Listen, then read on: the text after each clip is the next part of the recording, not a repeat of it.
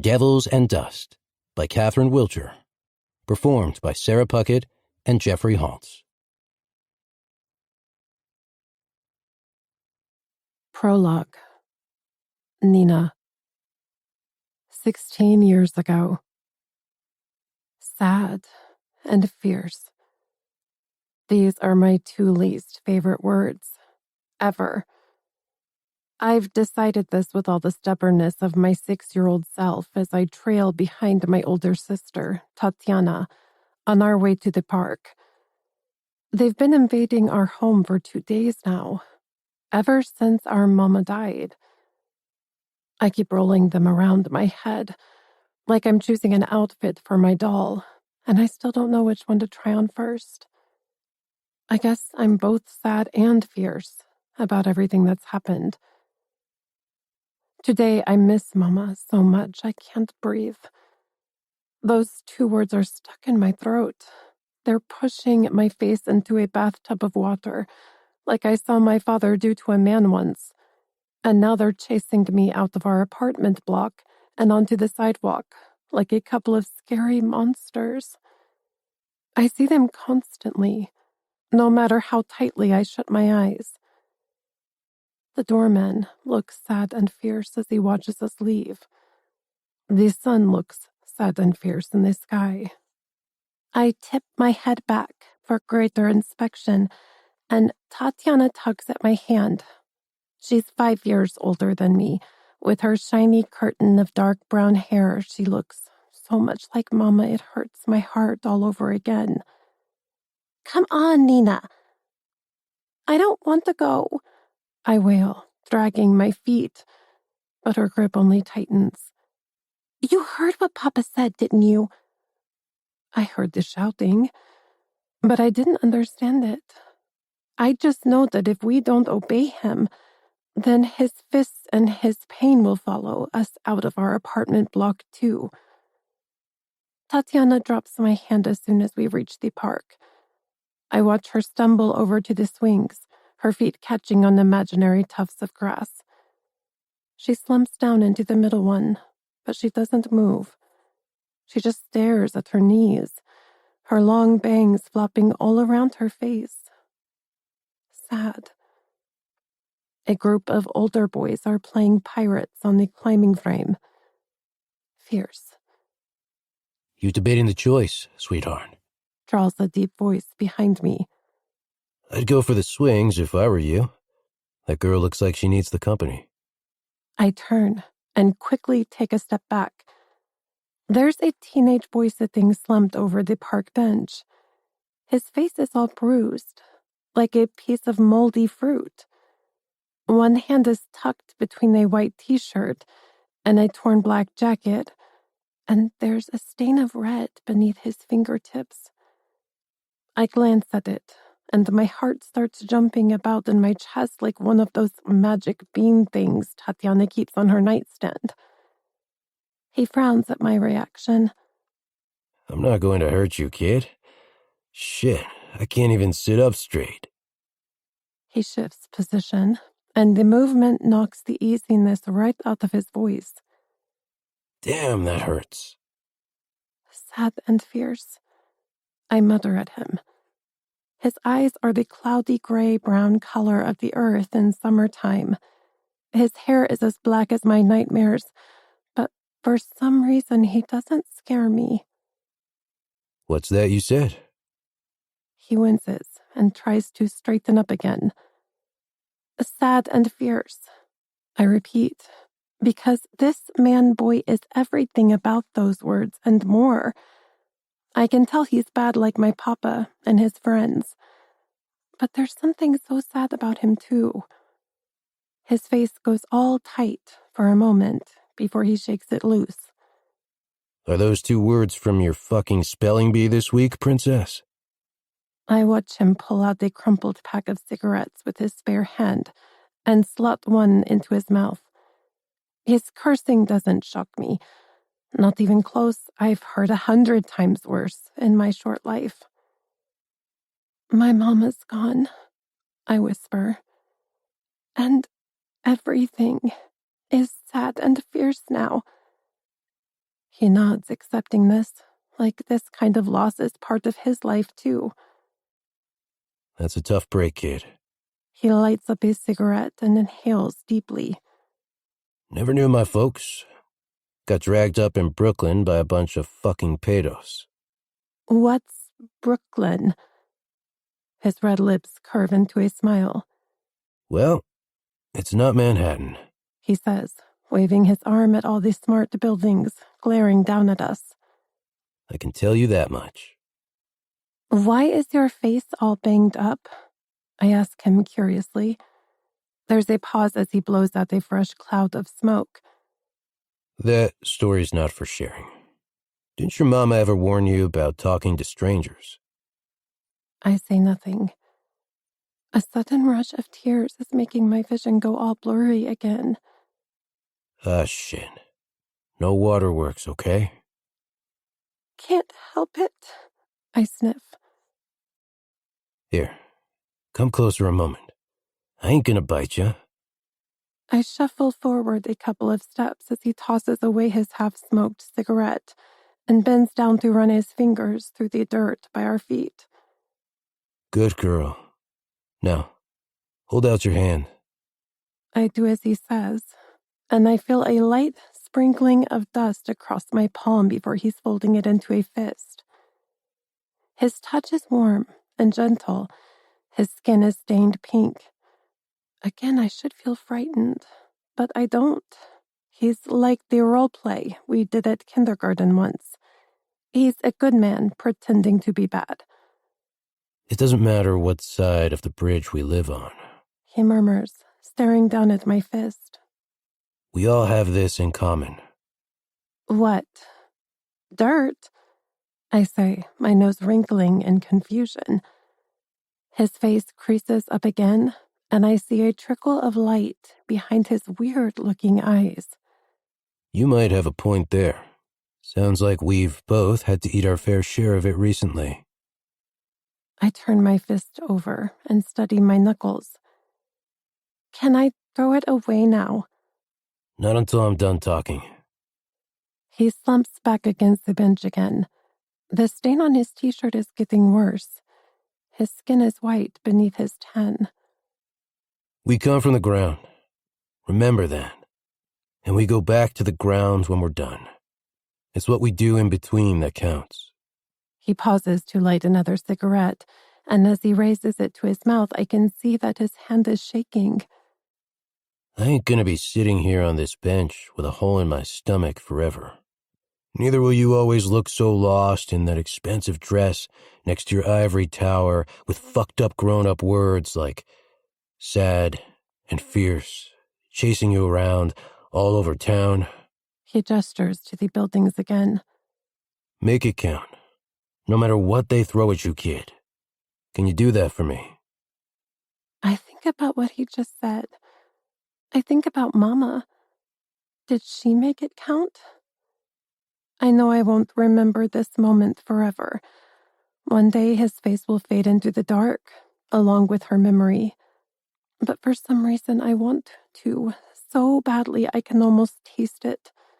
It's silky smooth on my tongue like chocolate ice cream. Okay, I guess. You guess. He shakes his head and tuts at me. Guesses are for assholes still fumbling around for their dicks in the dark. I want your promises or nothing. Now it's my turn to straighten up. Okay, I will. But you have to do it too. There's a challenge hiding behind my words, and it takes us both by surprise. Done. His next smile is a slow and lazy thing. It looks like my cat Zoya, stretching out in a patch of sunlight. Don't you worry about that, princess. There's a whole world beneath the dirt of this city, and I'm planning on ruling over every square inch of it.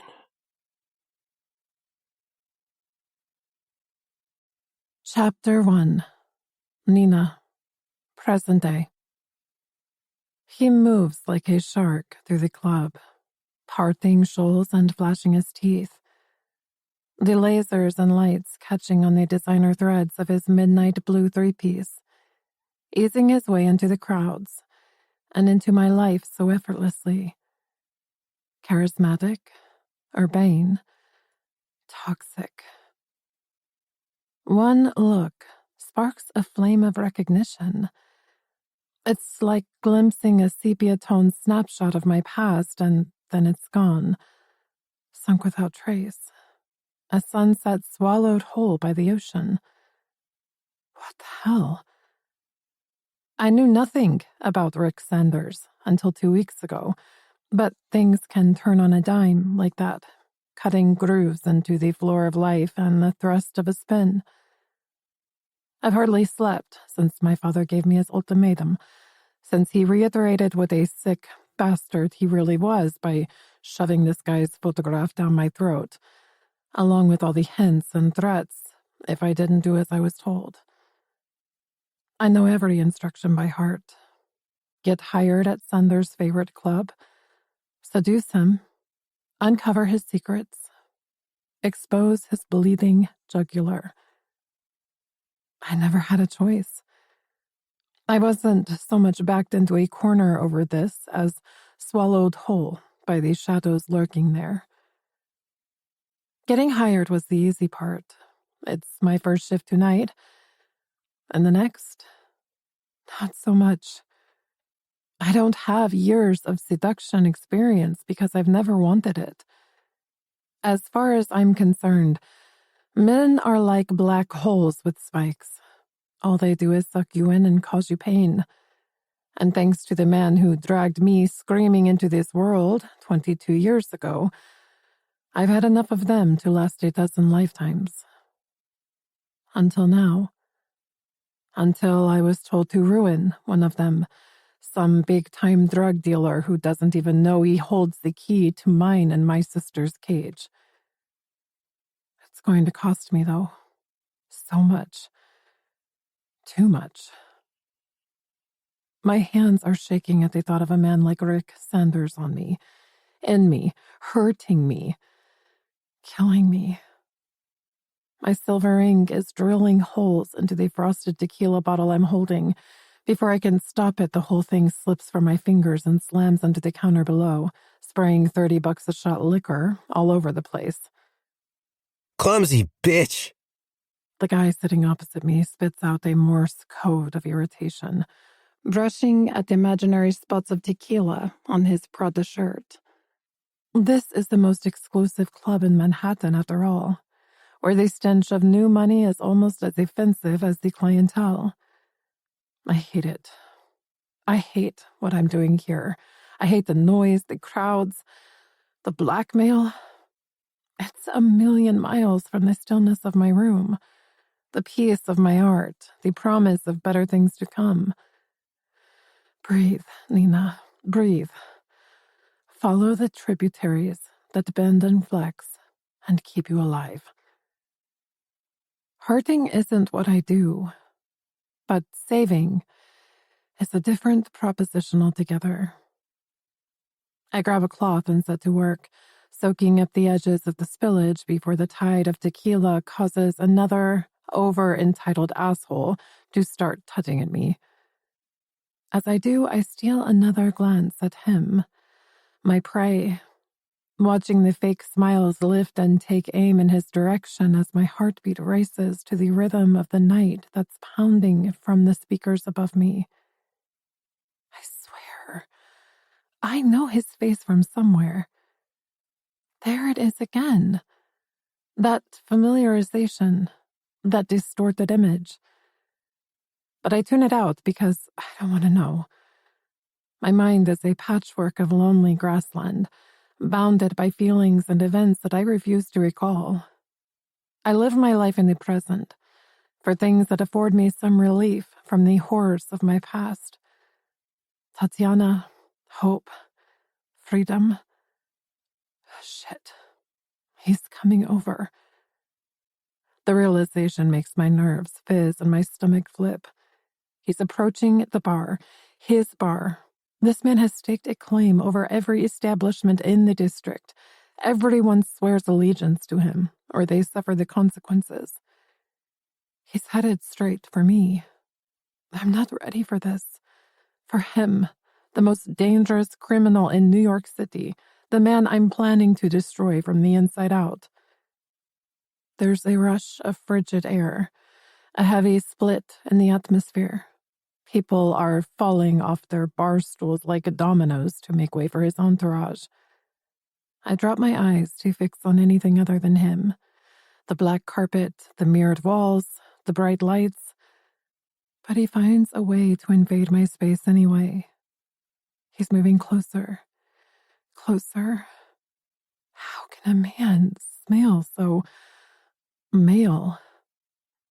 And then a large palm is crashing down onto the counter in front of me. Triple scotch. The good stuff. Make it quick. No, please. No, thank you. Nothing. I am nothing. But I will be. His voice is as silky smooth as his order. It's the drawl of a man used to getting what he wants in life, with an undercurrent of heat that's more of a power punch than a kick. There is no casual interest in it, though. No flirty undertone. I'm not a blonde. I'm not his type. I was ordered to dye my crazy curls for that reason. My Julia Roberts explosion dipped in Hershey's, as Tatiana likes to call them. I flat out refused, and I received another couple of bruises for that. I may be a college dropout, but I always do my homework. In the last few days, I've studied every nuance of this man. He's fickle when it comes to women. Easy and predictable are routine conquests, yet they never hold his attention for long. I knew I needed to be smarter than that. I needed to be so far from the obvious he'd never see me coming. 5'7", slim, haunted and hunted, green eyes. Well, are you going to take my order or not? His large palm is a fist now, the tight knot of tendons pulsing with impatience. Yes, Mr. Sanders, I mutter. Flustered, I reach under the counter for the bottle of Macallan that's kept there just for him. My new bar manager, Jackson, told me all about it. At the time, I figured it was just another excuse for him to brush against my breasts. Unscrewing the cap, I sense his stony grays dancing over me. He's studying my face like a child studies an insect before deciding whether or not to crush it under their sneaker. I know his eyes are gray from that photograph. They dance, not flicker, because he likes to play at the game of life and not merely exist in it like I do. In turn, my awareness of him is like an earthquake to my senses. Lights dim, noise fades, blood rushes. Interesting. He leans across the bar suddenly, one elbow propped on the counter, with all the ease of a man who truly doesn't give a damn. How do you know my name if you can't even look at me, sweetheart? His endearment slides off his tongue like sugar-coated mockery. I guessed. You guessed. So my reputation precedes me, as usual. There's a pause. You're new around here. Jackson likes them with tits smaller than their brains. I smile at his fist, not rising to the bait. His provocation is notorious. He pierces your insecurities like the worst kind of splinter just so he can crush you under the weight of his contempt. This man is as smart with his words as he is with his business dealings. Instead, I hone in on the simple gold band on his finger as he continues to scrutinize and find me lacking. For now. I know his wedding ring is as insincere as I am. He's no more faithful to his wife than she is to him. They live in separate houses. They conduct separate lives. They're married to the misery of circumstance, not to each other. Play it cool. Make an impression. Name? He demands. Nina. It's my real one, but I'm not hung up on the sacrifice. I'll gladly trade it in when all of this is over. Not much of a talker, are you? My gaze jerks up on reflex. It's my first flare of defiance, something I thought my father had killed and buried a long time ago. My world stills for a couple more of those pounding beats from the club speakers. He wasn't meant to be this handsome. There's a hawk-like quality to his face, and a smirk etched into every feature. Artfully tousled black hair, long straight nose, a mouth as scornful as it is sexual. He's taller than I expected, too. Leaner, but not weaker. Definitely not that. I've been challenging stereotypes for as long as I can remember, and there is nothing about his appearance that fools me. He turns to say something to the bald-headed beast of a man next to him, and I catch a glimpse of the hard planes of his abdomen beneath his fitted black shirt. His edges are as sharp as my father's parting words to me. My drink, Nina, He says, peeling away from the bar with his men, trailing behind him in a jagged formation. Bring it to my office. Let's hope you're better at pouring out scotch than the fine art of conversation. My response is right there on the tip of my tongue. And here's hoping you take a mighty deep breath, Rick Sanders, before I push you under. Placing the bottle of Macallan next to the empty tumbler, I watch him disappear into a room marked private. My hands are shaking worse than ever now. Why? Because there's a killer in his swagger that puts my father's foot soldiers to shame? No amount of Tom Ford disguises the fumes tainting his proximity, and he's giving off danger vibes in his slipstream as the door slams shut behind him. Rick Sanders is New York. He is the law, the money, the dirty deals, and the backstreet contacts. His kingdom is safeguarded by the whisper of a connection that sends fear rippling throughout the underworld. It's a name that disappeared into the shadows last year, but it's one that is never forgotten. Dante Santiago. Rumors about the Colombian mercenary surface all the time, ever since he busted out of an armored police vehicle on his way to a courthouse 12 months ago. There's talk of a sighting, the laments of a kill. Some say Rick inherited his cocaine empire from Santiago for the color of his loyalty. Some say Rick saved his life.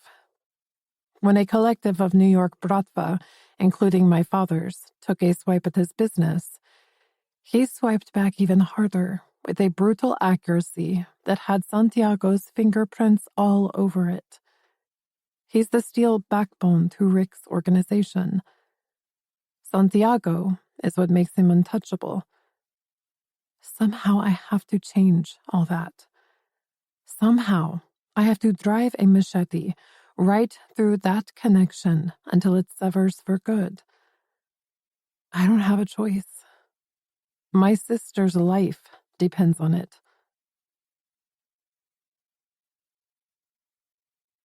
Chapter 2. Nina. "Don't make eye contact," chirps a voice to my left. "Trust me on this, honey. You're cute. He'll screw you in the end.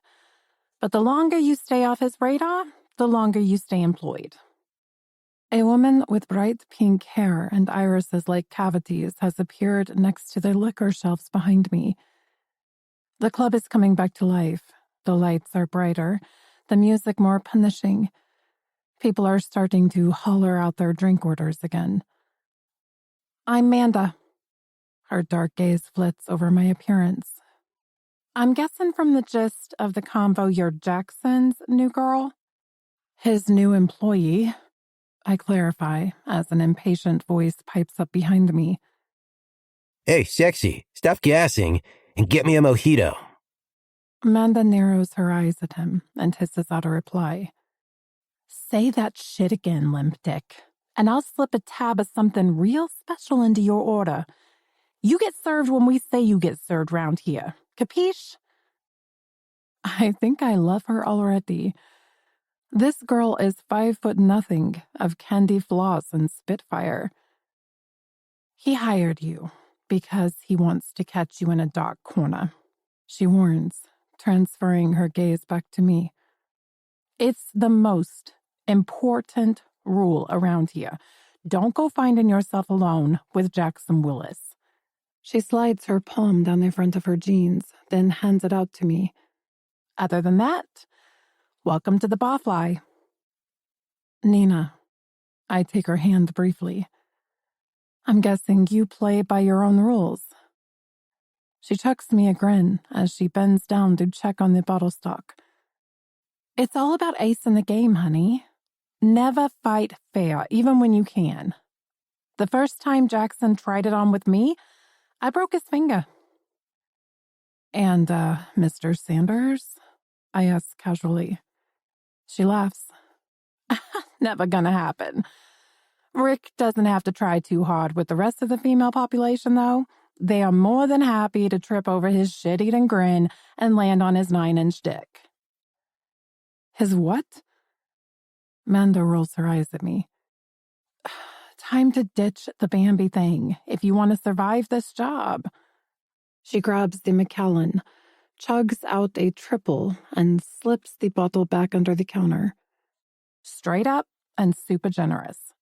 Just the way he likes it. Now, go deliver it to him, and remember, eyes down. Thanks, I say, taking it from her with a smile. Make friends, fit in. Be the one they'll never suspect. We need more cranberry mixes from the storeroom, too. And if Jackson comes anywhere near you, run a mile. Got it. Fighting my way through the noise and chaos, I rap on the door and a gruff voice tells me to enter. I have your drink, Mr. I trail off as I step inside. Rick Sanders' office is like a Halloween centerpiece. Everything is black and sinister looking, from the couches, carpets, and walls, to the clothes and the matching scowls his men are wearing. The only splash of color comes from a huge blood red and orange painting hanging above his desk. I think it's meant to be a fireball, but it's one of those weird abstracts where you never know which way is up. I love artwork like this. It's like falling into the great unknown, the kind of oblivion I've been searching for my whole life. Tatiana wants to take me to Venice one day, so we can drown ourselves in all the Picassos and Pollocks and drink blinis at Harry's bar afterward. Sanders isn't here. He must be in one of the private poker rooms adjoining his office. There are 3 in total, all with tinted glass panels overlooking the dance floor. I caught a glimpse of them earlier on a whistle-stop tour of the place. Leave it on the desk, barks the bald guy. He's sprawled out on one of the couches with 3 other men. No one looks up. No one cares. Their iPhones are far more interesting than me. I do as he says, backing out of the office and taking the small passageway running parallel down to where the storeroom is located. The boxes of mixers are stacked up at the far end. I drop to my knees to find the ones Amanda requested.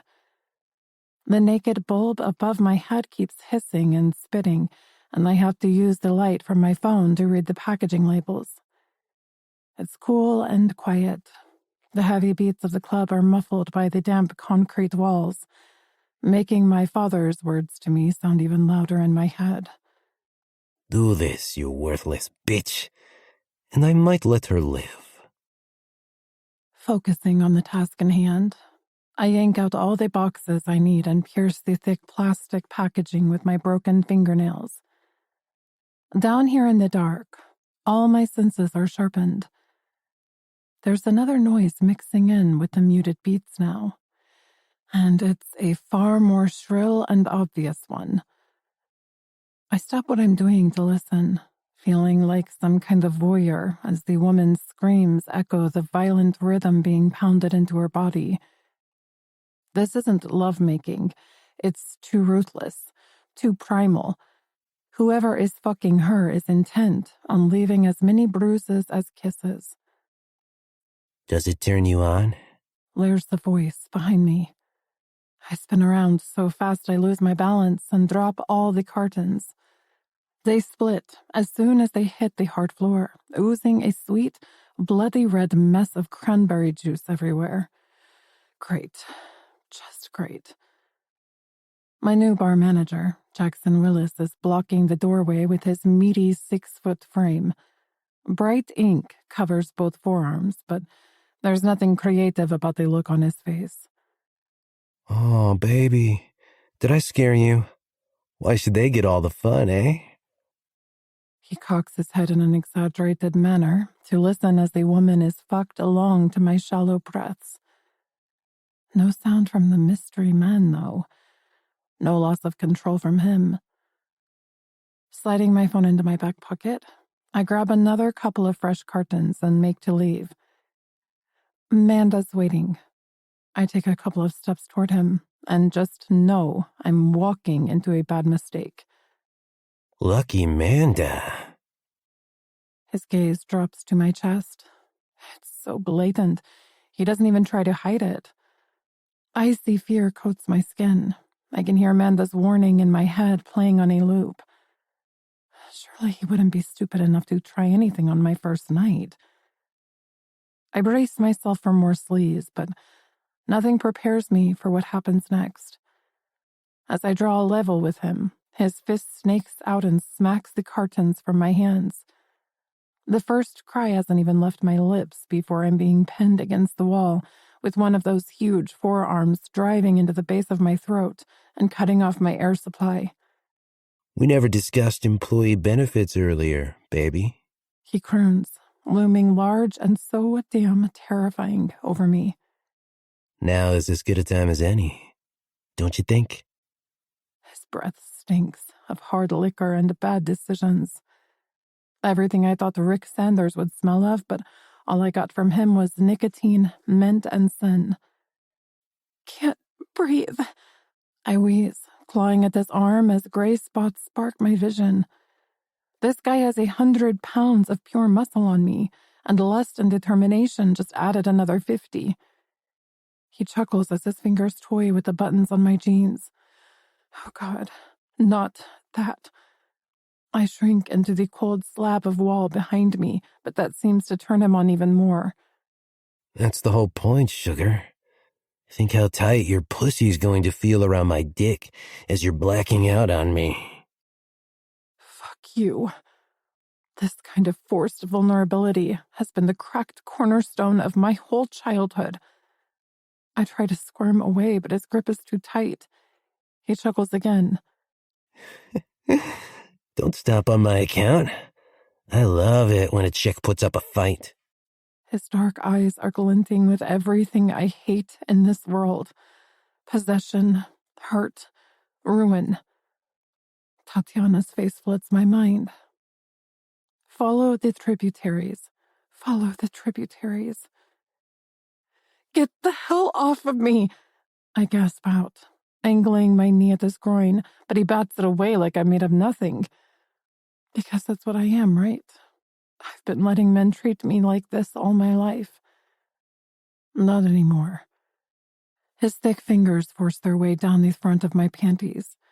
In response, I clamp my hand around the bulge in his jeans, squeezing as hard as I can. You whore! He howls, letting go of me, before a stinging backhander sends me flying sideways into an empty metal shelving unit. It crashes to the floor with a deafening clatter, sending me sprawling out next to it like a broken doll. He's still cursing my name as I lie there, dragging air into my empty lungs. My mouth full of metal, my head full of rocks. The vibrations of the club's stereo are pulsing up through the floor, hitting my cheek and intensifying the pain. Rough hands tear at the waistband of my jeans, but I can't push them away. Bad memories are holding me down, just as much as Jackson is. He straddles my thighs, grinding my hip bones into the floor. The fresh wave of agony is like a blunt blade stabbing into me. Stop, I say weakly, as my jeans are ripped down over my ass. Both holes, bitch. I hear him grunt. My tears stain the ground beneath my face. I have to get up. I have to return to Tatiana. But at the same time, I can feel myself sinking into that safe space inside my head already. A white, windowless room with padded walls. No putrid breath mottling the nape of my neck. No pain when my wrists are jerked behind me so violently, my back arches in spasms. In the distance, I hear a door slam. Heavy footsteps draw closer, bringing me back to the light and the hurt. Get your fucking hands off her, Drawls a familiar voice, followed by the unmistakable click of a gun's safety. Easy, boss. Rough hands disappear right away, replaced with nervous laughter. You can put that gun down now, Mr. Sanders. I'm cool. You're cool. Everything's cool. Did you just give me an order, asshole? Somewhere inside the room, a clock ticks with the same sinister two-step rhythm as Rick's words. No way, Mr. Sanders. Jackson's like a little kid begging for his lunch money back now. Then do as I say. Get the fuck off her. And thank your lucky stars that my trigger finger is a lot calmer than my temper today. The pain vanishes. Cold, crude air sweeps across my bare skin. Whirling sideways, I drag my jeans up over my hips and stagger to my feet, keeping my back turned the whole time. My mouth is still full of metal, and when I swipe my fingers across my face, they come away soaked in crimson. I can't even begin to process the horror of this situation, nor the irony. Rick, baby, did you figure out what the noise was? A female voice slithers into the room after him, one of those bitchy high society tones that drive the pitch an octave higher. The sound jars my brain. It's too synonymous with the screams coming through the wall earlier. Get the hell out of here, Jackson. I hear Sanders snarl. You too, Liza. Sure thing, boss. Jackson's gone in a flash, but the woman's not budging. Is this your version of a good time, Rick? 30 minutes of rough and no climax? I can tell she's young. She's probably some poor little rich girl who prefers white lines to calories. I bet she's only screwing around with him as some kind of daddy payback. Sanders just laughs, like I figured he would. A rumble of noise that's all false. No humor. Sweetheart. Not even close. Why don't you go and find some other man to finish you off? I'm done.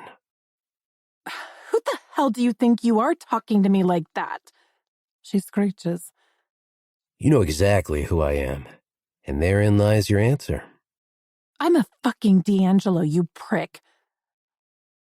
The senator's daughter? There's that laugh again. So droll, so cruel. Go home to Daddy, Liza. I won't be making your kind of mistake again. I am not some piece of shit on your shoe. Her naivete is winning a battle with her senses. Did she forget who he is? Let's hope the smell of your perfume doesn't linger about the place as long. My head finally turns in their direction. Rick is leaning against the doorframe, arms folded, his loaded gun held loosely in one hand. My good-looking anti-savior. He's ditched his jacket, and his fitted black shirt is unbuttoned too low at the top, exposing tanned skin and a smattering of dark hair. He's looking at me as if I'm that insect again, but now he's choosing whether to bestow pity on me instead of death. The woman mouthing off next to him is exactly how I imagined. An identikit Sanders fuck buddy, with long blonde hair trailing over her skinny shoulders, a barely there LBD, and legs all the way up to her expensive chest. I wonder if Daddy got her the matching nose job too. After another volley of, "Fuck you, Rick," she stops off down the hallway, leaving me all alone with my nemesis. All alone and vulnerable. Awareness stipples my skin. My sense of dread splits and multiplies. I don't care what Menda said. This man is just as predatory as Jackson, if not more. Acting on autopilot, I lurch over to the stack of mixers and rip out a couple more cartons to replace the ones I dropped. I can feel his eyes on me again as our dynamic shifts. Sometime in the last 10 minutes, the hunter became the prey. What the hell are you doing? He demands, as I fumble with the second carton. Amanda needs mixers. There's another trickle of wetness down the side of my chin, but I can't wipe it away with my hands full. Amanda can wait. There's a pause. How bad did he knock you about? I drive my teeth into my bottom lip to stop the tears. There is no way I'm crying in front of him. My job is to seduce this man, not bleed and bawl all over his expensive suit. I wonder if he senses my fear and apprehension. I wonder if that's the reason he takes a couple of steps away from the door to let me through. The gesture surprises me. Then again, nothing about tonight is going to plan. Nothing about him is matching my perception. Maybe that's Rick all over. Maybe best laid doesn't mean shit to him, unless she's naked, wet, and horizontal. As I draw closer, the smell of sex hits me. Musk. Power. I think about how hard he was screwing that woman, how much she'd begged and screamed for it, how silent he'd been in giving it. He holsters his gun and starts rolling up the sleeves of his black shirt, exposing the massive Patek Philippe and surprisingly thick forearms. He glances at me when he's done. I'm not going to hurt you, Princess. His accompanying laughter sounds nothing like it did before. There's real humor there, and dare I say it, a touch of warmth. Not like that other bastard. He turns and hollers out down the hallway for someone called Danny. Yes, boss. Comes the echoing reply. Make sure Jackson has trouble finding his way home tonight. I suggest a detour to Roman's warehouse downtown. There's a long pause. Sure thing, boss. Take Max and Carter with you. I want it done clean. Did he just... He clocks my expression, and his resultant smile is just as indolent as the rest of him. His strange gray eyes are glinting at me through the gloom, daring me to challenge him, to save a man's life, the man who just tried to rape me. Stand out. Catch his attention. Last chance, Nina. Ask your men to give him a parting message, I say softly. His eyebrows shoot up. So, the broken little bird bites. What would you like me to relay? That I'll see him in hell. As you wish. He takes out his iPhone and casually taps out my request, each touch of his keypad further compounding my guilt. After a time, he returns his device to his back pocket and leans against the wall, angles crossed, his expression a mixture of amusement and triumph. Message delivered. Do you require evidence? I shake my head violently, and he chuckles again. There's a moment between us, the kind where important decisions are weighed up and considered. And then he's pushing off from the wall and heading out into the hallway. Follow me. He orders, sliding his hands into his pockets, his gait as slick and mesmeric as the rest of him. You're bleeding all over my floor, and it's making the place look messy. Chapter 3. Rick. She doesn't belong here. My verdict is juicing up my tongue as I lead her into my office. One of my men, Frenchie, is sat slumped across my couch like a sloth, swiping right for fresh pussy on his phone like a frat boy with a hard-on. If he wasn't the best marksman this side of Manhattan, I'd be ripping him a new one right about now. Get out, I tell him. Go wait for me in the car. And call Andy. I want the cleanup crew finished by midnight. No holdups. Otherwise, Roman will be bitching at me about his reputation again. Frenchie heaves his 6-foot brick shithouse to his feet and glances at the young woman who's quaking in my shadow. I know what he's thinking. I just laid out my plans for body disposal like I was ordering sushi. I'm untouchable by the law, but I don't tend to flaunt my criminality like this. De facto, I'm enjoying watching her inner conflict spill out into my office. She's a good girl who just did a bad thing, regardless of the provocation. She's raw and exposed, and in my experience, that's when a person's real personality kicks in. Standing in the doorway is a hint of her truth, and I'm intrigued to see if any more sparks come flying from her mouth before I send her packing. I told you to move your ass, Frenchie. Do you want me to call the crew on you too? The big man grunts and leaves. And close the fucking door on your way out. Collecting my scotch, I lean against my desk and stretch my legs out. Jesus, what a day. It ranks up there with the time my fat fuck of a CPS officer tried to jump me on my 10th birthday. My mind drifts for a moment until I remember the company. Catching her eye, I jerk my head at the ensuite. Go. Clean yourself up. You look like hell. Let's not dick all over the facade of this club's respectability, eh? She blushes. I'd really like to. It's not a request. What did you say your name was again? Nina. Nina Costin. Would you like a drink, Nina Costin? What do you want from me? She says, ignoring my question. Why am I here? I'm still figuring that out myself. How much does this broken little bird know about my operation, about me? Not enough to shy away from working in one of my clubs or run screaming when I ordered a hit right under her nose. Whatever her story is, she's fallen a long way from her nest to end up in my office. I take a deep swig of my drink before answering. Be a good girl and do as I say. Afterward, we can iron out the details and enlighten the hell out of both of us. She pales beneath all that blood as she scrambles to unpick my words. She's not a bird anymore. She's a deer caught in my headlights. My smirk slips as her fragility yanks at something inside. Relax, princess. I follow, my gaze wanders as I search for the right words. Certain code of conduct when it comes to women. I take another swig of my drink and reach for the pack of smokes beside me. No one else is going to touch you tonight without your permission.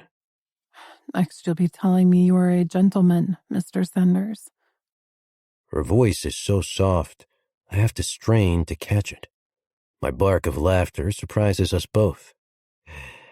Don't delude yourself, sweetheart. On any other night, you'd be flat on your back and begging for it the moment I click my fingers. Is that a promise of a date? Is that a fucking come-on?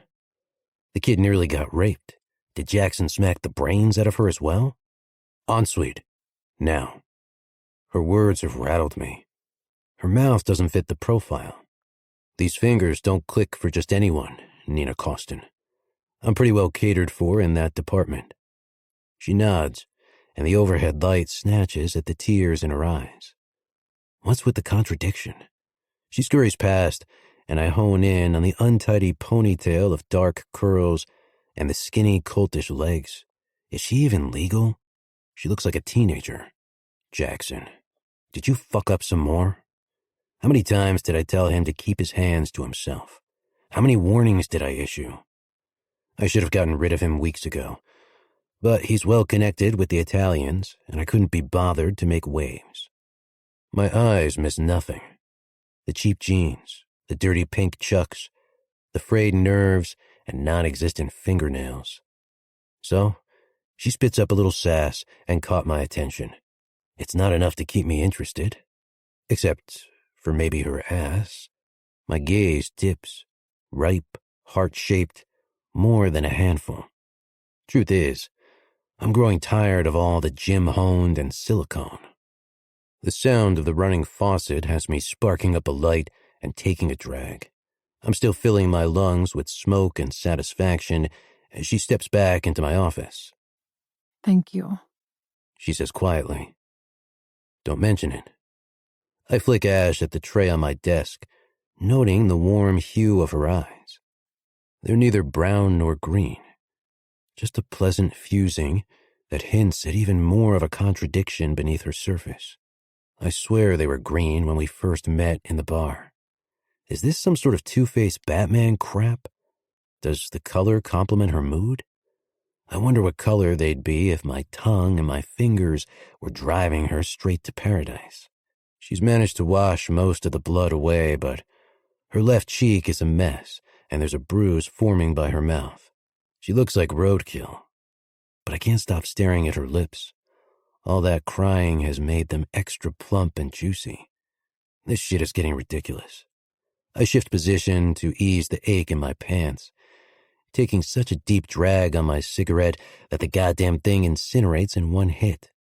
At the same time, I watch her glance at the picture hanging above my desk, and then stay there as if pinned by some invisible force.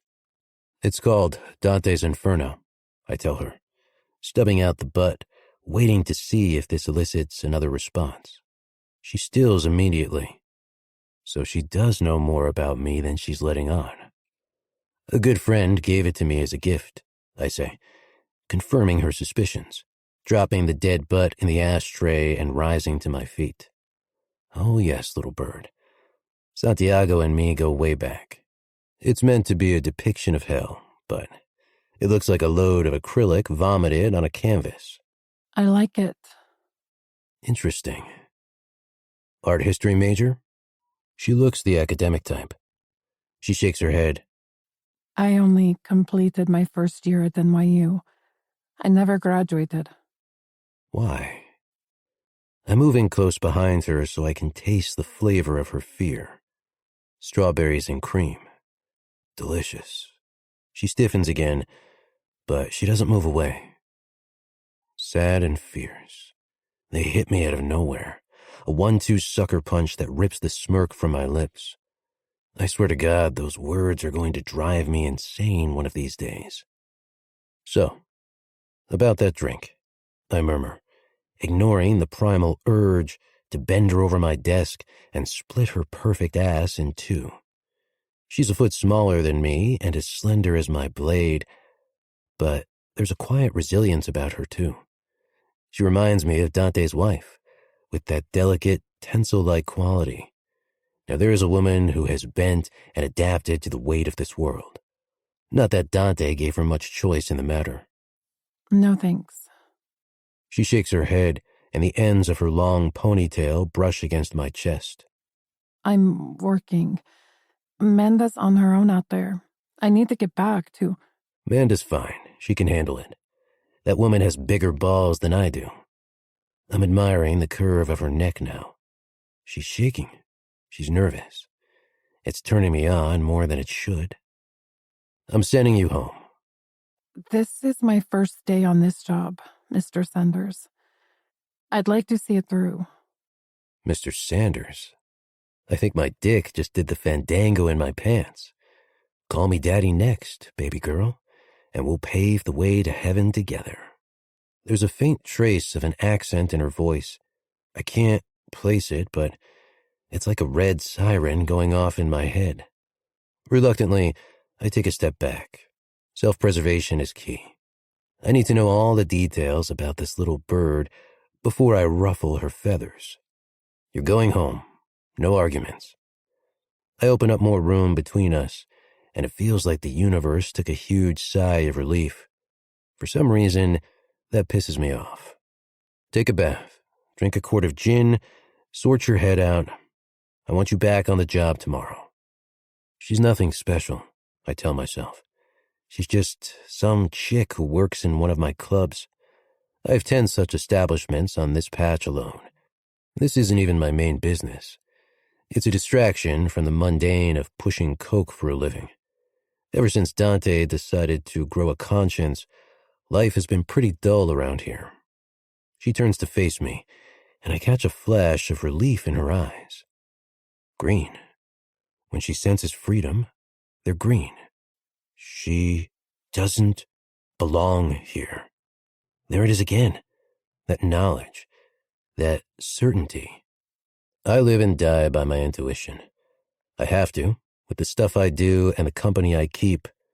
But right now, it's gotten me confused as fuck. I want to pink slip her and then make it up to her with every talent I possess. And I am fucking talented, despite my proclivity. Up close, I can see how much of a number Jackson did to her face. My cool starts to curdle. The nonchalant mask I wear starts to chafe. I am going to rip that piece of crap apart. I don't tend to get my hands bloody these days. Danny and the boys are more than capable of delivering my retribution, and Dante is only a phone call away if the stakes get higher. Still, I'm thinking I might like to revisit bad habits tonight. Before I know it, I'm reaching for my phone and tapping out another message to my second. Take a breather. I'll finish the job myself. Once a killer, always a killer.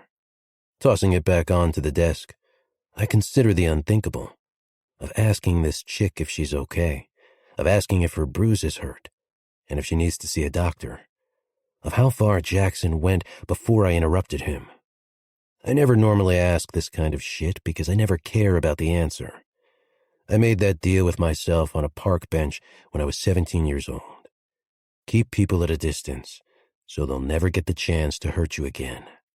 Just then, my cell starts chiming. Unknown number, but I know exactly who it is. Go, I say, circling my desk to retrieve it. I make the orders around here. When I tell you to leave, I expect you to be out of that door so fast, your ponytails swinging in the breeze. She doesn't need to be told twice. I pick up on the fifth ring with the parting image of her busted-up face on my mind. About time, I answer smoothly. I was just talking about that painting of yours. Chapter 4. Nina. Well? My father's harsh rasp sours the atmosphere of my busted-up Honda Civic as I slip behind the wheel. I fight the waves of nausea that always accompany his presence when the scent of cigars and oranges puts my senses in a chokehold. If Rick is a shark, then he's a snake, a vicious, scheming cobra slithering in and out of mine and Tatiana's life and bringing nothing but poison to our fragile corner of New York. I grip the wheel and force my eyes to meet his cold, gray flat ones in the rearview mirror. They're nothing like Rick's. My fathers don't dance, they stomp with pain and destruction. He was there. There's a pause as my words echo off the ripped interior with a dozen dark possibilities. And? I made contact. I've just left his office. My father gives a sinister chuckle. Alone with him so soon? My. You really are a whore, Nina Morozov. I drop my gaze and stare at my hands. His words can't hurt me. I'm immune to their bite. My heart is caged and protected by barbed wire fences. I've done what you asked for. Let me see her. The air grows dense and unpleasant. Not yet. But you said... Open your legs first, Blat. That's the deal. Show me his secrets, and I'll show you your sister. Don't ask me again unless you come to me with his seed dripping down your thighs. I ignore the disgusting way his voice thickens as he says it. Please, Papa, I say, choking down my revulsion. I hate begging. My submission is what he desires the most. But it's been a week since I last saw her. She needs me. I need her. We're so much stronger when we're together. I need to know if she's okay. 10 days. There's no use in reasoning with him. I gave up trying years ago. There is a layer of hate and detachment beneath his skin and nothing can penetrate it, not even the forced prostitution of his daughters. Not when he's done worse to us himself. Santiago has a private island, He says suddenly. somewhere in the Pacific. The authorities have wiped it from the map. There's no trace it even exists. I want those island coordinates, Nina. Sanders is the only one Santiago trusts enough to share that location with. If we attack, he'll know who betrayed him. Sanders will be dead within 24 hours, and New York will be back under my control again. I gaze at the mottled canvas of raindrops on the windscreen. The glass looks like one of those Pollocks in Venice that I'll never get to see. Why not just kill him yourself? It's the question I've been asking myself over and over ever since his foul stench snuck back into my life 2 weeks ago. Because I want Santiago under my control.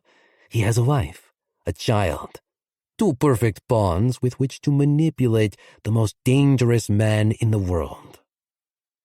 There's a creak of leather as he slides forward until his mouth is as close to the back of my neck as Rick's was earlier. There's no whisper of a revelation with him, though. No flurry of awareness, just disgust and a deep sadness that leaches into my bones.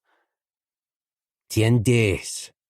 He repeats, gruffly, as a bad memory, the worst kind of memory, threatens to drip venom into my mind. He runs a finger down the length of my bare arm, and the waves of nausea swell to 50-foot monsters. If you are not successful by then, she loses another finger. Do you hear me? I don't care how. Just do it. And quickly. Please don't hurt her. Right away, his hand is wrapping around my neck and squeezing. I'll do whatever I like with her, He says huskily. the same way I always have. You girls were born to serve me in every way. You were born to serve my Bratva. Don't forget that, blood. Don't go looking for a key to your cage again, or I'll break your neck for good this time. His grip tightens before he finally lets go. My head flops forward as I clutch at my chest, sucking in great lungfuls of the damp night air until my breath evens out and the aching subsides. By then, he's already opening the door and stepping out onto the sidewalk. I watch in the side mirror as he climbs into the SUV parked up behind my Civic. He's small and hunched, crippled by the weight of his own immorality.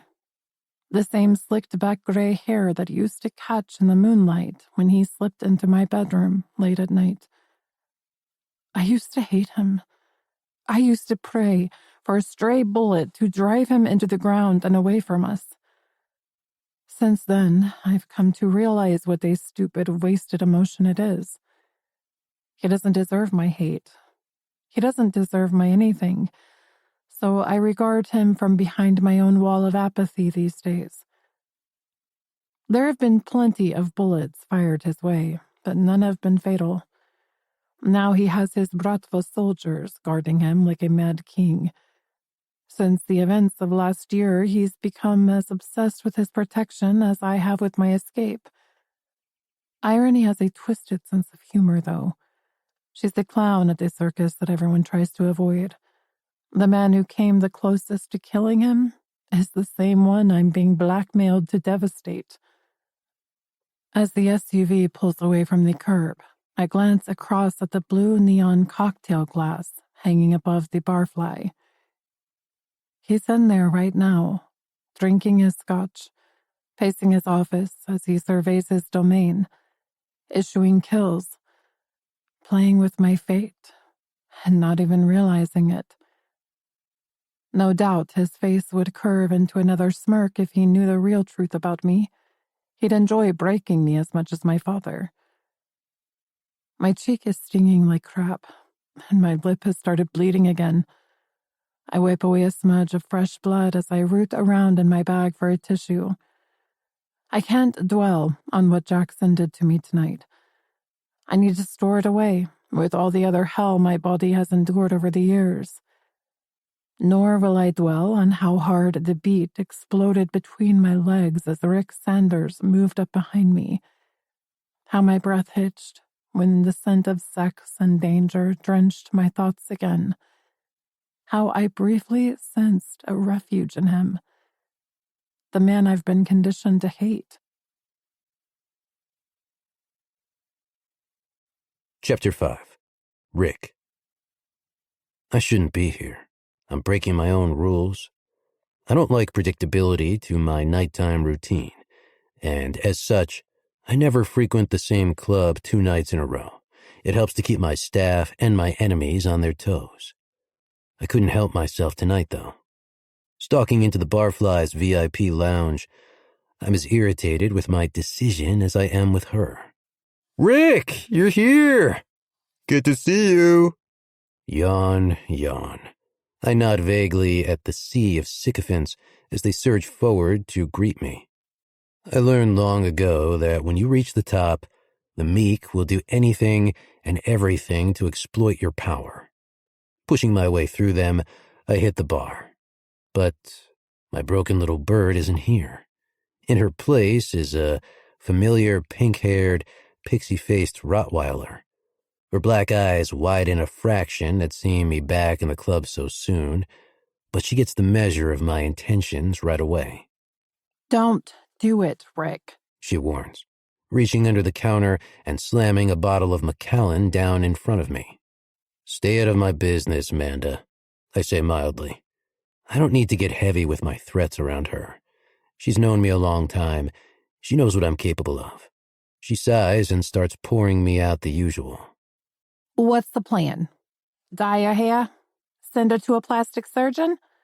Mold her into one of your dumb whores?" Maybe I'm feeling frivolous. I grin and take a swig. Maybe I'm in the mood for a different flavor tonight. I turn to Danny, who's hovering behind me as usual. "What's the status on last night's shipment?" Danny's answering grin is a fucked up affair, peeling down the corners of his mouth like ripped wallpaper. "All accounted and verified. Distribution underway." "And the DEA?" "Ignoring us, as usual." I can thank Dante for that. "As for you," I say, swinging back to my disapproving bartender, "stop giving me shit, or I won't be offering you a promotion." She stills. "Why? Where's Jackson?" "Fired. Swimming with the fishes, more like. I love all that old school mafia crap." "Took you long enough," she mutters. "Messed with the wrong girl, did he?" "Perceptive bitch." "She's sweet, Rick. Sweeter than the rest." "I bet she tastes even better. Where is she?" I glance around the lounge, ignoring all the blondes eyeing me up with their hungry stares and wet panties. She narrows her eyes. "If she had any sense, she'd run a mile. I've told her that as well." My easy smile hardens into something far more unpleasant. "It would be a shame to terminate your contract too, sweetheart," I murmur, propping one elbow on the counter. When I get up in people's personal space like this, they tend not to argue anymore. "How much do you owe Eddie again?" Her face pales. She forgets. It's my business to know everything in this town. When your childhood was as messed up as ours, you tend to emerge from it with one addiction or another. "She's restocking the bar in your office," she says reluctantly, throwing her cleaning cloth down in disgust. Perfect. See? That wasn't so hard now, was it? I reach into my inside pocket for my money clip and toss a crisp 100 down next to the Macallan. She glances at it before jerking her gaze back to my face. The look she's giving me would put the fear of God into most men, but not me. "I really hate you sometimes, Rick." Nah, you don't. Eddie's all squared, by the way. If he gives you any more shit, let me know. She looks a little less pissed at this, but not enough to stop her running her mouth off at me. "You always were a cocky asshole. Jackson's been a sleaze with all the girls for months. What makes her so special?" He went too far. I grip my jaw to absorb a sudden swell of anger. Her face pales again. I thought he was just touching the girls up, which was bad enough. I didn't realize. Sort your crap out, I say, reaching into my pocket and shucking a card for Gamblers Anonymous down next to the money. I'm done with this conversation. Amanda's dangerously close to making me feel like a swell guy, and I don't need that kind of complication in my life. Not when I have another. I have all the info I need on my little bird now. Nina Costin, 22, legal, thank fuck. I'm a criminal of many different factions, but even that's pushing it for me. Born and bred in New York, dead mother, one sister. Father's occupation is ambiguous, but I can overlook that for now, at least until I've screwed her out of my system.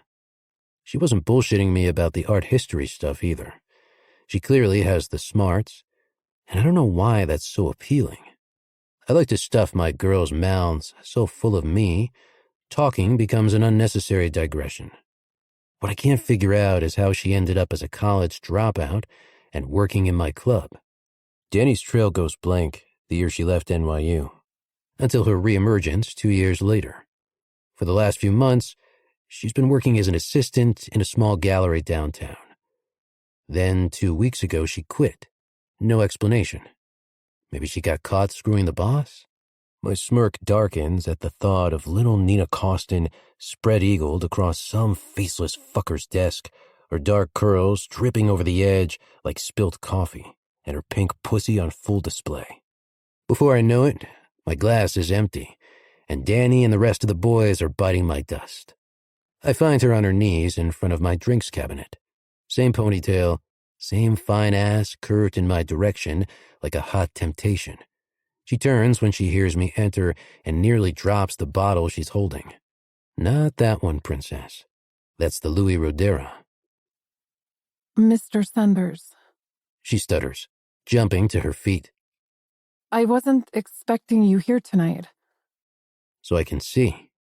I slam the door in Danny's face and lean my back against it, crossing my ankles and sliding my hands into my pants pockets. My casual stance does nothing to disguise the trap I've made for her. Her eyes widen when she realizes what I've done. Is there something wrong? You tell me, sweetheart. I cock my head and drag my gaze over her appearance, making it obvious as hell that I'm sampling my evening's entree. First come the mundane observations.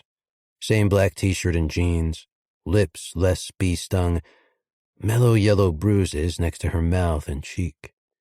Next comes the stuff that's far more interesting. Eyes, the same color of South Carolina palmetto trees at dawn. Delicate features that mess with her true age. Tits that look fuller than I remembered with that bottle pressed tight between them. Oh, she's caught my attention all right. How are you feeling? Better, thank you. I like her manners. They're quiet and respectable, with no expectation on a return. They suit her more than her sporadic bouts of sass. I trace the nervous glide in her throat. That's good to know. Any repercussions? Does your conscience ache under the weight of your decisions? Or are you dead inside like me? She stares at me like I've just asked her to play truth or dare. Truth doesn't come into my life, and I've been living a lie for so long I can barely remember what I was dishonest about in the first place. Lose the Louis Rodera. You're having dinner with me. I shoot her a smile to lessen the impact of the H-bomb I've just detonated. It's not a request, princess. She nods and places the bottle back in the cabinet slowly, carefully. Christ, it's like fucking foreplay, watching the way her fingers flex and glide across the glass neck. Why do you insist on keeping bottles of Macallan under the bar if you have them in here? Her question catches me by surprise. Again. I like to be prepared. I push off from the door and swagger toward her, my hands still in my pockets to conceal the huge bulge in my pants. I always have a stiff drink and a stiff dick to hand. Her cheeks redden. No way was she caught banging her boss in that gallery. I'm betting $1,000 this woman hasn't had a decent screw in her life. Sorry, darling. Was that bad manners? I say huskily, cruising to a stop in front of her, stooping to bring my face level with hers. I wasn't brought up in Manhattan, like some. It's a warning shot fired straight across her bow. She needs to understand that nothing is off limits to me, that I know every detail about her life already. She flinches. I see a storm brewing in those green eyes. No. Brown. What the hell? Angry equals brown. Got it. And then she catches me off guard for the millionth time by taking a step closer and reducing the gap between us to 0. Her sweet breath hits my jaw and my mind goes blank. Is this woman seducing me now? You know what they say about Manhattan girls, don't you, Mr. Sanders? She says softly as I stand, rock still, counting the freckles on the bridge of her nose to keep some kind of focus as my dick threatens to bust through my zipper. We live and die by the places we are seen in. I hope you've booked me a table somewhere nice. A bark of amusement leaves my lips. Back the fuck up there for a moment, princess. You'll get what you deserve, what you earn. If I drop to my knees right now, will we be eating it per se? She might as well be speaking French for how natural these words sound coming from her mouth. Where the hell did a good girl like you learn to talk like that? Who says I'm a good girl? Comes her breathy response, but my head is calling BS on her again. She's a bad actress, and we both know it. I move swiftly. 48 hours of tension, causing me to fist the ends of her ponytail and wrench her head back, exposing her pale throat to me. She lets out a soft cry, giving the game away immediately. I was right. This woman keeps making a fool of herself, and I want to know why. Careful, Miss Costin, I murmur, leaning in to graze her skin with my words. You don't pull a tiger's tail unless you want to get eaten. I let go of her, and she stumbles backward into the drinks cabinet. Shall I unzip my pants? I drawl, tilting my head to one side. Or shall we lower our expectations of a place like Per Se and hit a quiet Italian on the Upper East Side instead? She nods frantically, those tears catching in the light again. She needs to start talking, but I'll pour a bottle of red down her first. I've never enjoyed mysteries. A guy in one of my foster homes used to collect that kind of pulp fiction. He never read them. He just liked to beat the crap out of us with it until we bled. Do you need a moment? Or can we leave right away? An impatient note starts creeping into my voice. I have to tell. Manda knows. I turn to leave and beckon her to follow. Do I need to change? No. I swing the door open and offer a blank stare by way of an explanation at a pissed-looking Danny. I'm planning to strip away your bullshit tonight, princess, not your clothes. I pause, my throbbing dick begging me to reconsider that last statement. Well, maybe your clothes, if you behave yourself. We have important things to discuss first. Chapter 6. Nina. The fear of death follows from the fear of life. I had this inked across my lower back the day I started college. I did so in honor of my mother. It was my first act of rebellion. My 2 fingers up at a life that was continually trying to crush me. I saw hope in those words, when I should have been looking for the truth. One of my last memories of my mother is of her sitting on the edge of my bed in a red dress and reciting Mark Twain quotes at me. The image is hazy, and her voice is nothing but a whisper of ash and dust. But her words left an indelible stain on my heart.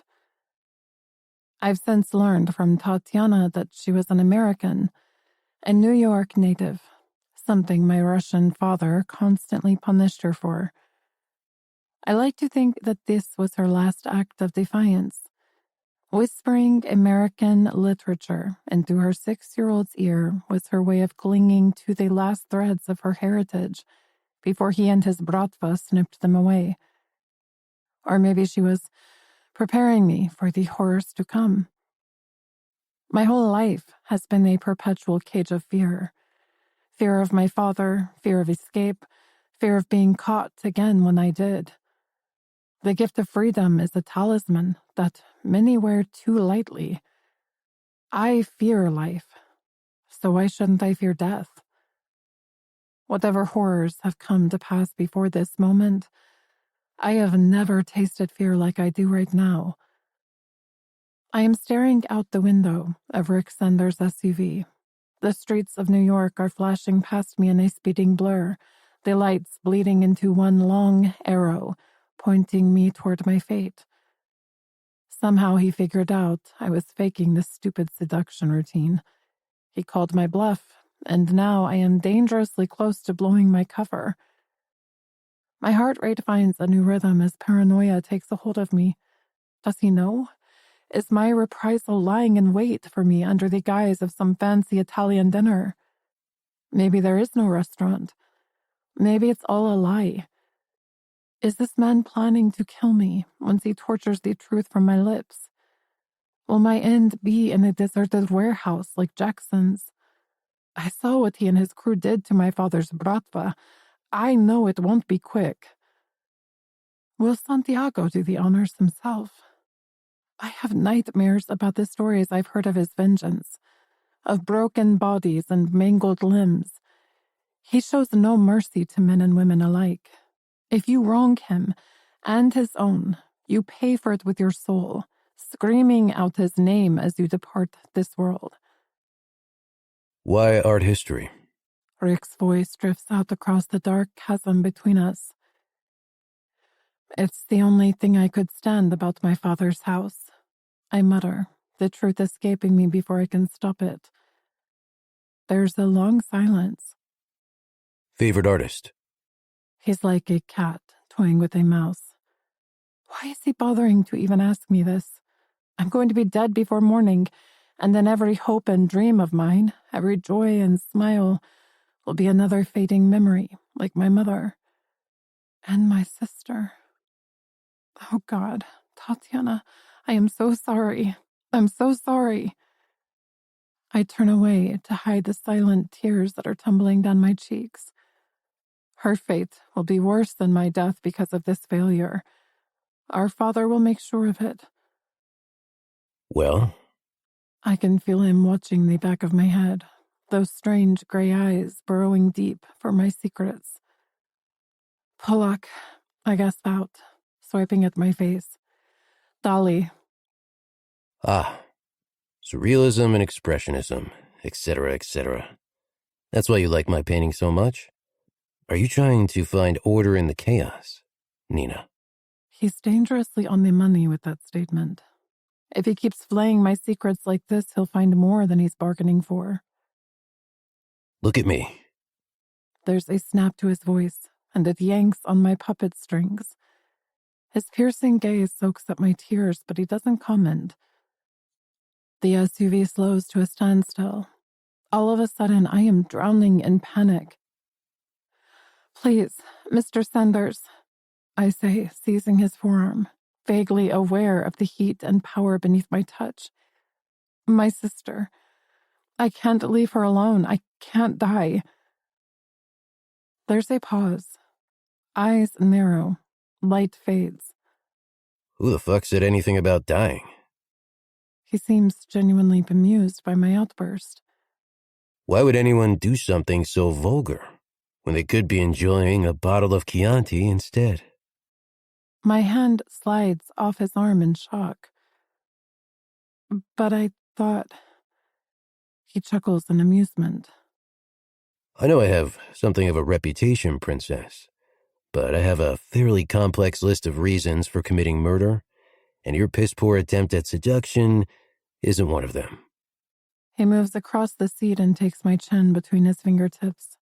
massaging gently but firmly as he angles my face toward his. My heart crashes against my ribcage as a mix of fear and something else surges between my legs. You can have me later, my broken little bird. He murmurs. Every filthy inch and more. But there are two things you should know about me first. I'm sinking into his rich scent. My thoughts an incoherent mess as I pitch headfirst into his stony gray depths. I feel a rush of some emotion that wraps around the broken parts of me, sanding off the jagged edges and splinters, and lining the loose pieces up. His expression hardens. If you try any of that shit you pulled in my office again, I'll consider revising my list. If I want a whore, I'll pay for one. You caught my eye, and I'm intrigued to see where this is headed. And the second? There doesn't seem to be enough oxygen in this vehicle anymore. I watch his now all too familiar smirk turning up the corners of his mouth again. That's easy. He lets go of me and opens the door, flooding the dark space with the orange glow from the street lamp and from the small, discreet restaurant we've parked up next to. I never fuck a woman on an empty stomach. Chapter 7. Nina. There's an abstract expressionist painting called Black Untitled. It's a swirling vortex of muted color, of twisted human forms, and my own perception of the carnage of life itself.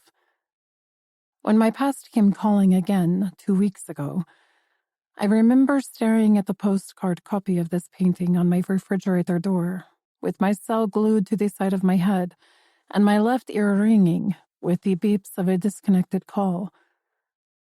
For a fleeting moment, I'd consider disconnecting from reality as well, of tumbling headfirst into that vortex until I'd spun myself 1,000 excuses why I shouldn't comply with my father's demands.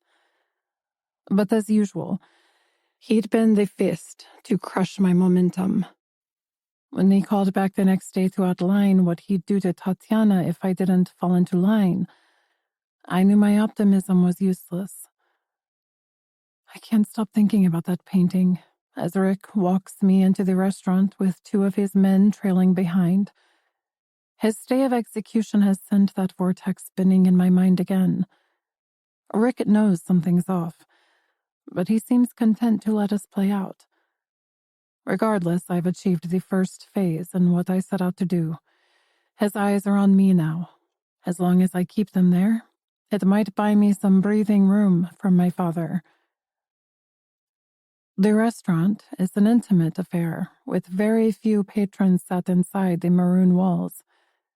They're all male, and all with the same sharp, nefarious look about them as the man with his hand resting on the small of my back. They stand to leave as soon as the chiming bell above the door announces us, sidling past in single file and mumbling out greetings to Rick. The tea lights on the wooden tables flicker violently when the door finally closes behind them. Luigi, get the fuck out here and say hello, Hollers Rick.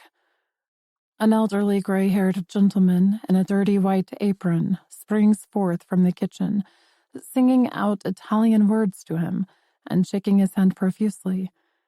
Rick slips into fluent Italian himself, which surprises me, and they laugh and joke together as we're led to a discreet table in the corner. His men fall away to take up their position by the door. I watch one flick over the open sign and throw the bolt across. It's all so casually done, and I can't help wondering how many women Rick's taken for dinner here. Probably a couple hundred, if his reputation is anything to go by. I don't expect to be introduced, but Rick draws me into the conversation as we take our seats. Luigi, meet Nina. She needs your continental charm offensive, so amp it up, would you? She's had a trying 48 hours. Welcome, Miss Nina. The Italian turns to beam at me, and I watch his interest wither away to confusion. With my lack of makeup and the patchwork of bruises on my cheek and jaw, I'm not the kind of woman Rick is normally seen with. She's your customer, not your cock, says Rick, idly, when Luigi's shrewd brown eyes start to overlinger. Go stare at that shit in private, and bring us some decent wine when you're done. The Italian shrugs and bounces back into the kitchen as Rick slips out of his midnight blue suit jacket and shucks it over the back of his chair, like a careless afterthought. He's wearing another fitted black shirt underneath, and it molds to his body like a second skin.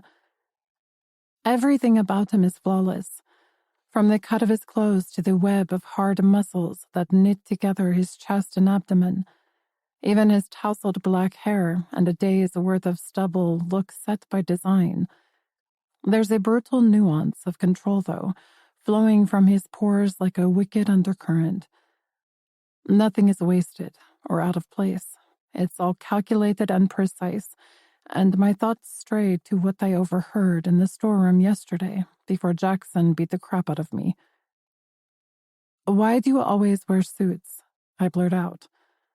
He removes his silver cufflinks and starts rolling up his sleeves to his elbows. He likes doing this. They send a message. "What sort of message?" I ask, expecting some flippant response about criminal warfare tactics. That my tailor is the best in New York. I watch him switch to the other arm. "That's it. You wear the same expensive suit because you can. As simple as that." I never said it was simple. He finishes and rests his elbows on the table, giving me the benefit of that stone-gray dance of amusement. If you can afford the fancy threads, you can afford to protect the payload. Sweetheart, it's all about the image. I glance down at his hands. You can tell a lot about a man from this part of him, too. And these silver scars disfiguring his knuckles are an open storybook. Rick Sanders can dress however he wants to. He can instruct his tailor to spin his suits from pure gold if he so wishes. But he'll always be a schemer, a criminal, a killer. "So this is your armor?" He shrugs. Nothing is 100% bulletproof, but there's always a backup plan. He reaches for his holster and places a semi-automatic on the table between us. My heart jolts unpleasantly, and he laughs at my expression. What you said in the car was kind of touching. Did you really think I was going to take pop shots at you? "I never know what you are thinking, Mr. Sanders," I say truthfully. "But I do know of your reputation." Yet, here you are. Did I have a choice? By you, by my father? There it is. He muses. The spark that ignites when you least expect it. You have a split personality, sweetheart, and that good and bad shit inside of you is creating all kinds of magic. Whatever life throws at you, you make it count. Somehow you grit your teeth and turn it to your advantage. He sounds jubilant, like I've passed some kind of test. At the same time, his words are filtering through my mind, inflaming recognition, and clawing for that long-forgotten memory again. "How am I making it count right now, Mr. Sanders?" I say softly. "I find myself sat across the table from you with a loaded gun as my antipasto." I don't contradict him by saying it's only abject fear that is forcing this reluctant version of me into the spotlight. He smiles then, a full-on, genuine beam of light that stretches slow and steady across his handsome face. He looks young, much younger than the age he likes to portray. "How old are you, Mr. Sanders?" I ask curiously. He conceals this fact as carefully as he conceals his past. Pick a number between 30 and 40. He pulls out a pack of cigarettes and a black Zippo and coaxes a flame into life with a flick of his thumb. "Don't you know?" He inclines his head and takes a pull. Do you care? Do you think you're too old for me? Sounds more like a statement than a fact. That would imply there's a destination for whatever this is. And I haven't decided on anything yet. Now it's my turn to feel a perverse sense of triumph. I'm as good as his. I can see it in his face. I can feel it in our silences. Even so, I can't think of a comeback as he takes a drag on his cigarette. My mind is a muddle when he's giving me his undivided attention like this. Do you come here often? I blurt out. His smile sharpens as he flicks his ash into the tea light. What the fuck did I tell you in the car? No crap seduction techniques, remember? I'm sorry, I wasn't... I grip my knees and stare down at the table. He doesn't speak again until our wine is brought over to us. I hear the sound of liquid sloshing into a glass, and then a tall glass of red is pushed in front of me. Drink. I don't need to be told twice. I'll do anything to dull the edges of this situation. The first gulp is cool and crisp. The second and third sit heavier on my tongue. By the fourth, I can feel a golden warmth spreading out like a rich blanket to every part of my body. Once I'm finished, he refills my glass.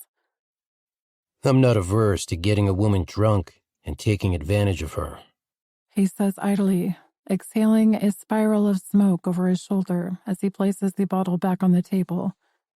Don't be fooled into thinking you're safe with me. I'd never think that. I take another gulp of wine, so deep and so long I nearly choke on it. What did you do to Jackson? He flashes his teeth. Not before I've eaten my medium rare. No talk about dying. Oh, Jesus, he really did kill him. The sharp angles of his face are emphasized by the shadows, and the curve of his lips is almost Wiltcherian in its complexity. Holding his gaze, I down the next glass of wine without blinking. That's more like it. He's all out laughing at me now as he refills my glass for a third time. I'm not a big drinker. I never have been, but the wine is deadening my fear and loosening my tongue. It's like a strong hand pushing me out from the crowd. I'm right on the front line of Rick Sanders, and it's a place I should hate far more than I do. What's good to eat around here? I ask, surprised by how hungry I am. I guess you can still have an appetite, even when you're dining with the devil. You, from where I'm sitting. My stomach lurches. Something inside tugs to follow. Carbonara's decent. He offers up as a way of conciliation. I don't eat meat. You will, by the end of the evening. He says wolfishly, his gaze dropping to my chest again. My synapses are misfiring. I can't stop the eye roll until it's too late. Too crude for Miss Manhattan? One eyebrow tilts in amusement. Everything about you is crude, Mr. Sanders. Call me Mr. Sanders in that sweet, sweet voice one more time. The rest of his sentence is interrupted as Luigi arrives to take our order. Without consulting me, Rick reels off a number of dishes in Italian, and then sends him packing again. How did you learn to speak Italian like that? I ask him. Back of a cereal box. Don't I get a say in what I eat? Not anymore. Your life is mine now, Miss Costin. Until I say otherwise. You mean until you chew me up and spit me out, like all the others? I don't spit, darling. That's your job. But I'd prefer the alternative. He starts laughing at me again. There's a strange undercurrent crackling between us. At the same time, I can feel my resentment at being forced to curry favor with men like Rick and my father rising to the surface. And then there's this other weird emotion that's superseding it all. I was referring to the endless parade of blondes, Mr. Sanders, I say stiffly. And, oh, I don't know, maybe your wife. Discretion was never Manda's forte. He smirks and raises his glass to his mouth, a mouth I can't stop staring at. Does she know about them? I like you better when you're drunk. His gaze drops to my breasts again. Not that there's much to look at in that department. Not under the shapeless black barfly t-shirt I'm wearing. From the ashes rises a phoenix. I watch him spark up another cigarette. Waiting for the right man, were we? Sorry to disappoint you, princess, but I'm every shade of wrong. Still, I'll make you scream and beg for it as I turn your body into my own personal pyre. He is so damn arrogant. Have you always been a misogynist, Mr. Sanders? Or is it a requisite for your line of work? I know I've gone too far by the sharp downturn in the atmosphere. There's only one woman I let speak to me that way, and you're not her. He says coolly, kicking back his chair as if my presence is suddenly offending him. I let it slide out of courtesy to her husband. You don't have that same luxury, I'm afraid. I take another gulp of wine and stare at the patch of damp on the maroon wall, seeing outlines of bodies in the swollen wallpaper. Stroke the tiger. Don't pull his tail. Our food arrives. Steak for him, so bloody it's oozing red, and the mushroom risotto for me. I find I'm not hungry anymore. Eat. He doesn't even look at me as he says it. I'm really not. I said, eat. For the first time, his voice raises a notch higher than conversational, and I get another glimpse of the man behind the veneer. The effect is immediate. I shove a forkful into my mouth, rolling the food around and trying hard not to gag as the creamy mixture coats my tongue and throat. On any other occasion, I'd find it delicious. I love risotto. It's one of my favorites. I chew the next mouthful at least 20 times before I sneak a glance his way. He's stopped carving up his bloody carcass, and he's watching me. He's as still as a Greek statue. He's Zeus in a black fitted shirt and a black tie yanked to half-mast. There's a sharp clatter as his cutlery hits the side of his plate, and then searing warmth is covering my hand. Stop. He murmurs, his fingers clenching around mine. He's looking at me as if I'm a puzzle he can't figure out. His sinful mouth is a twisting illogicality.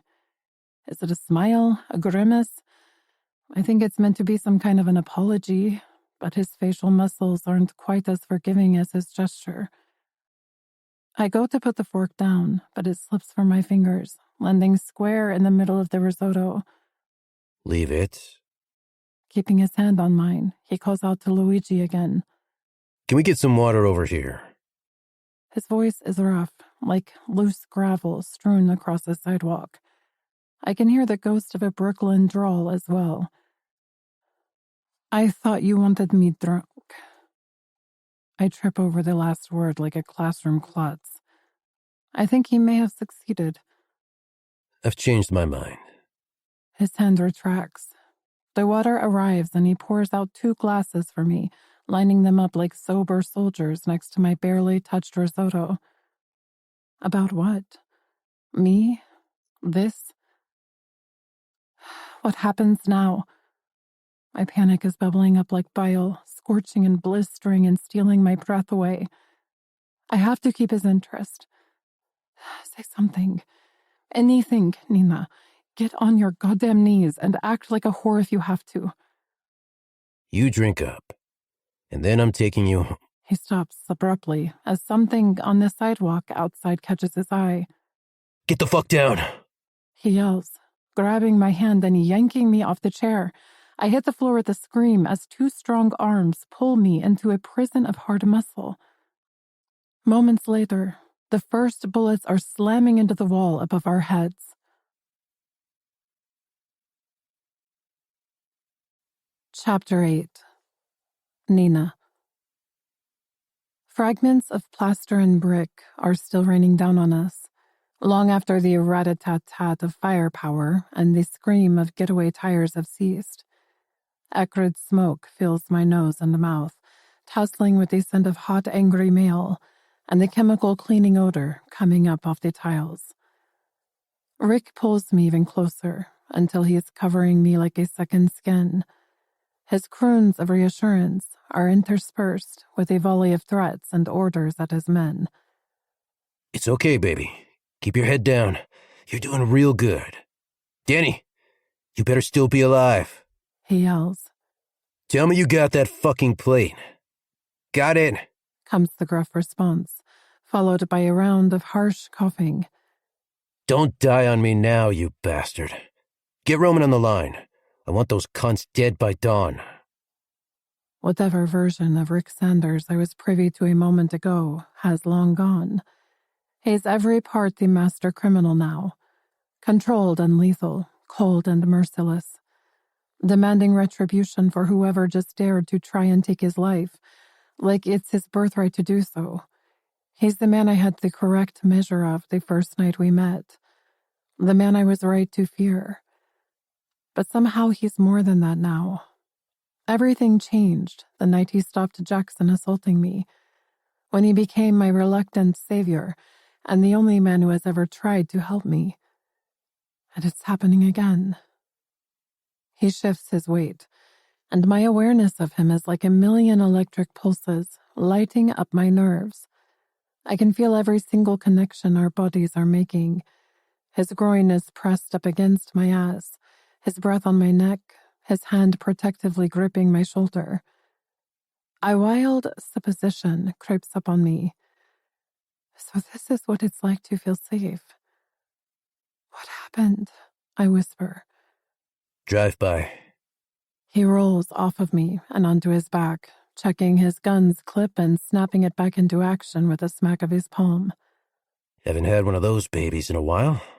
He rises to his feet and straightens his shirt, dusting off his hair and slicking back the loose black strands. All those rudiments of outward control are realigning. Inwardly, I can tell he's furious. His movements are rigid, his face dangerously drawn. The bald-headed guy reaches us first. He has his cell in his hand, and he's talking urgently at whomever's on the line. Give it to me. Rick takes the device and lifts it up to his ear. He listens for a moment before answering in a language that I was fluent in long before I learned my first word of English. Russian. You have the plates, Roman. I hear him say, his accent near perfect.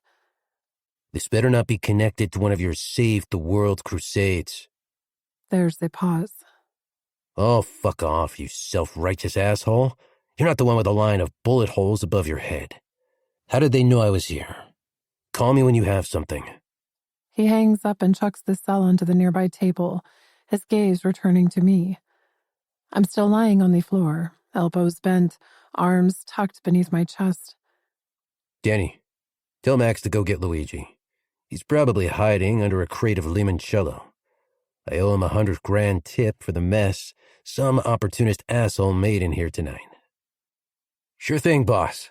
He crouches down to flick my ponytail away from my face. How are you doing, sweetheart? You still alive as well? I think so. Am I? The restaurant looks like a war zone. A thin white layer of dust coats every surface, and broken glass peppers the anarchy. The windows have been blown out. All that remains is a jagged framework from which to view the world outside.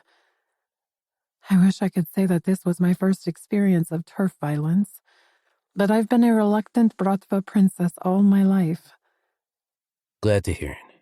Otherwise, it would be a shitty first date, even by my standards.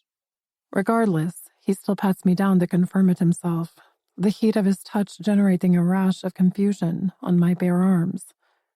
Okay, you're good to go. And then his lopsided grin catches me off guard. You look like you landed face first in a pile of my blow, Nina Costin. Have you been sneaking into my penthouse parties again? That's when I see the first chink in his armor. His jokes are a smokescreen for whatever is going on inside. The more he mocks, the greater he's affected. I don't do drugs, I whisper. No discounts for you, then. Just dinner with the kind of men your mother warned you about. Stick with me, kid. I'm never boring. He reaches down and hauls me up by my arm. Easy, he murmurs as my shaky legs pitch me sideways. Just then the cell on the table rings. With one hand still gripping my arm, he reaches out to answer it. Roman. He listens for a moment, and then I feel his fingers convulse. Motherfucker. He hisses, shoving me away. I stumble and catch myself on a table, snagging the scent of his fury as I do. It's just as potent as his masculinity, making my stomach explode with panic again. There's a noise to our left. One of Rick's men emerges with his arm wrapped around Luigi's shoulders. The old Italian is shaking as much as me, gibbering out unfamiliar words and clutching a wooden rosary between his wrinkled fingers. You sure about this? Rick's eyes don't leave the terrified chef's face once. That dirty Brooklyn drawl has come out swinging again, and it's putting the fear of God into me. No. I'll handle it. I'll let Santiago know as well. My breath hitches at the mention of the Colombian's name. Oblivious, Rick hangs up and slides the cell into his pants pocket, caressing the side of his face with the muzzle of his Glock. There's that pause again. That decision-making pause. The one where everything swings on the slice of his blade or the cut of his bullet. What I wouldn't give to have that power.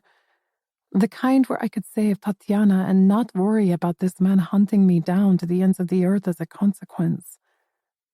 Get the fuck over here, Luigi, he says, splicing his words with a jerk of his gun. Something about the way he says it makes me fear for this man's life as much as mine. Signor Rick, what is this? What is happening in here? He glances around his devastated restaurant, but it's like he's not really seeing it. His confusion is painful to watch. His brown eyes are pits of alarm. Shut up and listen. Mr. Sanders, I say, faltering when his head whips around to me.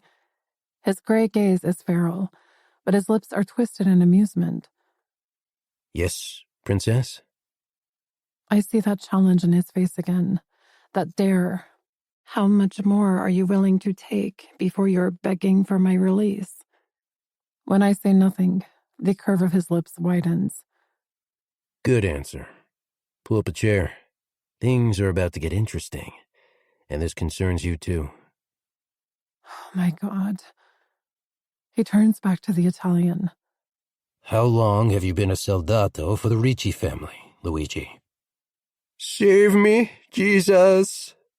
There's a muffled thud as the old man collapses to his knees, weeping and lamenting and confirming his guilt. Jesus ain't here, old man, but me and my Glock are. How much did they pay you to set me up tonight, you Ginzo bastard? The silence that greets this is testimony to the gravity of the charge. Even I know the significance, no matter how much I try and close my eyes to the rivers of blood that flow through these streets. The Ricci family are the Lower East Side. High-stakes racketeering, gambling, extortion, drugs, you name it. All with Rick's approval, of course. Plus they have the percentage of the profits. It's an uneasy alliance, and one that's ripe for the undoing. That's if they ever grow balls big enough to start the war. My father has been trying to make inroads with the family for years, ever since Rick and Santiago rocked up and pulled rank on everybody. So far, Don Ricci has resisted temptation, choosing to fortify his borders instead. From the Bowery all the way through to Canal Street, never straying into Rick's main territories without his permission. Until tonight, that is. Is this a declaration? A black hand? Is my father behind this? Have you been spying on me, Luigi? Rick's towering over him, flanked by two of his men, all three casting sinister dark shadows across his terror-filled face. Anger has thickened the Brooklyn drawl, but he never raises his voice once. His self-control is mesmerizing. Welcoming me into your restaurant with all that fucking Italian hospitality that's about as insincere as your house red? Luigi is a gibbering wreck on the floor, his pleading stippled with rapid Italian and broken English. Please, signor. Mi dispiace, mi dispiace. They made me. His mother was my sorella, my sister. He was my nipote, nephew. You have to understand. My sister is married to Fulgencio, the consigliere for Don Ricci. This was never going to disappear. Do you know what your nipote did to this girl, old man? Says Rick. And with a jolt, I realize he is staring at me again. Luigi reluctantly follows his lead, turning his broken face in my direction. I don't understand, I stutter, going cold all over. I've never met this man before. I don't know his nephew. Oh, but you have, and you do, my broken little bird, says Rick, patiently, a sinister sing-song note creeping into his voice. Intimately, though not as intimately as he would have liked. His nephew was the one who snapped your wings and covered your face in bruises, before turning his attention to your ass. 5 minutes later, and your blood would have been making a mess on my floor, along with that fucking juice. He doesn't say it, but his next words holler out to me across the restaurant. The man I killed because of you. What the hell is it about these women, Danny? I hear him mutter to the bald guy standing next to him. Helen of Pissing Troyes, a lot of them. I get the gist of his words right away. By killing Jackson, he started a war, but it's not the war my father was hoping for. God damn it, Luigi. You served the best steak this side of Argentina. Where the hell am I going to eat now, eh? Rick sounds genuinely pained as he cocks his gun at the old man's head. I cook again for you, senor. I cook better, so much better. I get new butcher. Luigi is running the rosary through his fingers, faster and faster, with a monotonous string of promises that I know are as false as his God. For a split second, I think Rick might relent, and then I clock the subtle sidestep of his men and brace myself for what's coming. Goodbye, Luigi, he says with a sigh. Please, don't give my regards to your nephew. I scream when the shot rings out, eviscerating the old man's head to blood and bone, the color so stark and vivid against the white dust covering the floor. Clean this shit up, and do it quick, I hear Rick say, sliding his gun back into his holster. Roman bought us time, but not much. The cops will be here in 10 minutes. I can't stop staring at the bloody mess on the floor. The crimson is seeping into the cracks in the tiles, and the red lines are flowing straight to me. This isn't my first dead body. I'd seen 3 before I was 10 years old, but there is a significance with this one that cuts me to the core. He died because of me. I think our dinner date has reached a natural conclusion. Don't you? Says Rick, taking 3 long strides to reach my side. There's nothing natural about what you just did, I whisper, gazing up at the handsome murderer, with the blood stains stippling his classic brown Oxfords. And yet, you're still here. There's not a single footprint pointing toward that door. White teeth flash at me. Gray eyes dance. What's wrong, sweetheart? Feet made of lead? Is he showing me the worst version of himself because he wants me to run? That's when I know he's mine for the taking. On the contrary, I say, clenching my palms into fists, my heart kicking up a crazy rhythm again. I look for the positives in any situation. Like you said, I make it count. Positives, sweetheart, he says, cocking his eyebrows at me. I force a smile as Luigi's blood pools at my feet. We're still alive, aren't we? It's a cause for celebration, and I prefer not to celebrate alone. I take a step in his direction, eating up the distance between us. And one more thing. If you are trying to shock me into leaving without a goodnight kiss, it's never going to work. The flash of pure lust on his face accelerates my pulse rate further. Oh, Princess, you have got it bad if that's the way you feel, with a dead Italian lying 6 feet away. Tell me, is it the thrill of the kill, or me that turns you on the most? Before I can answer, a hand is fisting my hair and yanking me against his hard body. Our mouths hover millimeters apart as my skin is blasted with mint, nicotine, and sin. At the same time, his smirk vanishes like the sun. I don't know who you are or where you've come from, but if I find out you're playing me in any capacity, you will end up on the fucking floor like poor Luigi over there. Do you understand? In response, I do the only thing I can, the only option I have left. I close my eyes and I press my lips against his. Warm, so warm. He's the heat of 1,000 suns. At the same time, a jolt of the same heat blasts straight to my core, setting my whole body aflame. Gasping, I break away, only to find him smirking down at me, that sexy curve of his lips daring me to kiss him again. His scent is hammering into my senses, blinding me to everything in this room except him. What the fuck was that, Princess? He murmurs. That was me thanking you for a lovely evening, Mr. Sanders. I say, curling my hands around his thick biceps to keep myself upright. How can one kiss send my equilibrium spinning? The hand at the nape of my neck moves higher. Rough fingers grasp the tie of my ponytail, and he yanks my hair free. A wave of dark curls flood my face and shoulders, and I feel strangely exposed by his action. Rick. Call me Rick. And never wear your hair up again. You hear me? Is that an order or a request? An order. Flout it if you dare. Take that sliding danger scale and move it however you see fit. But there will be consequences. He inclines his head and inches closer again until I feel the scuff of his stubble against my cheek. If you think tonight was entertaining, imagine what I have planned for us tomorrow. A little light torture, perhaps. A drive-by shooting of my own design. My throat constricts. I can barely get my words out. I told you before, I am not scared of you, Rick. Liar. There is so much about this situation that scares me.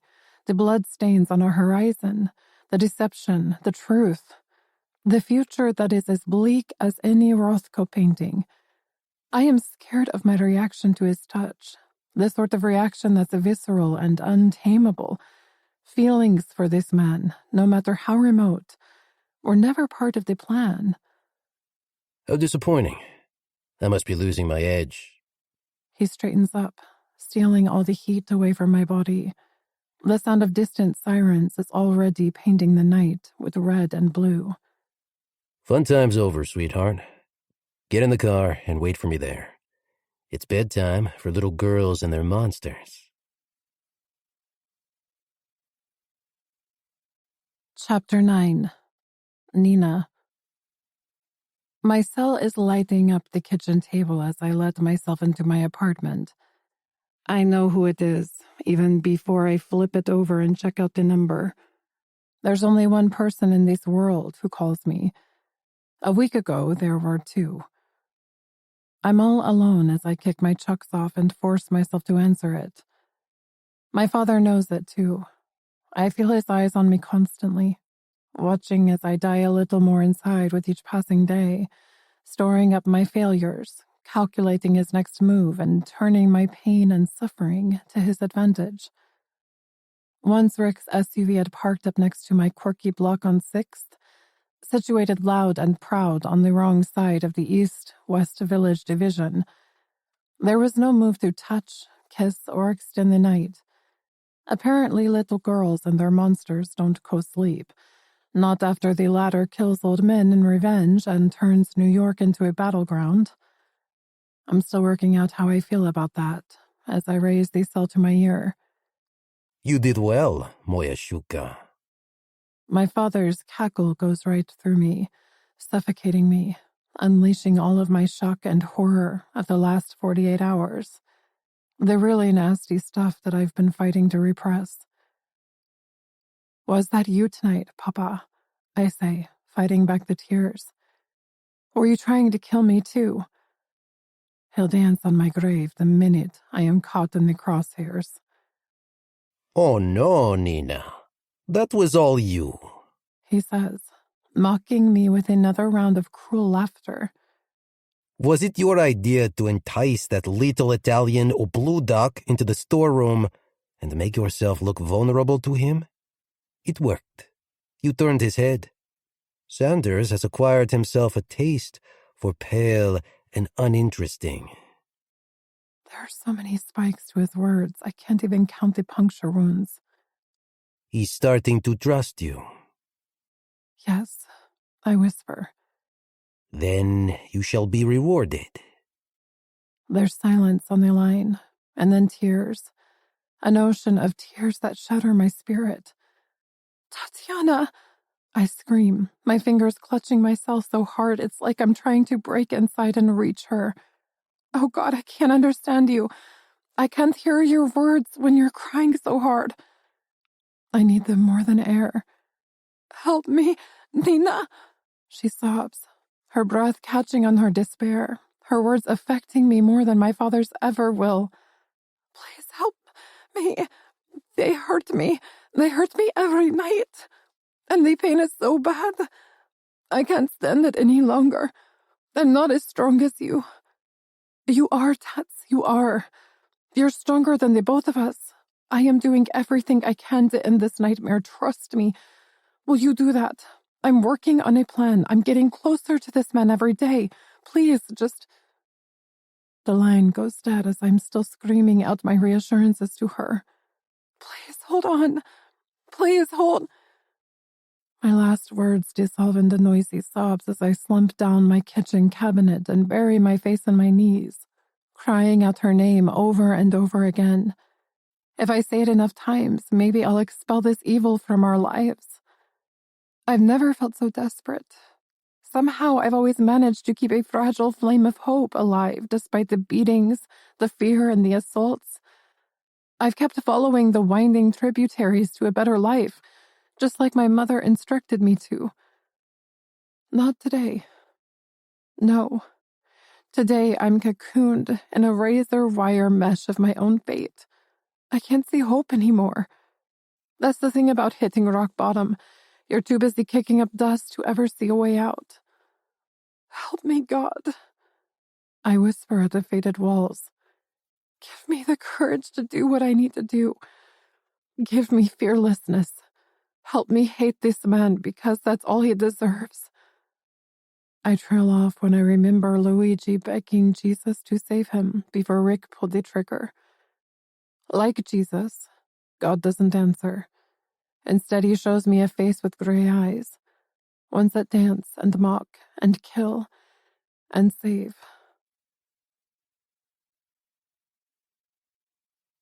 Chapter 10. Rick. There are few people who surprise me. 33 years is a long time to live with continual disappointment, so I align myself with the dregs of society. I hunt with the worst, and here's the thing. They never disappoint, because there's never any expectation. There's no falsehood or delusion. We lie, we cheat, we steal, we kill. We're fucking moral. And I've never had a problem with that. I've welcomed it, relished it, made millions off the back of it, got my dick wet so many times in the most beautiful pussy on earth, I can't even count the notches on my bedpost anymore. Until I hesitated. Until I surprised myself. I should have kissed her back. I should have pushed her up against that bullet-ridden wall and fucked her mouth until I tasted her blood, hurting her more than my fucking ex-bar manager ever did, because maybe, finally, she would have run far, far away from me. But I didn't. Because I didn't want her to. Indifference defines me. Detachment makes me whole. I've never needed anybody. I've never wanted anybody. I was doing okay on my own until those words tripped me up again, until they made my head spin and conjured up magic in front of me. Sad and fierce. She's sad and fierce. Beaten, shot at, still smiling. Like me. God damn it, those words, those fucking bastard words. Both can be attributed to a moment in my life when I tried to do the right thing. I was a mouthy little punk at 17. Rebel without a cause? Rebel without a fucking clue, more like. But I knew not to pull the trigger because of sad and fierce. Where the hell did she come from? This woman with the broken wings and the sparks inside of her. I know I'm being used, but to what end? The buzz? The sex? I'm still mulling it over when I arrive back at my penthouse. It's 2 a.m., and my chest is hurting like a bitch from an old scar that seems to ache more and more with time. Once I dropped Nina off at her shitty apartment on 6th, quite a revelation from Miss Manhattan, that one. Once my eyes had followed that ass up a flight of cracked stone steps, I had Danny drive me to a private park on the Upper East Side. I bought the land 10 years ago for a price that even I'd hesitated over. Since then, it's become my sanctuary, and if I had to go back, I'd pay double. It's a place I go to whenever I feel my mask is slipping, when life knocks me off balance, and my past threatens to kick over the bucket of hate inside me. It's the same place I made a promise to a 6-year-old girl that I'm still holding true to today. Ripping at my tie, I shuck it over the arm of the $10,000 chaise lounge that my ex-wife purchased in a fit of spite. Her hate for me regularly spilled out into my credit card bills, and I actively encouraged it. Dirty money comes with a get-out clause. The more you spend, the more you can convince yourself that you're feeding back into society and wiping the edges of the slate clean. X. For good. Thank fuck. For a moment, I stand there in the middle of my monochrome lobby, in my $6 million apartment, reveling in the dissolution of my marriage. That was one fun fact I omitted sharing with my broken little bird over dinner. I filed from the bitch yesterday, officially ending a 3-year mistake that has extenuated the merits of safe sex to me ever since. Loosening my top button, I head straight for my second sanctuary, a study that I had converted into a library as soon as I moved in. It's 100 square feet of immunity from this world, a split-level mezzanine of floor-to-ceiling mahogany and black iron that contains a million thoughts for me to plunder. I never had access to books when I was growing up. I changed school too many times to ever finish a chapter of the same class text. The day I made my first million, I rectified the situation. Now, I read to stay sharp, and to add my own pages of fuck you to anyone who dares to underestimate me. That's quite a porn collection you have here, Sanders, booms a deep voice from the darkness. Are they arranged alphabetically? Or is every night a surprise? A rumble of laughter accompanies these words as a familiar tall figure steps out of the shadows. Jesus, Dante. What the hell are you doing in New York? Why the hell am I surprised? The Colombian moves with the tide. He's as free as the wind. This man could stroll right into the Pentagon and make himself a coffee if he wanted to. I've known him for close to 10 years. We first met when he and his brother Emilio were still heading up the biggest cartel in South America. They were looking to make inroads into Florida and New York, and I had all the right contacts after years of dealing in both states. In return, they annihilated the competition and made me a rich man, a very rich man. 2 years ago, Emilio became a casualty of his own ego. Dante's spitfire of a wife had a little something to do with that, and Dante turned his back on the cocaine business in order to murder really bad guys for a living instead. That's where I stepped in. We may not be working together anymore, but our respective lives still ebb and flow with the same current. I'll always be loyal to him because, underneath it all, I like the guy. I'm not a fucking idiot either. He'd slit my throat in a heartbeat if he suspected otherwise. Furthermore, he's handy to have around when you need a mass slaughter taken care of. Having him as a friend and an affiliate means others keep their distance. Here for enlightenment by the looks of it, he answers, glancing around. Do you read any of these books, or are they just for show? I can't imagine the women you invite back to your penthouse to be of the educated kind. Women are under no illusions when they walk through my door, Dante. They come here to fuck, and I sure as shit don't quote them poetry afterward. The Colombian chuckles in amusement as I remove my cufflinks for the second time tonight and start rolling up my sleeves again. Besides, I like my sin to have a splash of culture about it.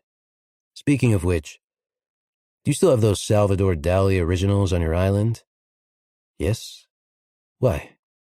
He leans against the nearest bookshelf and crosses his arms. How much? When have you been interested in art? I've decided I like that painting you gave me. I'm expanding my collection. I'll give you $5 million. Fuck off. They're worth double. I'd be doing you a favor. What do you want with a bunch of dream depictions anyway? Thought your life was black and white and neatly ordered these days. Wake up, screw the wife, kill a bunch of sick fucks, kiss the kids, screw the wife some more? Keep talking, Sanders, he says with a growl, pushing off from the wall and stalking toward me. You're lining yourself up nicely for a date with my fist. Can I offer you a drink first? I say, casting my eye over him as he draws closer. Good-looking bastard. He's 6'3", of pure muscle, with dark eyes and an even darker soul. I see contentment hasn't made you fat and lazy. Your mouth is almost as uncensored as my wife's. And how is the delectable Eve? I watch him run his hand across his jaw, his gold wedding band gleaming like redemption against his tanned face. Do any day. Dante's infamy is his fatal attraction. I've seen women do crazy shit for this man. What I never expected is for him to do crazy shit for a woman. Dante Santiago, doting husband and soon-to-be father of 2, I mock, handing him a bourbon. Whoever thought you'd be such a crushing disappointment to the human race? His lips tilt a fraction. I'll leave the whoring to you, Sanders. I'm officially retired. He cocks his head toward the open doorway. Wife around? I drain my drink in one hit before answering. She's gone. He raises one eyebrow at me. Sam's not mine.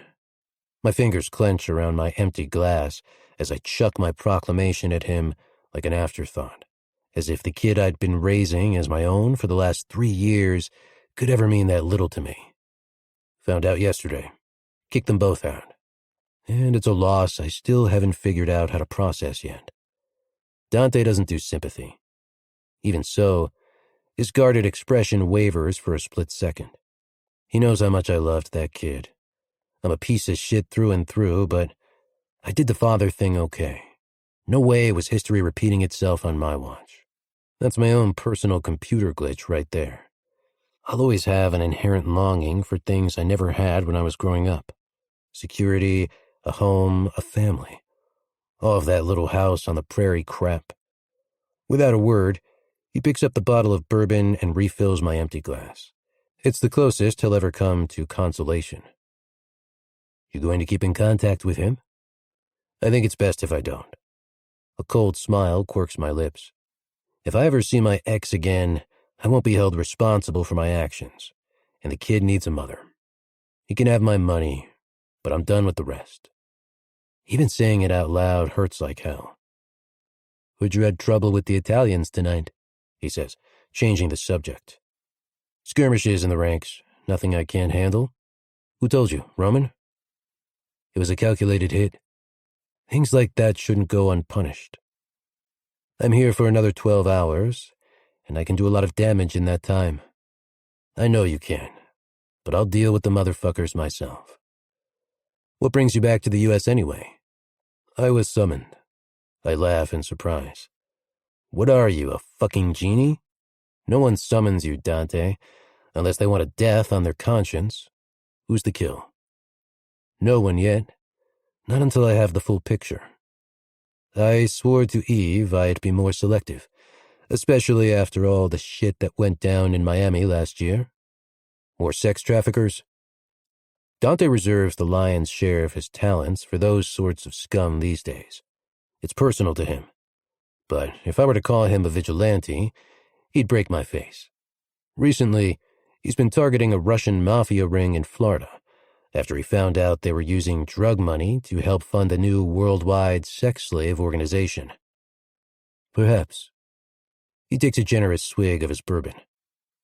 Roman keeps picking over the dead carcass of this New York Bratva we fucked up a few months ago. He thinks there's still a pulse. FBI Special Agent Roman Peters, a man whose true allegiances are a mystery. He plays both sides with ease, but he skyrocketed in our estimation when he helped orchestrate Dante's bust out from a 100-strong cop convoy last year. He was transferred to the New York branch last spring, and he's proven to be a useful ally to me so far. His intel tonight was invaluable, but I still don't trust him as far as I can throw his shit-for-show FBI badge. We're tainted with the same history. When I was a kid, I used to run with a Bratva that had close links to his father's. Things didn't end so pretty for me there, but that's another story. He needs to hire a better mortician. I slam my glass down and pour another. That crap is dead and buried. He heard rumors that Benny Morozov is regrouping and coming after us. What, him and his three-legged donkey? I tip my head back and laugh. We killed most of his men, Dante. Speaking of which, where's yours? I say, referring to his second-in-command, Joseph Grayson, the man who never leaves his side. On his honeymoon. Jesus Christ. I sink into one of the two leather wingbacks in the middle of the room. And I thought she had better taste than that. Joseph and Anna, my ex-bartender. A while ago she caught my eye in the same way that Nina has, by appealing to my fix-it and then fuck-it mindset. It wasn't to be, not that I give a shit about it. Joseph's welcome to her. Still, I don't like to lose, and it's lodged a splinter of discontent between us. Dante doesn't join me. Instead, he hovers next to the chairs, his huge dark shadow falling across my coffee table and menacing up the place. You're making me nervous. Sit the fuck down, would you? I kick my feet up and grin at him. He doesn't return it. His face is as expressionless as always. I came here to tell you to watch your back. Much obliged, I say mildly. Caution duly received and noted. How good is your security? Better than yours, by the sound of it. Danny and my crew would rather chew their own arms off than get married and go on their fucking honeymoons. You sticking around? No. I leave first thing tomorrow, and I have stuff to do before then. I won't be back until after the baby arrives. He finishes his drink and returns the glass to the coffee table. In the meantime, like I said, watch your back. Because you can bet your shit that Benny Morozov is watching it for you. Chapter 11. Nina. Rick doesn't return to the club for the next 2 nights. By the third night, I'm a mess. It's past midnight and the club is buzzing, but the only sound I can hear is the ominous tick-tock of the countdown to my father's deadline. 5 days gone. 5 days to go. Uneasiness is fizzing in the pit of my stomach and setting off a chain reaction of fresh paranoia between my heart and my head. Is he rejecting me already? Amanda isn't helping the situation. She keeps clicking her tongue every time she catches me clock-watching. He dances to his own tune, Nina, she says, with a seen-it-all-before sigh. Don't expect anything from him, and you'll never be disappointed. The man has the emotional range of a child.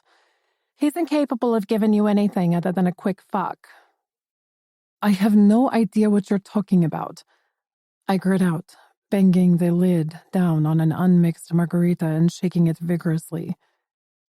Rick Sanders, she prompts, leaning over to grab the ice bucket next to me.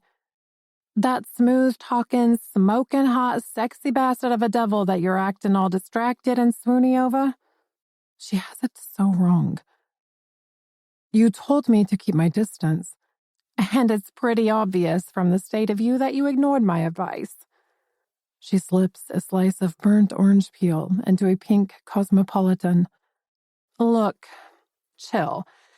He's not done with you yet. He's driven you home this week, and that's some kind of weird interpersonal record in his book. You're not just on his radar, sweetie. You've taken over the whole damn sonar. I know. Her fierce expression lets up for a second. He told me what Jackson did to you. I'm sorry. We had no idea it was such a fucking monster. I never dreamed he... It's okay, I say quickly, not wanting to think about it. Mr. Sanders sorted it out. He sure did, she mutters. Listen, I'm not judging you. I know the whole power thing is an aphrodisiac for some women. He can make you feel like the center of the universe, but he can also spin you off into a lonely orbit when he gets bored. And he will get bored, Nina. I've known him for a long time. How long? I ask, curiously. I watch her slide the Cosmopolitan toward a waiting suit and tap his credit card. We shared a foster home back when we were kids, she says, nodding at the next customer. What can I get for you, sweetheart? 2 vodka martinis, please. He was a smartass even then, always in and out of detention centers.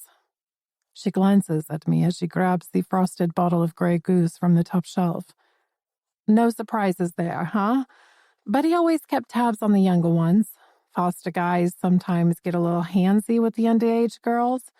Rick had to step in a few times and intervene. They dropped that crap pretty quick when he showed up on the doorstep with his handgun and his fists.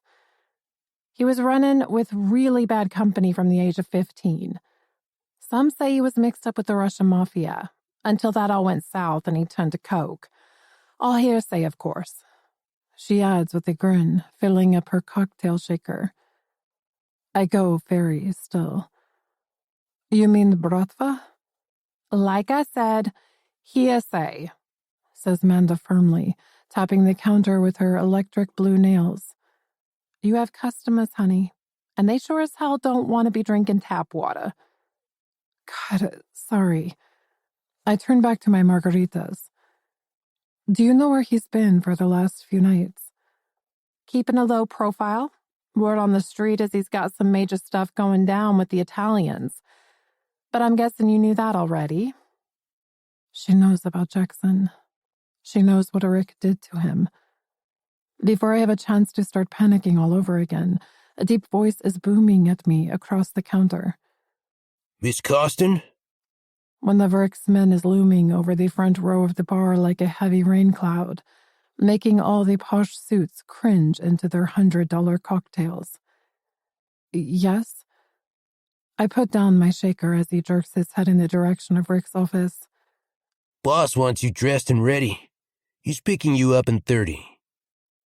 Damn my heart for crashing so hard against my ribcage at this. My tributaries need to stay on course and not meander. Dressed? I query. But I only have... Oh. I stop when he waves a fancy-looking bag above the heads of Wall Street's dubious. Do you like him, honey? Murmurs Manda, moving up behind me. I mean really like him. Not just because of the millions and the danger, and all the other crazy shit that doesn't mean a damn. Yes, I answer without thinking, my lips dripping with a truth I refused to admit until now. She stares at me, her dark eyes trying to rattle more confirmation out of me. Instead, I blink and hold her gaze, giving nothing away. I've already said more than I should. Fine. Then let me do your makeup. Why? I say, frowning at her. Because I'm pretty good at covering up bruises. Don't ask. And because I've been waiting ages for someone to turn that big-ass arrogant head of his, so let's make sure we spin it real good. Exorcist style. Grabbing my hand, she drags me out from behind the bar, shouting over to the other tender. We're taking 10, Ava. Big emergency. Don't fuck it up. It's okay, Manda, I say, jogging after her. I really don't need you to do this for me. Bullshit. She grabs the dress bag from Rick's guy as we whiz past him. So he has a major hard-on for the fragile thing right now. Doesn't mean we can't jazz it up. Hey, I say, pretending to look hurt as she slams the door shut behind us. Shush, I'm dress revealing. She hangs the bag up on the back of the door and rips the zipper down. Let's see if Sanders has put his money where his mouth so clearly wants to be. Holy fuck. Black silk and lace spills out of the opening in an elegant cascade, stealing the words out of both our mouths. Carefully, Amanda removes the dress with the respect it so clearly deserves and holds it out to me. That ain't Target, honey. She checks the label. Chanel. Nice. Chanel? Reaching out to touch the fabric, I shiver as the rich silk slips through my fingers like water. I've never seen such extravagance before. My father denied me every luxury when I was growing up. His penthouse was a prison cell. I never had a cent to myself. The one time I managed to flee the country was on a stolen credit card. My father traced the details back to a hostel in Rome where I was staying. When he came for me, every single person there paid for my treachery. 19 dead. My guilt was my punishment for daring to run. Manda is busy inspecting the rest of the bag. Manolos, she states, unearthing a pair of high heels with ankle straps so delicate I'm scared to touch them. And lingerie, of course. She makes a gagging sound at the back of her throat. I'm betting $10 it's crotchless. I hear he's a kinky fucker. He is? But when she pulls out the sheer black thong, it's nothing like the tacky discount stuff from the mall. I can tell it's worth more than my monthly rent just from the fine material used and the delicate ribbon beading. I think it's safe to say that Rick wants a classy mall to entertain him tonight, she says with a snort. Right away, I feel that well of irritation bubbling up inside me. Firstly, I am not a whore, I tell her, snatching the dress, shoes, and lingerie from her hands. And secondly, I'm not some trashy gangster's mole either. No one owns me, not even Rick Sanders. If I say it loud enough, I might be able to drown out the fact that my father already does. Every part of me, except for my heart and my thoughts. You're right, she says, holding up her hands in apology, her face caving into a grin. It's good to see you have some fire in your belly. Makes me think I underestimated you. Makes me think Rick might have underestimated you too. And that's not a bad thing. I watch her spin around on the spot and click her fingers impatiently. Hurry up and get dressed. You only have about 20 minutes to turn yourself from a Chuck's tramp into a Chanel goddess. I like my Chucks, I grumble, kicking off my cherry reds. Yeah, but you're playing in the top tier now. You need high heels to keep your head above water. Tell me something else about him, I say, pulling off my t-shirt as she leans forward to click the lock on the door. You mean besides all the illegal and frankly terrifying crap that isn't going to turn your stomach? She jokes, getting the measure of my words. Something like that. I shimmy out of my jeans and glance at the giant fireball painting above his desk again. In a funny sort of way, it reminds me of Rick, a burning orb of fierce, vibrant energy surrounded by darkness. How old is he? Mid-30s. I'm shocked. But he seems so much older. I would have guessed 40 at least. He's groaning under the burden of his own depravity, and we all know what being overweight can do to your skin. I can't help smiling at this. She and Rick share the same acidic sense of humor. Has he always been a heartless criminal with a complete lack of conscience? She finishes with a sigh. She stares at the floor for a moment. I wouldn't even know how to quantify evil anymore, Nina, she mutters. Is evil the father who provides for his sick family by selling smack and destruction to others? Is evil the boy who beat up a pedophile to save a 10-year-old girl? Is evil the man who stopped another from raping me? I learned long ago that this life is a train that never keeps to the same track. People like Rick drive it off course when we're least expecting it. I slip into the lingerie and slide the dress over my head. It falls to just above my knees, and the lace trim cuts a deep V between my breasts. Right, I'm done. Manda turns and starts, acting like some other woman just snuck into the room behind me. Okay, so now I see it, she mutters. See what? Does it fit? I do a quick shimmy for her, feeling shy and awkward. I feel about 20 feet tall, and I haven't even tried the heels on yet. Hot as fuck. Ready to be defiled and corrupted.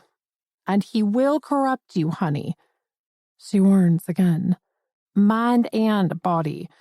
No one escapes Rick Sandas without scars. I'll take all the scars he can give me if it means saving Tatiana's life. My eyes find the painting again. Have you met Dante Santiago? I say without thinking. Air whooshes out of Manda's lungs. I glance up to catch a flash of fear in her eyes. I have no desire to ever cross paths with that man, she says, shaking her head at me. I don't give a shit what people say about marriage changing him. There are no soft edges to the devil, only blades and thorns. He's Rick's greatest friend, but their relationship will always be balancing on a knife's edge. It's just the kind of men they are. My body goes cold all over. Now I know for certain that if Rick doesn't kill me, Santiago will. Maybe he'll kill us both. Chapter 12. Rick. We pull up to the barfly around 9 p.m., peak cunt time. Tits and ass are spilling out of the club's doorway, and the line for entry is a mile long. For once, I don't even glance at them. They're nothing but a blur outside my tinted windows. I'm not interested unless they're a slender, green-eyed bird with a couple of broken wings for me to fix. Carter and Frenchie, plus 2 of the new guys, are waiting for us on the sidewalk next to the second SUV.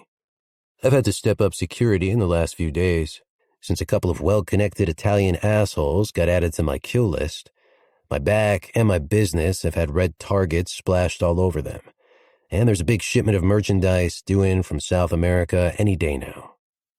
Part of me thinks it was a bad move not taking Dante up on his offer of unleashing hell. But subtlety isn't his thing, and despite our differences, I need the Italians to keep the channels of coke flowing through Harlem and the Lower East Side. We need to bring this posturing of war to an end before anyone else winds up dead. I glance at an incoming message on my cell. Manda. She's on her way down. Don't be a dick. She's too good for you. Me. Stay the hell out of it. How was the GA meeting? Manda. Okay. Turns out, you're not a total asshole. Me. Don't be deluded.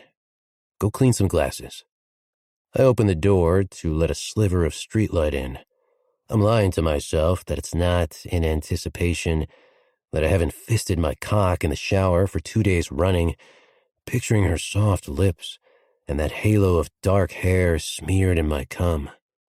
Nina Costin is an unpredictable treat, and I'm getting a kick out of guessing which version of her will be slinking out of my club and wearing my money.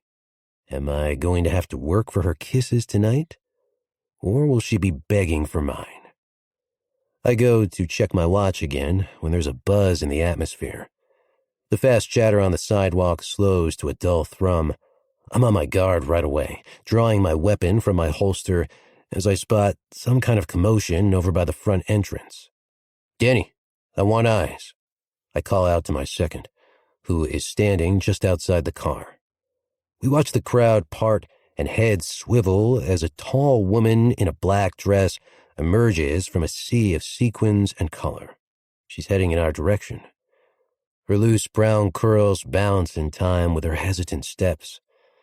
She's not a natural in heels by any means, and her eyes are wide and wary. She's also completely oblivious to the social car crash she's causing behind her. When she sees Danny, her red mouth curves into a shy smile, and a bolt of lightning goes right through me. Jesus Christ. Am I late? She says softly, as I exit the car to greet her. Might as well pretend to be a gentleman at the beginning of the night. There will be no such misapprehension by the end of it. On the contrary, I say, sliding my hand around her waist as I lean in to kiss her cheek, getting blasted with her sweet, feminine scent for the privilege. You're right on time. Thank you for the dress. She looks flustered and unsure, and it's endearing as hell. I want her to want my approval. I trace my eyeline down through the valley of the low-cut neckline to the sexy flare of her waist, and I feel my semi changing into something else entirely. Thank you for wearing it. I make my decision then and there. She's never wearing t-shirts again. She's never working in my club again. From this moment on, she'll only be treated like the princess that she is. I lean in to kiss her other cheek, and I catch Danny's eye over her slim shoulder. He's grinning like an asshole and shaking his head at me. I know what he's thinking. I am a lucky motherfucker as well. Have you missed me, sweetheart? I move my hands to the base of her spine, and I feel her stiffen. I haven't missed the target practice. That makes two of us. I give her a light tap on her ass, and she jolts forward as if I smacked her full throttle with a flogger. She's jumpy as hell, and it knocks my smirk right back into place. My guess is she wants me just as much as I want her, and we're in for a beautiful evening. Time to go. I step aside to let her into the car first. She glides in gracefully, tucking her long legs up like a pro. I don't give a damn that she lives on the wrong side of the village, and her clothes belong to some angsty teenager with ripped Alanis Morissette posters on the wall. She's Miss Manhattan when she needs to be. It's ingrained. Somewhere along the way, she learns the rules. I slide in after her and rest my hands lightly on her knee. The hemline of her dress skims my fingers, and I can almost feel the heat coming off her pussy. Out of habit, I move my hand upward, tracing a line right up to heaven, but her palm comes crashing down to stop me. Where are we going? The car moves away from the curb, catching the streetlight and revealing the deep blush to her cheeks. So that's the order of play for tonight. She's going to make me work for it. No mind? I have a few aces up my sleeve that will guarantee that those agent provocateur panties will be hitting my bedroom floor sometime around midnight. We're giving Italian a miss, I say mildly, retreating my fingers to their starting position. Something about their menu choice didn't agree with me. We're trying something different instead. If it were up to me, I'd be redirecting a course straight to my penthouse, but I owe her for the other night. You're not wearing a blue suit, she observes, her soft voice curling around my senses like smoke. I glance down at the black Tom Ford three-piece and fitted black shirt and skinny tie combo. I was having morbid thoughts. Figured I should dress the part. How morbid are we talking? Is this about the other night? Death doesn't scare me, darling, I say with a chuckle. I've stared down far worse than a miserable-looking cunt with a rusty scythe. She flinches at my use of that word, and my dick twitches. Her innocence is addictive, and I'm thinking I want to snort it whole. Is she a virgin? I haven't had one of those in a while. I know I won't be satisfied until I own her mouth, her pussy, and her ass. Pulling out my cigarettes, I light that shit up, taking a deep drag. I tip my head back to feast on the dense aroma of nicotine as it fills the space between us. There are only two things that smell better than this, and the woman sitting next to me is wearing both of them. How did a New York girl end up with an accent? I ask her, clamping the smoke between my lips as I slide my cigarettes back into my pocket. There's a pause. My father. He's Eastern European. But you know this already. I smile at the velvety jab behind her words. She's pissed I did a background check on her. Ah, yes. Romanian, right? Tell me about your mother. Another pause. She's dead. Again, I am sure you know all of this. Sad and fierce. Oh, fuck off. How did she die? Remind me. There was an accident when I was a child. Go on. I take another drag and watch the raw emotions flit across her face. Sadness, regret, anger. She hates that I'm making her do this. She's at that stage of grief where only the strongest memories survive. All the minor stuff has been lost, and it's causing her to mourn them right here in my car. Her mind was sick, and she started hearing voices. She slips her hand from mine and thrusts it into the folds of her dress. 2 days after my 6th birthday, she jumped from the kitchen window, 50 stories up. She looks away, and I trace the quiver of a pulse in her neck. I can tell she's crying. Lowering my window, I flick my ash and anger at the night. Bloody Danny. He omitted that detail from his report. I'm not averse to exploiting personal tragedies, but not this time. Her pain will be hers, and hers alone. We finish the rest of the journey in silence. I've wounded her.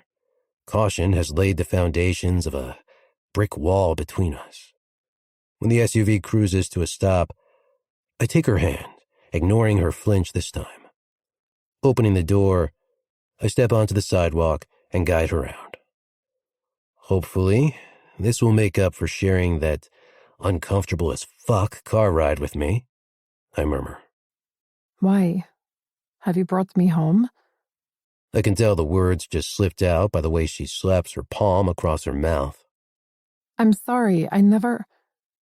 Nina. I catch her jaw between my hands. Her eyes are more a dirt color than vivid green tonight. When she's sad, old Greenie is nowhere to be found. Suddenly, I want to make this right. My kind of right, which is pretty half-assed to most women, but it's more than nothing. I'm not the sort of man you date, sweetheart. There's no accompanying smirk as I declare this, just a rare honesty which, for a guy like me, is anathema. I'm the worst antidote to this life. I kill more than I cure. Rick. Be quiet. Let me finish. Why doesn't my name sound so dirty coming from her lips? I choose a certain type of woman, the kind who view my bed as a temporary transaction. I watch her eyes grow wide. Her skin feels like silk beneath my calluses. You are not a typical Rick Sanders fuck, sweetheart. So, it's time to lay down a few ground rules before we start. She nods slowly, and I resist the urge to slam our mouths together and poison every drop of her purity right here on the sidewalk. I can't offer you a part that was never up for casting. I drop my hands and slide them back into my pockets. This is my show, baby. It's sex, nothing more. But while we're breathing in each other's bullshit, let's make it count, eh? Let's make it count. She agrees without hesitation. So timid one minute, so fearless the next. Good. I take a step back, satisfied. Now we can get on with screwing each other without any of that other crap getting in the way. Turn around, sweetheart, and let's kick things off with a bang. She spins slowly, and when she sees the modern white stone and glass-fronted building we've parked up next to, her mouth drops open. This is the Tomas Gallery, she says with a gasp. I've heard about this place. It's one of the best private art galleries in New York.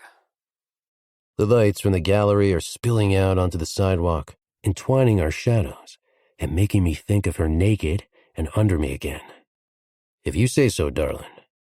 An old acquaintance owns it, which pretty much means I do, too. Everyone in this town owes me something.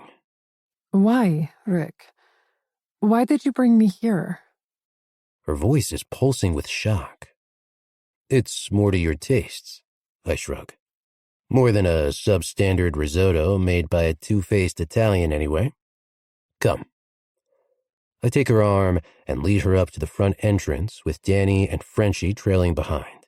She stumbles in her high heels again, and I pull her close, sliding my arm around her waist as some preppy asshole opens the door for us. She feels so fragile, and she's all mine for the breaking. It's the opening of some exhibition, I tell her, clicking my fingers at the hovering waiter. But don't ask me for details. It has a pretentious name, and my vocab is limited to bad man lingo only. Why do you do that? She asks suddenly. Do what? Champagne, sir. The waiter is up in our faces now. McAllen, 3 fingers, straight up, no ice. Nina? Champagne is fine, she says, sounding distracted. She's busy gazing up at a white wall where 3 large paintings are hanging in sequence. Each one looks like a cat just hacked open their guts and then pranced around in their entrails. Modern art is a crock of shit. Aren't they amazing? She says, turning back to me, her eyes so green they look like emeralds. I pause, struck again by how classy and natural she looks tonight. If you say so. I'm itching for another cigarette. I could spark up right here, and no one would dare say a word. Don't you like them? She's looking at me expectantly, but I'm not here to share her enthusiasm. I'm here to charm her enough to get me laid. If I can't get her drunk on wine, I'll get her drunk on art instead. Sorry, sweetheart, I say, shaking my head. You're my interpreter tonight. She laughs, spontaneous as hell, and I can't help thinking it's the first genuine sound her mouth has made since we met. Rick Sanders, booms a voice to our left. What the hell are you doing here? Got stuck in the one-way system, I say blithely, reaching out to shake the man's hand. Georgie Thomas is a former associate of mine and Dante's from our Florida days. The king of reinvention. He's now busy painting over his bent past by running the most successful private gallery in America. What happened to you? I say, dragging my eyes over his too tight chinos and matching gut. The guy's 50, not 25. You're blinding me with pretentiousness. Go fuck yourself, Sanders, he says good-naturedly. You have your uniform, I have mine. Though I hear you're not so into Italian threads these days. Can't argue with that. I watch him nod at the boys, and then turn to Nina with interest. She's standing a little way off from us, arms folded, half watching our exchange, but mostly inhaling the exhibition like a line of Charlie. Fuck, she loves it here. Her body is beaming. Georgie is all about the silent questions now. He knows the kind of pussy I usually run with, and Nina ain't that. Midlife crisis, I tell him. I fancied a change of pace. He laughs. So I can see. Eyes front and center, Georgie boy. This one's spoken for. His eyebrows disappear at the coolness in my voice. Staking a claim, Sanders? I've never seen you do that before, not even for your wife. The less we talk about her, the better. Yes, I heard that had gone south. It was never fucking north to begin with. Nina, come and meet Georgie, I say loudly. George Thomas, he says, holding his hand out to her. Nina Costin. And I know who you are, Mr. Tomas. she says shyly. You're the guy who introduced the world to Marcus Lando. Sounds like a Star Wars character, I say, as our drinks arrive. Are you an admirer of abstract expressionism? He asks Nina, selecting a drink from the waiter's tray and handing it out to her. That's my job, motherfucker. I'd consider punching him for it if I hadn't seen him carve his initials into someone's face once. All forms of expressionism, really, She says, curling her slender fingers around the flute. Who's the artist? They're so talented.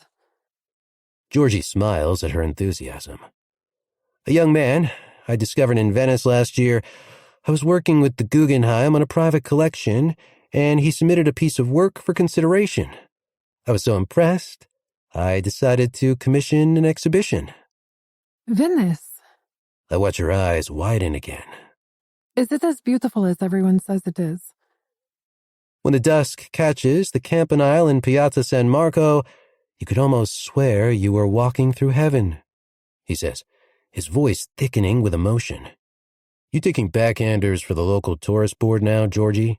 When the hell did the guy who ran the Santiago operation in Fort Lauderdale for 8 years turn into such a pussy? The guy's made more kills than me.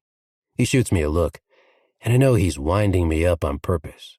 As soon as we're done here, he'll be on the phone to Dante and laughing about this. I've always wanted to visit Venice, says Nina. Noted. Wait, what? I don't take fucking broads to fucking Venice. I rarely take them on a second date. Enjoy your evening, Miss Costin, he says, ignoring my death stare. Try not to let the present company dampen your pleasure.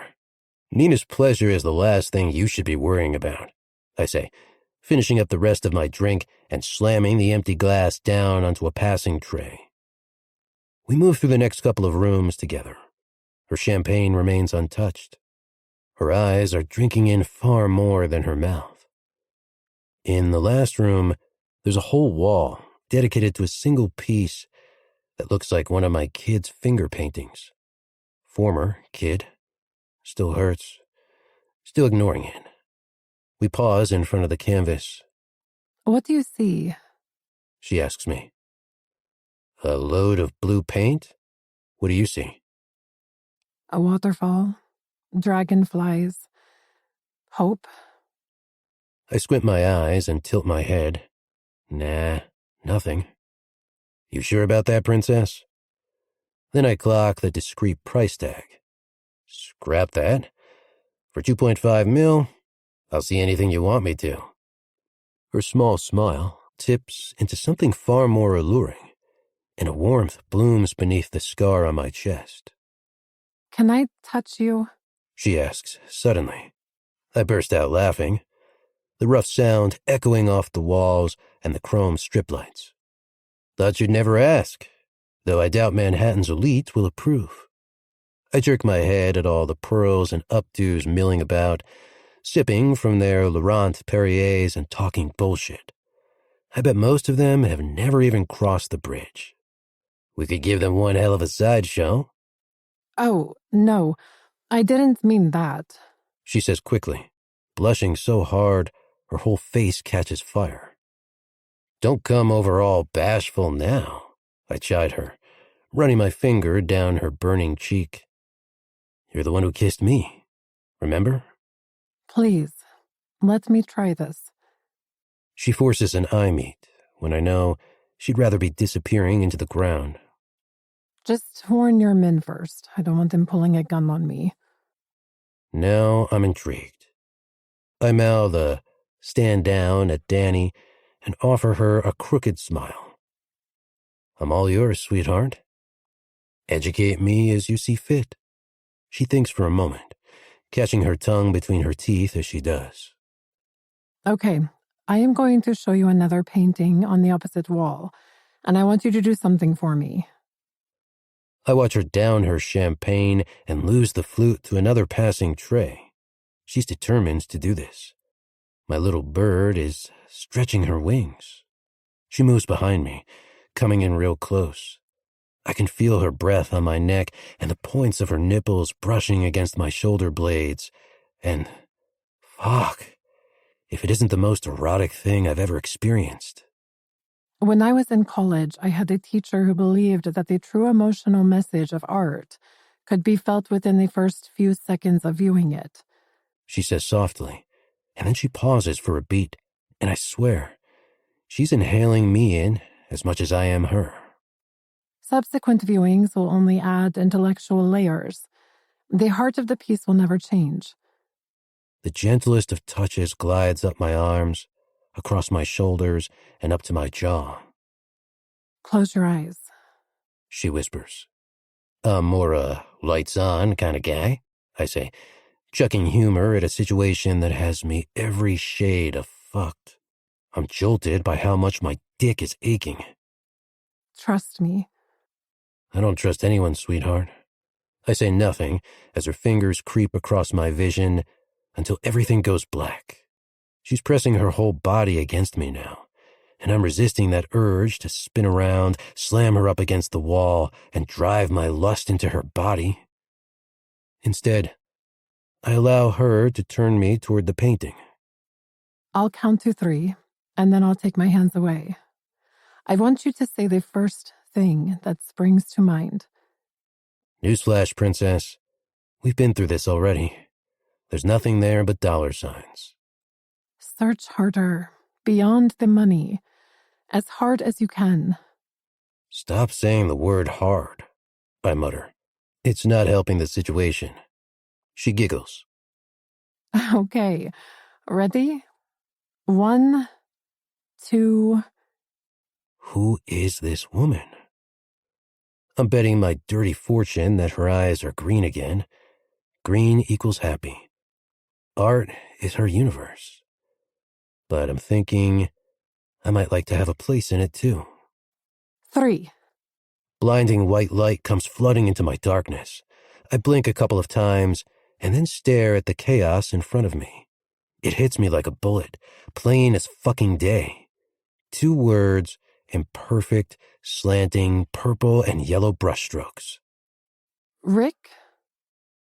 Sad and fierce, I say without thinking. I hear her gasp, then feel her loss as she takes a step back. Why did you say that? I turn to find out what her fucking deal is. She's standing a meter away, her face as pale as the walls, searching for a meaning behind 2 words and a story that I'll never share. What the hell just happened? Irrespective, I've had enough of culture for one night. She's had her fun, and now it's time for mine. Sorry, sweetheart, I say with a shrug. I'm still not seeing anything. But those words. Why? Mindless shit means about as much to me as these paintings. But she knows I'm lying. The question is, why does she care? Chapter 13. Nina. Love is irrational. I've always known this. It sits too close to that opposing emotion, like a sleazy old man on the bus who switches seats as soon as you do.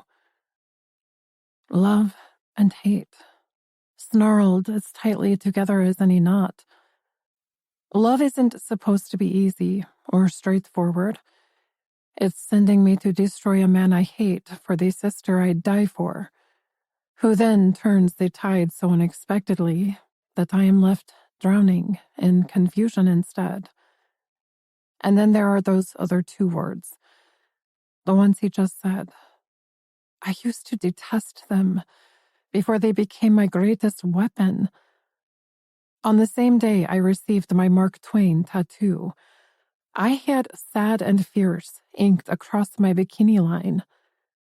I did it as a caution to any man who tried to abuse me from then on in, that my tears would dry and my spirit would heal, and whatever they did to me would never, ever break me. I've carried them on a journey, all the way from the painful childhood into a fractured adulthood. One day they just appeared, and I couldn't shake them loose. like two stray dogs that lurked in my shadow and followed me home, hoping for a sliver of recognition. To hear those words coming from his mouth is adding texture to the strangest night of my life. I'm caught up in a gathering storm, the wild and terrifying, and then everything turns crazy kind, like the ones that happen in Tuscany and the south of France in the summertime. From the moment we walked into the private gallery, there's been a sense of an approaching crescendo. When I touched his arm, I felt a spark. When my fingers traced his jawline, heat flashed like lightning between my legs. When I moved up close to him, I felt his strength thundering into mine. I wanted a part of him so badly. He could have had me, then and there. I can't hate him. I can't even pretend to anymore, even though I know he'll hate me eventually. I don't want to die at the hands of this man, but I know with a sudden sharp clarity that in the next few days I'll be dying from something indefinable anyway. But I don't love him. You can't have those kinds of feelings for a man like Rick Sanders. You can't love a devil. There's nothing to cling on to as he rips a twister through this world, destroying everything in his path. Maybe there's an opposite to hate that isn't love. Maybe this is it. This moment, this man, this night. Make it count. I don't say a word as he takes my arm and leads me over to a curved stairway adjacent to the front entrance. I don't see the way his men position themselves to dissuade company from following as we make our way up into darkness. I don't hear the squeal of my high heels on the metal tread, the swish of my expensive black cocktail dress, or the pounding of my heart. Instead, I am conscious of how his breathing falls in time with mine. I sense his fluidity and power as the word safe swirls around my head again.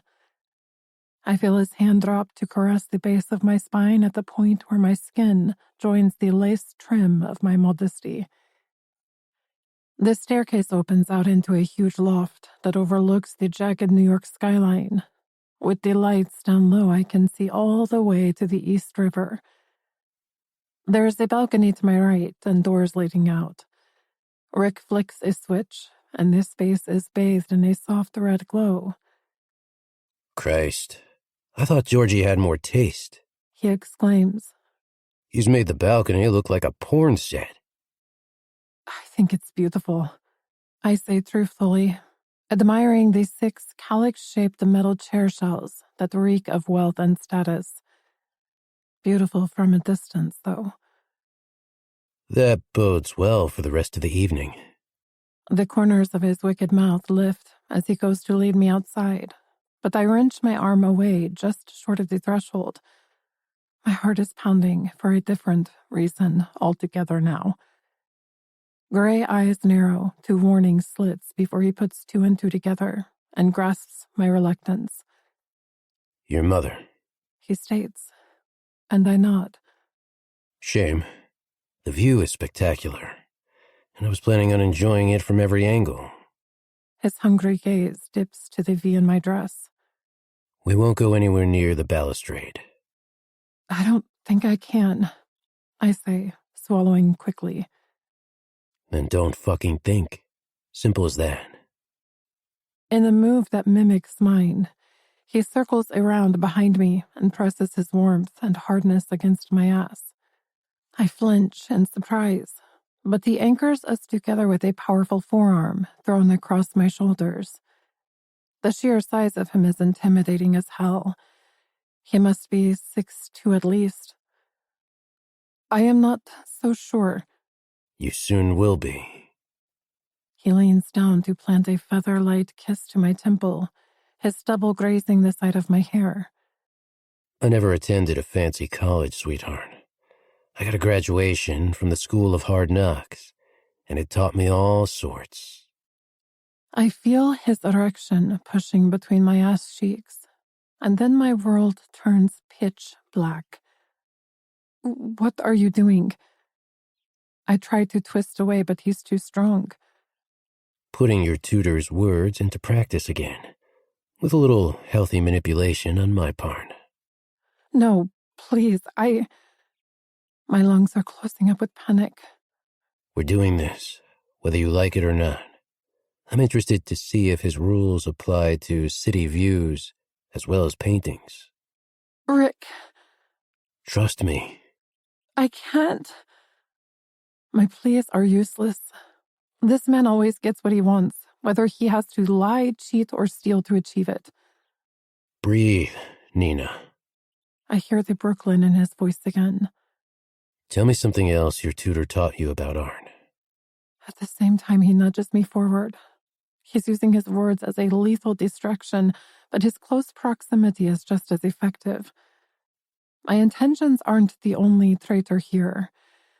My body is betraying me just as much as I am betraying Rick. Well?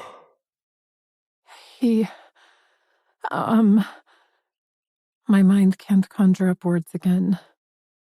Another nudge forward. I'm making baby steps toward my own personal hell. He told me to open up my heart to every piece, no matter how ugly, I say in a breathy rush. And your legs, by the sound of it. I smile despite my terror. He's 70, and married to a man with a mustache named Francis. Lucky Francis. Mustaches don't suit everyone. Anything else? I can feel the icy wisps of a September breeze wrapping around my bare legs and tugging me toward the balcony, too. Everything is conspiring against me, it seems. Concentrate on my voice, sweetheart. I hear Rick say. He can feel me faltering. The texture of the floor has changed. It's no longer solid and unyielding like marble. My heels are sharp points, sinking into some sort of timber. If you love art so much, why did you quit studying? I couldn't afford the tuition. I took 3 jobs, but I kept falling behind with my studies. Is that why you sought me out? You after a free ride? I can hear the black ice in his voice, the really dangerous kind where one wrong move can skid me off course. Never forget who this man is, no matter how charming he can be. Nothing in my life comes for free, Rick Sanders.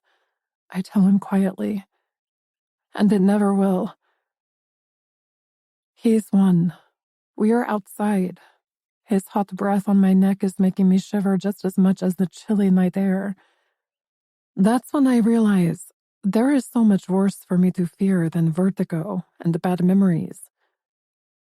Keeping my eyes covered, he loosens his grip across my shoulders. My core starts to ache as he glides his hand downward, brushing against the side of my breast, tracing patterns across my hip bone before fingering a trail across the waistband of my panties. This is my art, little bird, He whispers, gathering up the hem of my dress to my stomach.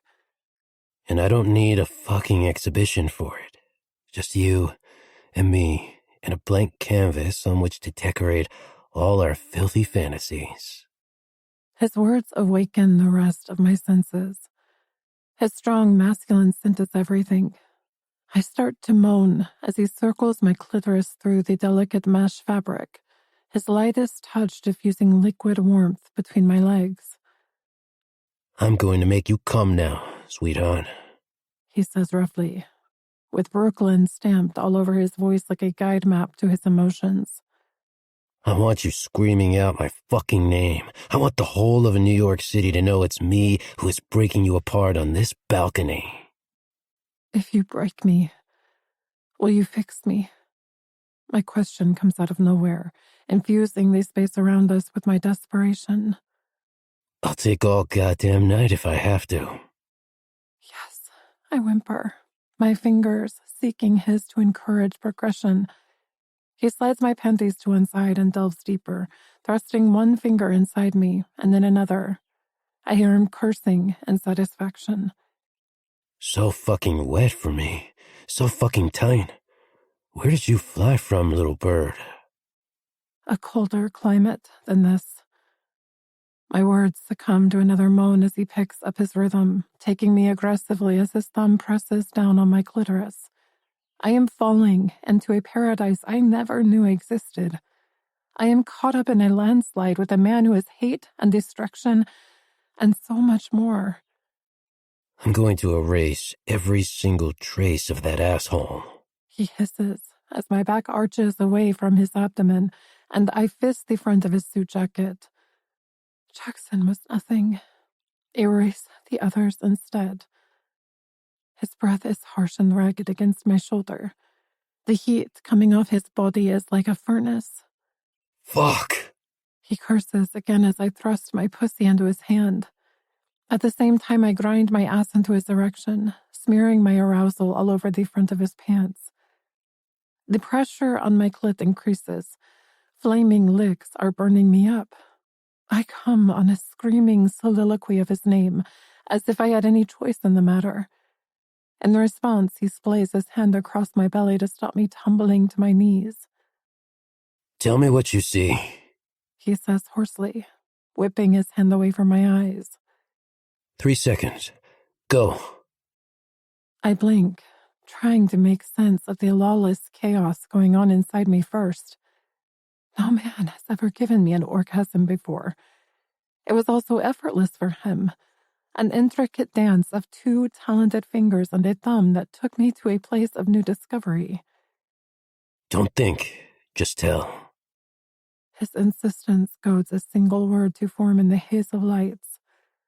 All of a sudden it's so vivid, so blinding that once I've seen it, nothing else exists. It's not an object or emotion. It's a feeling that has never felt so right. Nina. He prompts. Yours, I whisper. Chapter 14. Rick. Damn right you're mine, I say with a hiss, fighting to free myself from my zipper. The wetness still glazing my fingers is all the proof I need. Let's demonstrate it again, shall we? I'll never get her near the balcony's glass balustrade, so I bend her over a nearby table instead. Whether she's in shock from her admission or from the toe-curling orgasm I just gave her, she's compliant in my request, barely murmuring as I flip her dress further up her hips and rip her panties down her long legs. My hunger for her is insatiable. My head is pounding with lust. If I don't sink my dick into that sweet, receptive pussy, I'll lose my shit completely. Nudging her legs further apart, I fist myself for a few strokes, feeling the thick veins throb beneath my fingers. Hard as fucking stone. I'm about to give Nina Costin a whole lot more than a college boy ever could. Following the crease of her ass, an ass that I'm longing to destroy just as badly, I slide the head between her glistening pussy lips. Something changes in her then. Her head snaps up and her body goes rigid. Wait. I hear you, sweetheart, I mutter. Jesus, what was I thinking? I never fuck without a rubber. Reaching into my pocket, I rip the silver foil apart and do what's necessary. She turns to say something else to me, but I'm done with distraction. Leaning over, I press the side of her face and her words into the tabletop and imprison them there. No one gets to watch me come. I only ever screw from behind, no exceptions, not even for her. I'm done talking, baby, I grit out, surging forward. Time to fuck us some new fantasies.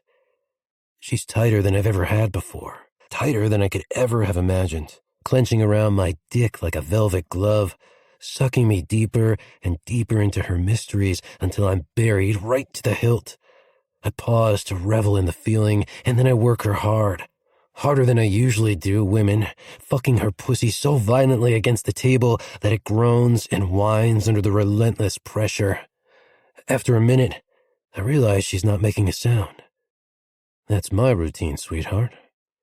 There are no soft, helpless whimpers, no primitive screams of my name.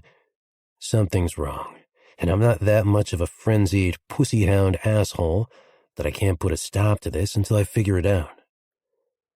Releasing my hands from her head, there's fresh wetness smeared across my skin. Tears. What the hell? I'm a messed up guy, but this kind of shit doesn't sit well with me. I kill at will, I sell my coke to anyone with a healthy amount of green, but causing women pain is a fucking no-no. Many of business associates would have destroyed my ex-wife for her deception, but I gave her my mansion in Miami as a fuck you present instead. I cast off tricks and tramps like Liza D'Angelo with impunity, but I choose the ones who care less about it than me. Some say it's a weakness. I call it strength. It limits the amount of damage I cause. I'm not a devil rallying against the whole world, just half of it.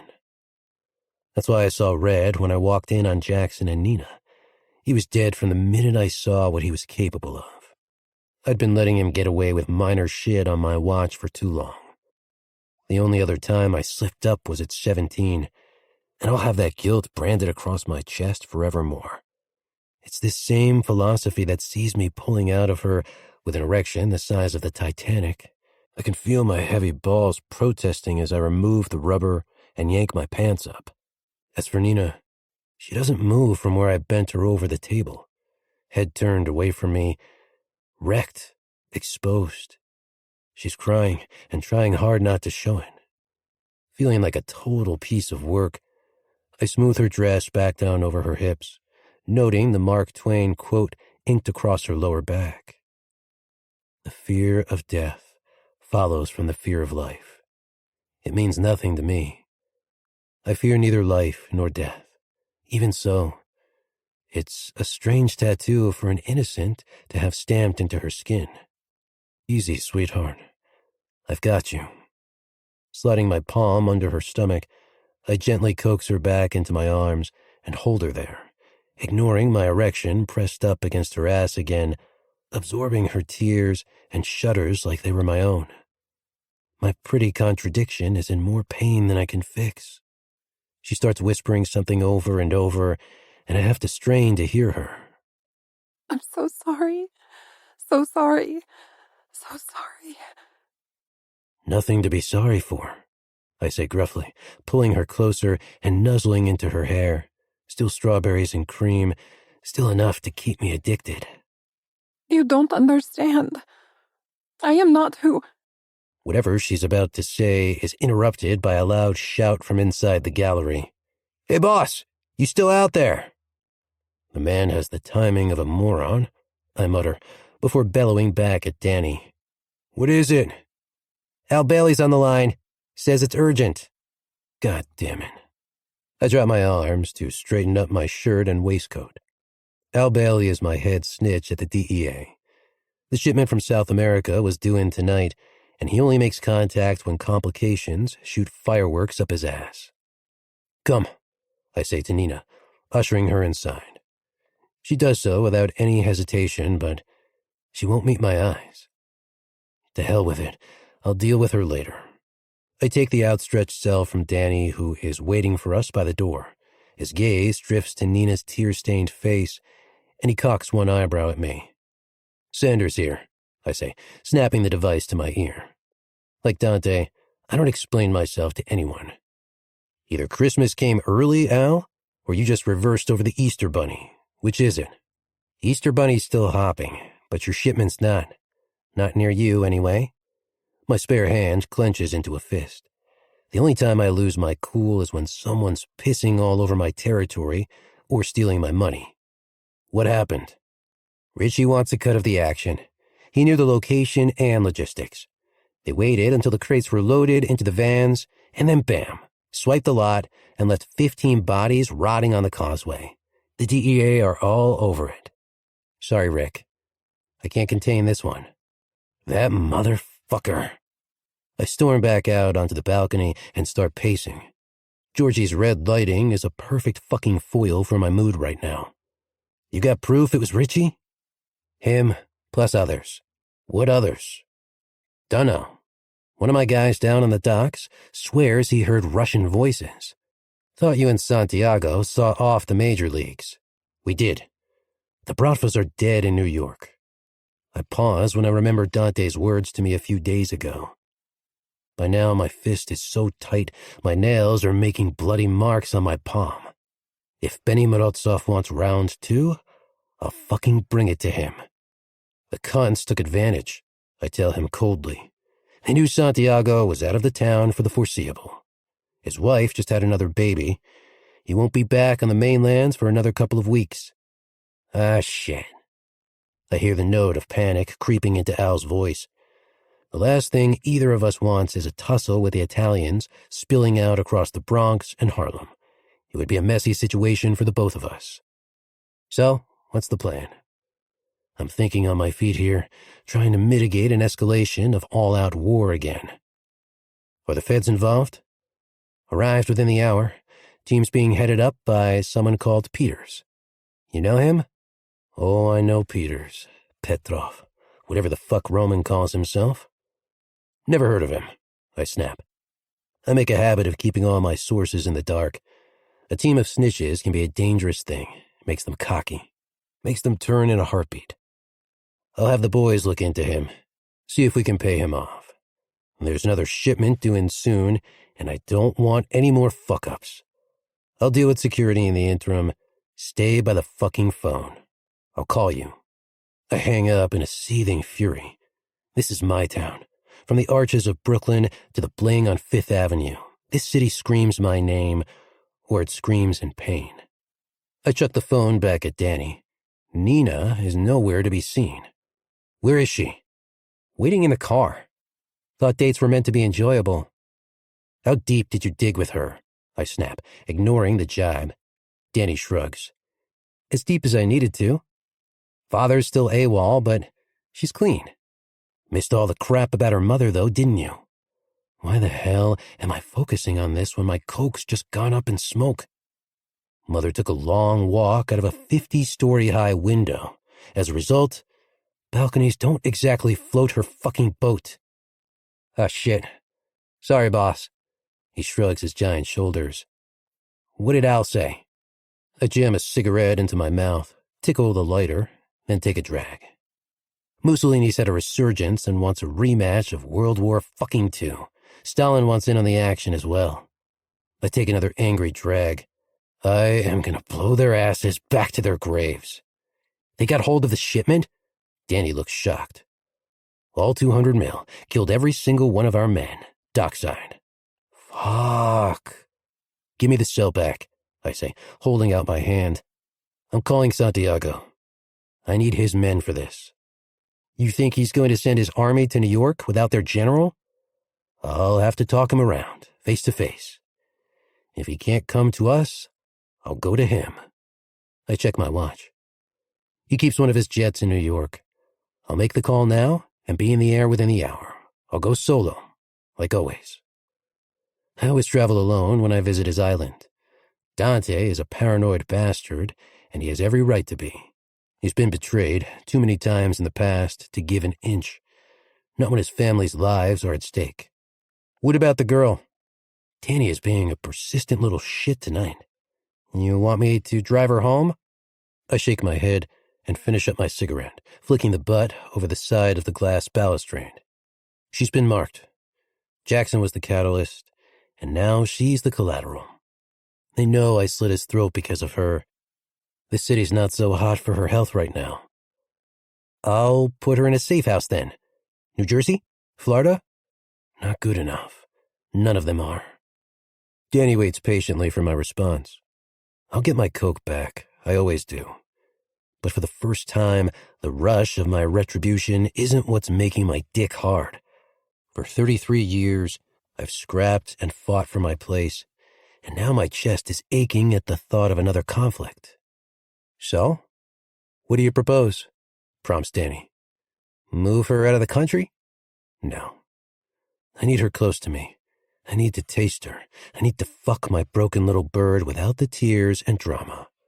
I need to feel her flutter her pretty feathers against my skin one last time. She's coming with me, I say, making a split decision. We'll be gone for 2 days, tops. I'll let the Italians stew in that time, build up the anticipation. Call Roman on the burner. I want to meet up with him before we fly. Chapter 15. Nina. I slam the door and rest my forehead against the white woodwork.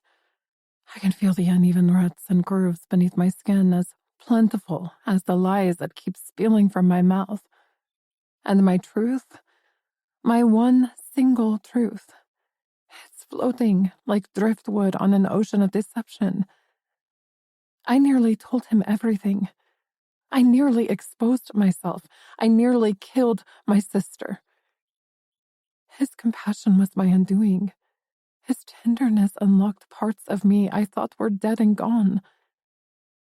Men like Rick Sanders aren't supposed to exhibit these sentiments, but I'm quickly realizing that he isn't like any other man. He's the opposite of my art tutor's advice. The first viewing is the veneer. The real heart of him is exposed afterward, and I've barely scratched the surface. I reel away from my front door and grab my black overnight. Things are moving quicker than I had anticipated, switching direction so violently I can't catch my breath. He wants to take me to the island. Why? I have no idea. Something's happened, but he's refusing to share the details with me. Whatever it is has set that compass for the both of us. In less than 10 hours, I'll be face to face with Santiago himself. I can feel the bile rising up. I only just reached the toilet in time, smashing up the lid before vomiting my terror into the bowl. It's a terror that's been steadily building momentum ever since Rick informed me we were taking a trip out of town. I knew right away where we were headed. None of his men will be accompanying us, and according to my father's intel, there was only one destination he travels to without them. There was never any option for me to refuse. The look on his face said it all. His sinful mouth was pressed into a thin, uncompromising line.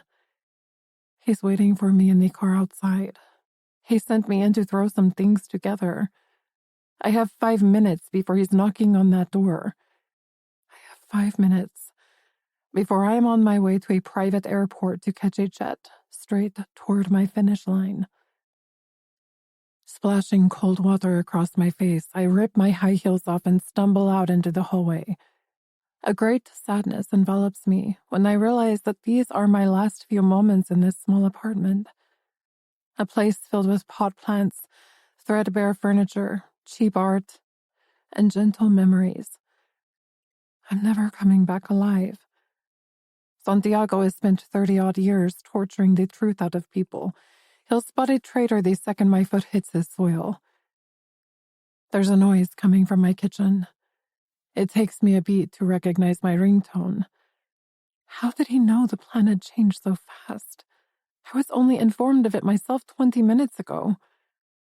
Nina? My father's voice booms down the line at me. It's brisk and efficient, with no time for fake niceties or cruelty today. Santiago's security is unparalleled. No unsanctioned cells are allowed on his island. One of my men has gained access to your apartment via the fire escape at the rear. In 60 seconds, he'll be knocking on your door with a gift. The latest advancement in GPS tracking devices, straight from the labs at Langley. It's plastic-coated, the size of a thumbnail, and is invisible to all modern detection devices. One button. Even you can't fuck that up, Shuka. The second you land, you press that fucking thing. You hear?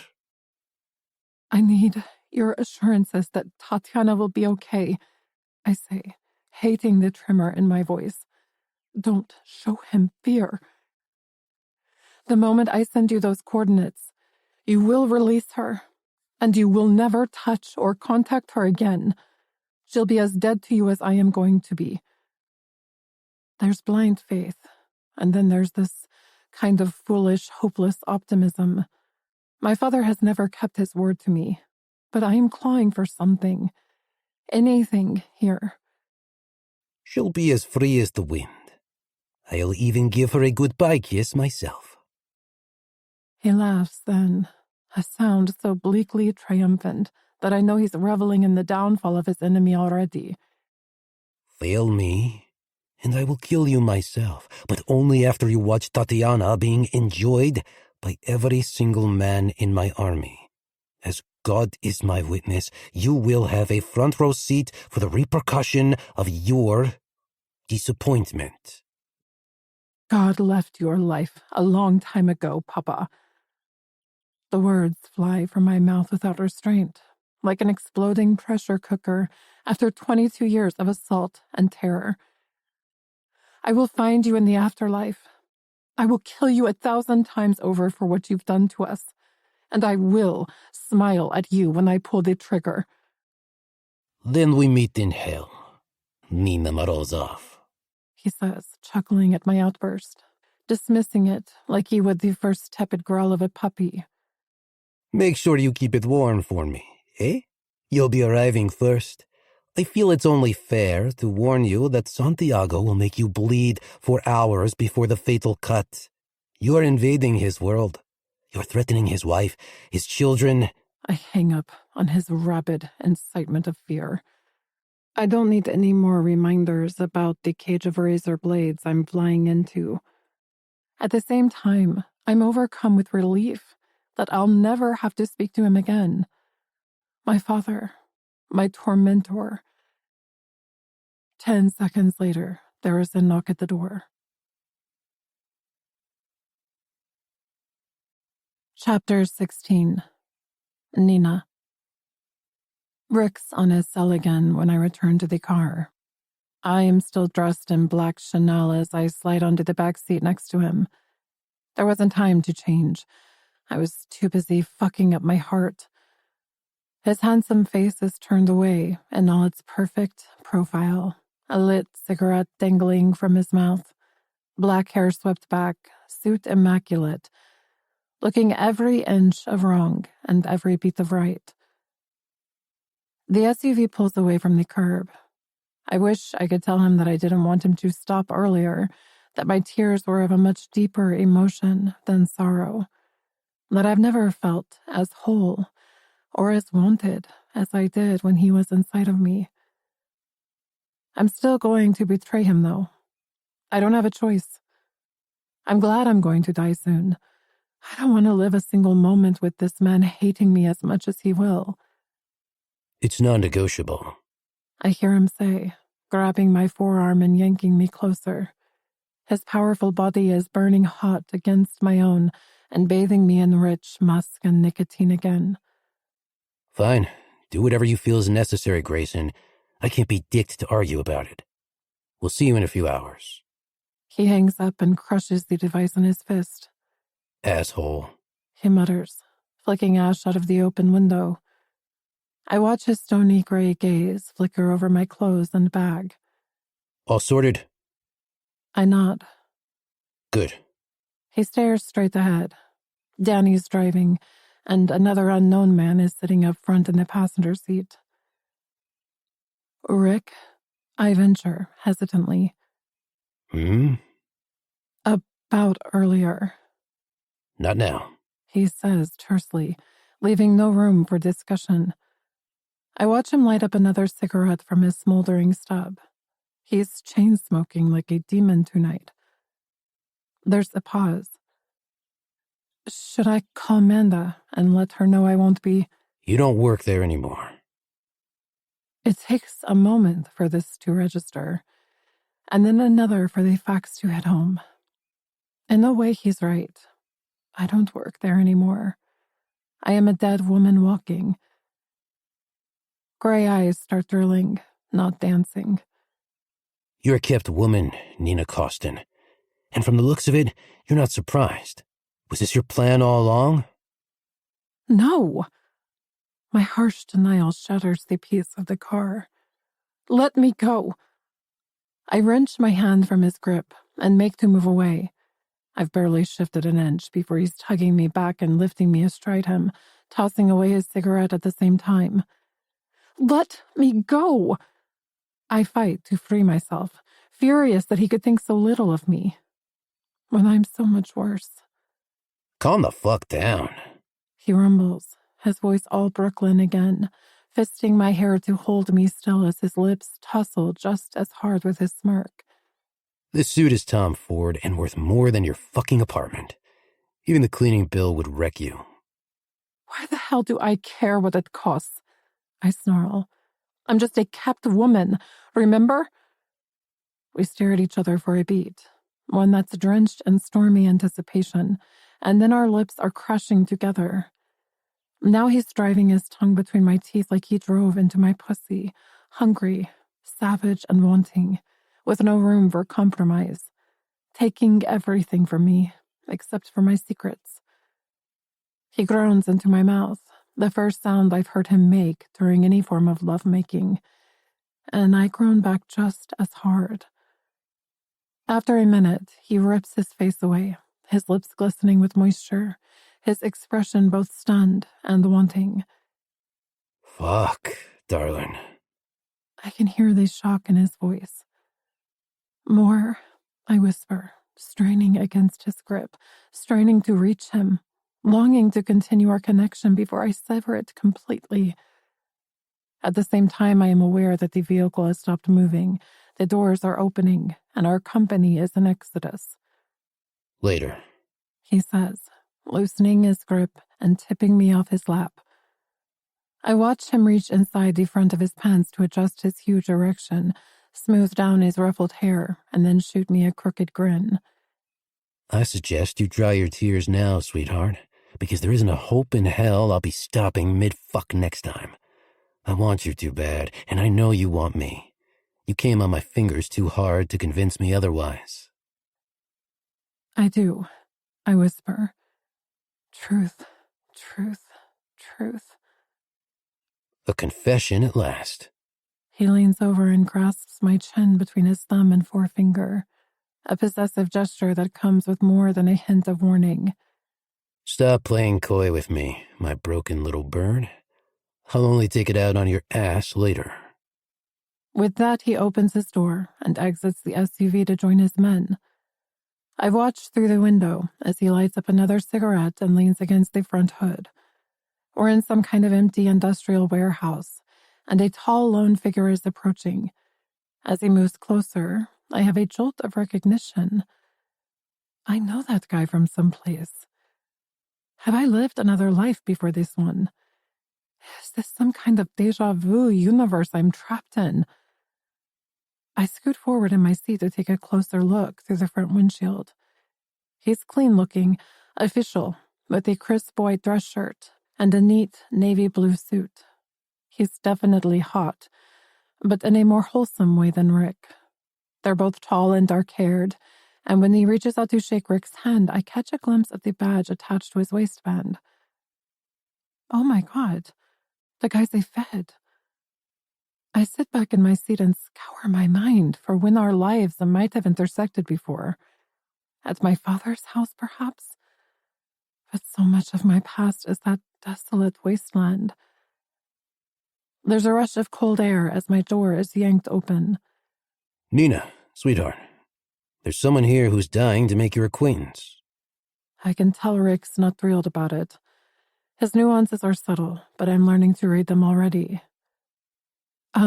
Sure, I say, nervously, slipping my heels back on and taking his hand as he guides me out of the vehicle.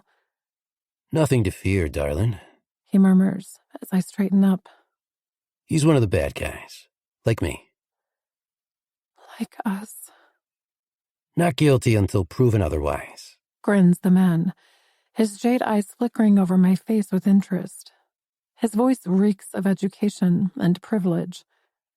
Rather that than be Santiago's new nemesis. Don't expect the red carpet treatment from him when you land. He's pissed at you, and rightly so. Rick, I glance at him in confusion. What's he talking about? Don't listen to him. He's being an asshole. Is that where we're going? To meet? As if I didn't know. Nice opening there, Roman. Scoffs Rick, flicking his cigarette across the warehouse. Is this how you introduce yourself to women? By scaring them shitless? No wonder you're a 30-year-old virgin. On the contrary, Says Roman, smiling blandly. I choose to spend my time with women who don't have an allergy to class and taste. Which is why I can't understand you, Miss Costin. How the hell did a cheap Brooklyn crook like Rick Sanders catch your eye? His admiration is so unexpected. I can feel my cheeks blushing. Maybe cheap Brooklyn crooks know how to keep their women satisfied. Unlike uptight FBI dickheads. Responds Rick, coolly. Interesting that she knows who Santiago is. Muses Roman, ignoring his riposte. The whole fucking world knows who Dante Santiago is. It's not exactly an earth-shattering revelation. Perhaps. The FBI agent is staring at me again. Have we met before? I swear I know your face from somewhere. I shake my head. I don't believe so. It's a pleasure to meet you. I step forward, unprompted, and lift my hand out to him. Impeccable manners as well. He takes my hand with another grin. You really are slumming it, honey. Does Daddy know where you are? Oh, he knows. We come from the ground, and we go back to the ground when we're done, sir. I declare, extracting my hand as politely as I can. His lingering gaze conceals a web of secrets, even more intricate than my own. I was taught it's what we do in between that counts, and if Rick's had a rough start in life, I'd say he's more than made up for it. I pause, unnerved by my sudden fierce need to defend him. Roman stares at me, and then he throws his handsome head back and laughs. Fucking hell, Sanders. You found yourself another Eve. Good luck with that. He's still shaking with mirth as he walks away. A pleasure, Nina. He calls out over his shoulder. I have no doubt we'll meet again. Not likely. And who the hell is Eve? Meanwhile, Rick is looking at me sideways with a strange expression on his face. What made you say that? Is he annoyed I defended him? I have no idea, I say truthfully. It just sort of tumbled out of my mouth. As soon as I say it, I have a flash of another sepia-tone memory. A park, swings, a broken, bleeding boy on a bench who first said them to me. Who was that man? I say, blocking out the image. Roman Peters, or Petrov. 2 surnames, 2 identities. He and Santiago have an ongoing side gig. Some personal shit. He's a pain in my ass, but he's well connected. How do you know Mr. Santiago? I say quietly. Like I said, I'm not in the business of scaring the hell out of women. Besides, you can ask him yourself in a few hours. He clocks my face, and his lips start to twitch. That's right, darling. We have a dinner date with the FBI's Most Wanted 1 and 2. Best keep your passport handy. Our flight departs in 30 minutes. Chapter 17. Nina. I sense a lifetime's worth of dark humor is at play as I board the luxury private jet with Rick. I'm traveling to my doom and my own personal aspiration. I've never desired money, but I've desired freedom. The ability to move so liberally around this world is the ultimate dream. Is this Mr. Santiago's? I ask, as he throws himself into the plush leather recliner next to me, loosening his tie with a jerk. One of them, he says, clicking his fingers at the air attendant. Triple scotch, straight up, no ice. Nina? Water, please. I turn to the cabin window, trying to catch my last glimpse of American soil. How long is the flight?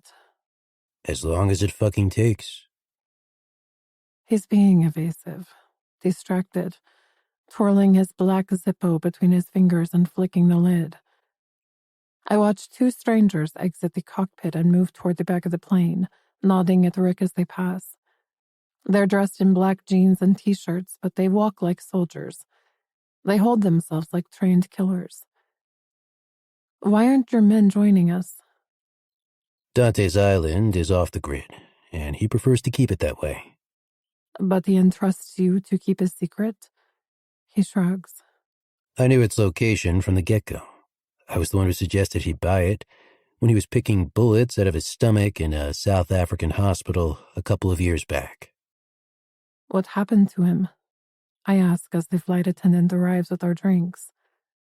Sibling rivalry that crossed into adulthood with dangerous consequences. Thanks, sweetheart. He takes a swig of his scotch and then calls her back over. Bring the bottle next time you're passing. My nerves are shredded as we start to taxi.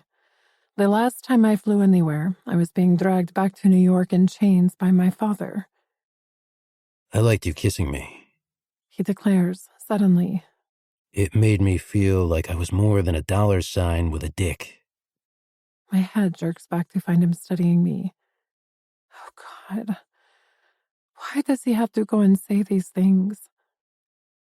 I liked kissing you too, I say, my wounds oozing guilt as his declaration slashes at my conscience. Then it's a hit. He picks up my hand and brings it to his mouth as that dull and deadly beat detonates between my legs. He examines each knuckle as if they were mini Fabergé eggs. I'm going to fuck you now, Nina Costin. I'm done waiting around. Is that an attempt to seduce me? I say faintly. Do you want it to be? He starts to trail his fingers up to the pulse point on my wrist. Light Brigade, darling. How wet are your panties? Soaked. I snatch my hand away, and he laughs. There's a bedroom at the back of the plane, and too many hours to kill. What do you say? I stare at the handsome criminal with the wicked, dancing eyes and the smarts that conceal 1,000 hearts. The ones I know are lurking just behind that crooked smile because it looks like a painting gone askew, and I want so desperately to straighten it before I go and break us. I'm on my feet before he is, but it doesn't take him long to join me. He starts removing his tie as he turns to follow. 2 steps later, his arms are locking around my waist, yanking me back against his erection and breathing lust into my hair. The cheap blondes were only a warm-up, darling. They were time poorly spent when I should have been looking for a real princess like you. I shut my eyes to conceal the tears. Make me forget, I whisper, letting my emotions goad me too close to the edge of that precipice again. He chuckles as his left hand strays to cut my breast and brush my nipple with the pad of his thumb. Sweetheart, in about 5 minutes, you won't even remember your name.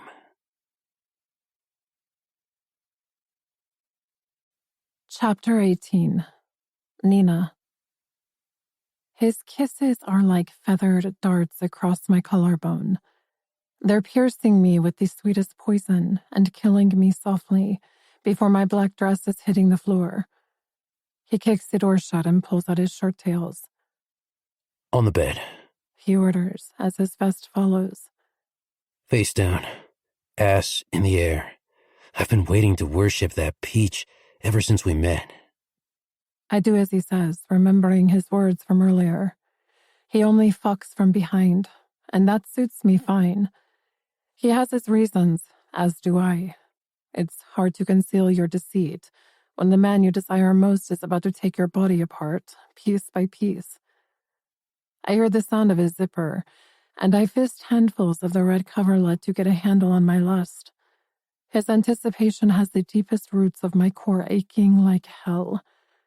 My breath is coming out in short, sharp gasps as I wait for his hands to hurt and to soothe. I feel the dip in the mattress behind me. I brace myself, and then I'm all out moaning as he traces my tattoo with the tip of his tongue. No need to fear life or death, sweetheart. I got you now. I block my ears to his words. I can't let him in. I can't let him in. In another lifetime, we'll find each other again. Maybe then I'll make this right. His tongue moves lower, forging a path down through the crease of my ass as his hands hold me wide and steady, my arousal seeping down the inside of my thighs. Sweetest fucking peach. I hear him murmur, and then he's closing his lips around my clitoris and sucking hungrily until nothing else exists except this exquisite torture. He's impatient and demanding, stealing my breath and my modesty. Before long, I'm grinding myself into his mouth and taking every nip and draw of his pleasure. Oh, God, make me come. Make me come. I'm greeted with a chuckle of approval as he plunges 2 fingers inside me, and then 3, stretching and conquering, tearing my orgasm from my body after several savage thrusts. My mind is still drunk when I hear the sound of a condom wrapper, and then the head of his cock is pushing up against my entrance. You good with this, baby? He surges forward an inch, making me burn from the size of him. Yes, I gasp out. The fact that he even asks seals every budding feeling. Then take it all, little bird. He says roughly, smashing every barrier as he buries himself so deep inside me that pain and pleasure become the same beautiful canvas. Your wings aren't so damaged anymore. He broke me for 2 straight hours, and then he pieced me back together again with parts I never even knew were missing in the first place. I may not have seen his face when he came for the first, second, or third time. I may not have tasted victory at having a powerful man like him fall apart in front of me. But I heard his groans. I felt his loss of control. I felt his great body come crashing down beside me when I drained him of everything he had. Through the damp mat of my curls, I watch him stretching out on the mattress next to me. His eyelids are fighting a losing battle. His breathing slows to a steady rise and fall as he reaches the tipping point between consciousness and sleep. His body is everything I'd envisaged, and more. It's lean and powerful with a web of hard muscle netting his abdomen. Reaching out, I trail my fingers across the crude definition of his six-pack before tracing the outline of an ugly silver-gray scar just below his ribcage. He catches my hand when my touch starts to linger. Nothing but a bad fairy tale there, sweetheart. He rumbles. I glance down at his gold wedding ring. He follows my gaze and frowns. Don't be fooled by shiny objects either. He wrenches the ring off his finger and chucks it across the room. It smashes against the cabin wall with a dull thud. There. Lighter already. I know his marriage is a sham, but the rusty knife is still carving questions into my tongue. The bedroom is suddenly full of whys and wheres. We're done, darling. Finito. He says, rolling onto his side. I've committed 3 murders in the last week, and my marriage was one of them. Look at me. His eyes aren't dancing anymore. They're stormy gray and guarded like a fortress.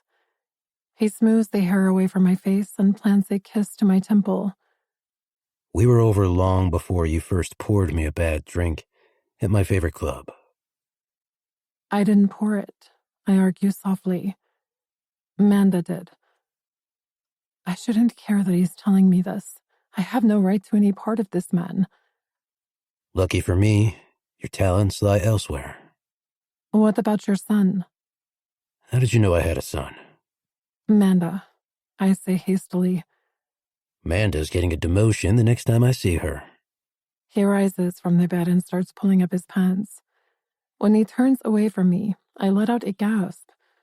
Jagged black blades of ink cover his skin from the nape of his neck all the way down to the base of his spine. Wow, I breathe, sitting up to trace a section with my fingertip.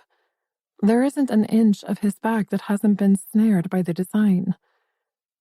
This is a work of art, Rick. Don't tell Georgie. He'll try and hang me upside down in one of his exhibitions. He bends down to pick up his shirt. When did you get it? When I was a kid. Some bad shit went down. I figured I needed 60 hours of needle pain to atone for my sins. What happened to you? I ask quietly. I met a kid in a park who changed my outlook on stuff. It required pissing off a bunch of Russians to cut loose from Brooklyn, but still, the blades represent new beginnings. My mind starts whirring again. Sepia tone, sepia tone, sepia tone. I can't keep the memory down for much longer. The dam is being breached.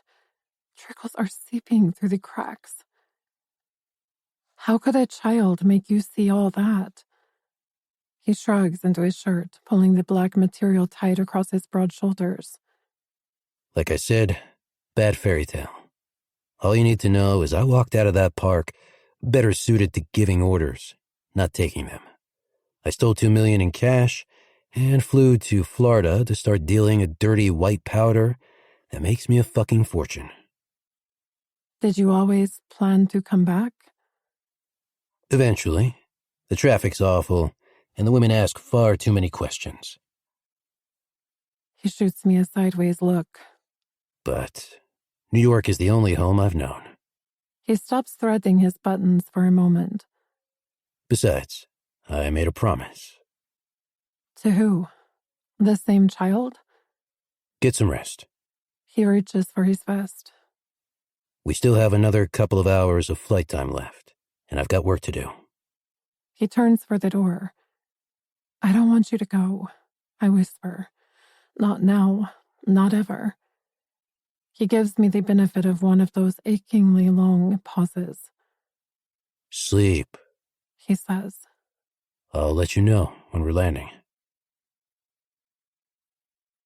I wake with a start, as confused and as frightened as I've ever been.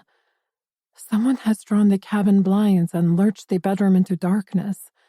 But there are noises all around me, from the steady drone of the jet's engines to the restless beating of my heart.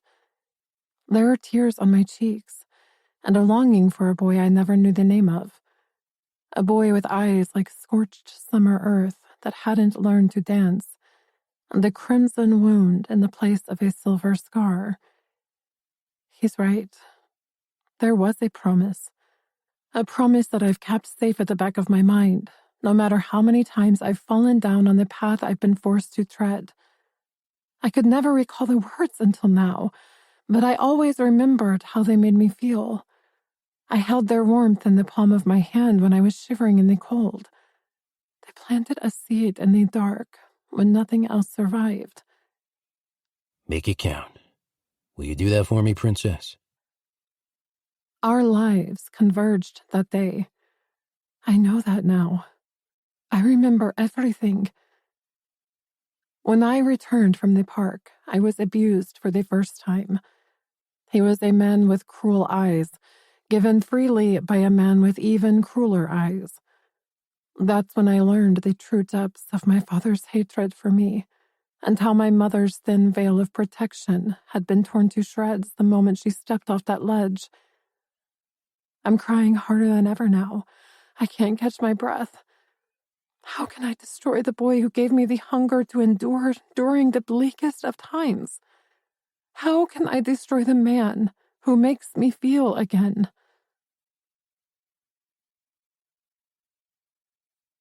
Chapter 19. Rick. We land on a small landing strip at dusk. Reds and golds are melting into the skyline, and the sun is sinking slow into the Pacific. It's pretty fucking idyllic. And judging from the expression on Nina's face, I can see she feels the same way. It's at times like this when I question my decision not to buy the island for myself. But the isolation came with a hefty price tag I wasn't willing to pay. No hustle, no pussy. Dante's second in command, Joseph Grayson, is waiting for us at the bottom of the aircraft steps. The tall Texan looks as icy cool as usual, leaning against the side of a black Jeep in a black baseball cap and matching Wayfarers. Arms and ankles crossed, same chilly fuck you countenance as always. I'm expecting to get my ass handed to me for bringing Nina here. Both he and Dante have warned me as much, but I haven't come all this way for their approval. I'm here for their guns for hire.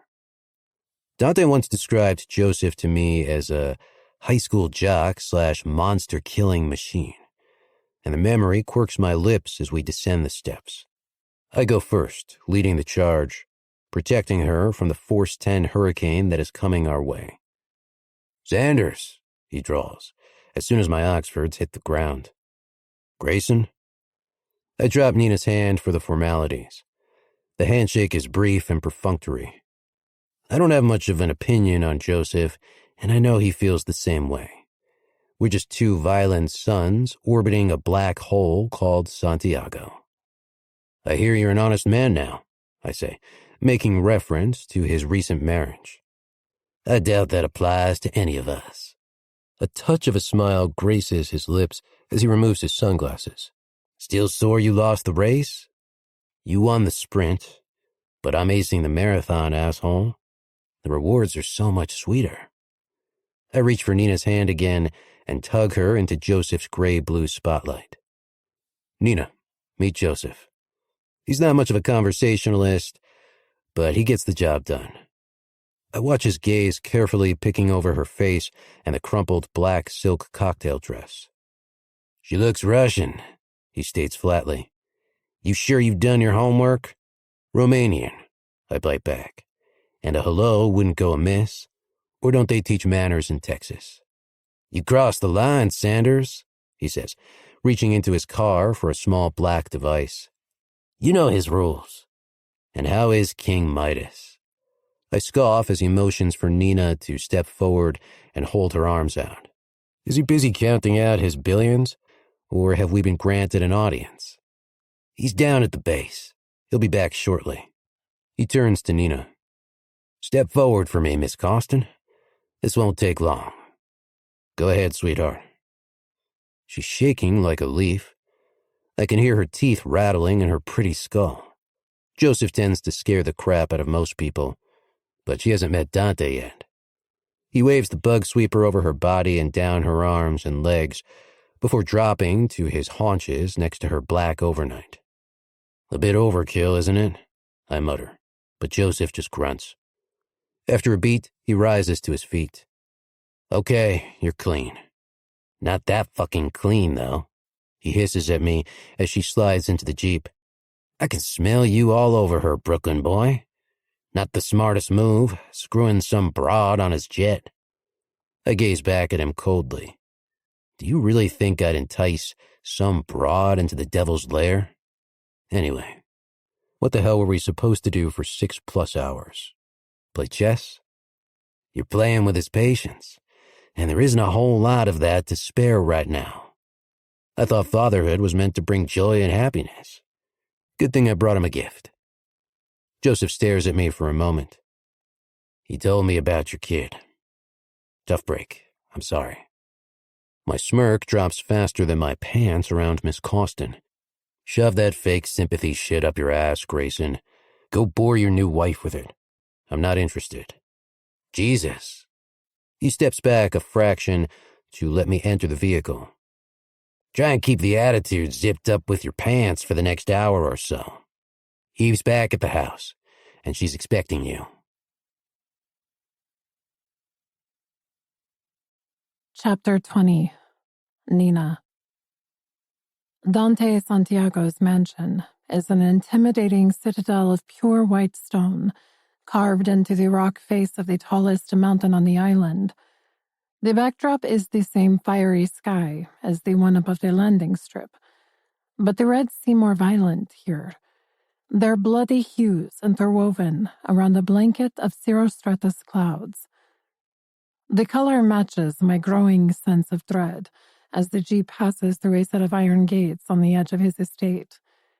Below us, the Pacific is a furious explosion of blue, and the richness of all these colors combined reminds me of a famous Monet painting I saw in Paris once. I was so certain that this man, Joseph Grayson, would find the tracking device in my bag. I kept waiting for his machine to erupt with noise, like some mocking game over ditty when you run out of lives on the Xbox. I can't even look at Rick anymore. There's a taste like sulfur in my mouth, and my heart is thumping with the painful beat of my own funeral march. How can he be the boy I met in that park all those years ago? Sad and fierce. I recall the origin of those words now. My mother signed her suicide note with them. I was a scared, heartbroken 6-year-old when I first spoke them out loud, 2 days after her death. But he turned them into something else. Like a sorcerer, breathing life into a dying flower, he took all my spools of sadness and fierceness and spun them into faith. We pull up to the house. With one hand planted at the small of my back, Rick guides me into a spacious lobby with a circular marble stairway. The white walls are stained red, with the sunset streaming in through the open windows. We are greeted by the monotonous disapproval of a huge grandfather clock. Grayson glances at his cell. Dante's back in his office. Go and say hi to Eve, and meet us down there. I'm not kissing babies, Snorts Rick. That's for politicians and the super corrupt. Eve's not an idiot, He says, turning to leave. You'd be lucky to get within 10 feet of one of her kids without taking an STI test first. Asshole. Grits out Rick as he stalks off down the hallway. Planting his hand at the base of my spine again, he guides me in the opposite direction, toward the sound of soft, feminine laughter. I may have a past, little bird, but none of them have ever made me come as hard as you do. Do I get a prize for that? I say, quashing my elation. Yes, me. The best prize of all. Eve Santiago, He declares, stalking in through an open doorway with me still clamped to his side. Have you missed me? Truth be told, I haven't thought of you once, Rick Sanders, comes an amused reply as a stunning woman in a white sundress shuts the refrigerator door with a clatter. So this is the Eve he's always referring to. She leans against the kitchen counter with her arms folded and sizes us up. A beat later, her face is crumpling into a smile. Kind eyes, the size of giant sapphires, and silky dark hair trailing all the way down to her waist. She's as slender as I am. Only a slight thickening of her midriff suggests that she had a baby a few days ago. Rick drops his arm from my back and bends down to kiss her cheek. Congratulations on the new arrival. Thank you. I hope you've been keeping yourself out of trouble for once. Not much chance of anything else with 2 children these days, she says with a sigh. Hi, you must be Nina. I'm Eve, Dante's wife. She moves away from Rick and pulls me in for a brief hug. Despite all the tantrums about your arrival, I am thrilled that you're here. It's about time we evened up the numbers. The amount of testosterone around this place is insane. Hi, I say shyly. I hope I haven't caused too much trouble. Her hair smells of sunshine, and her lightly tanned skin glows with the kind of happiness I can only dream about. She's easily the most beautiful woman I've ever met. How can such light align herself with such darkness? Can you fix Nina up with a drink? Says Rick, sliding a finger down my cheek. I have a date with your husband. Sure, leave her with me. She flashes me another dazzling smile, and I die a little more inside. I won't just be betraying Rick now. I'll be betraying her as well. Rick presses his lips to my temple. Behave yourself, little bird. Eve will show you up to our room when you're blind, drunk, and staggering. Don't miss me too much. I nod and catch Eve watching our exchange with an odd expression on her face. Go, she says, reverting back to perfect hostess again. You know how much he hates to be kept waiting. There's a long moment of silence as we listen to Rick's retreating footsteps. So, drinks, she declares, turning back to the refrigerator. What's your poison? Wine, gin? Something softer would be great. Not drinking either, huh? Breastfeeding's such a bitch. Sophia, she calls out across the pristine kitchen. Why is everything white in this place, including her clothes? Can you grab a bottle of sparkling mineral water while you're out there? No problem, senora, trills a voice from the next room, each word draped in a heavy, sensuous accent. Sophia is our housemaid, cook and nanny extraordinaire, whispers Eve. She's also in hiding because she didn't want to see Rick. Oh, why is... I trail off when I see the look on her face. Great. He likes Spanish-sounding women, too.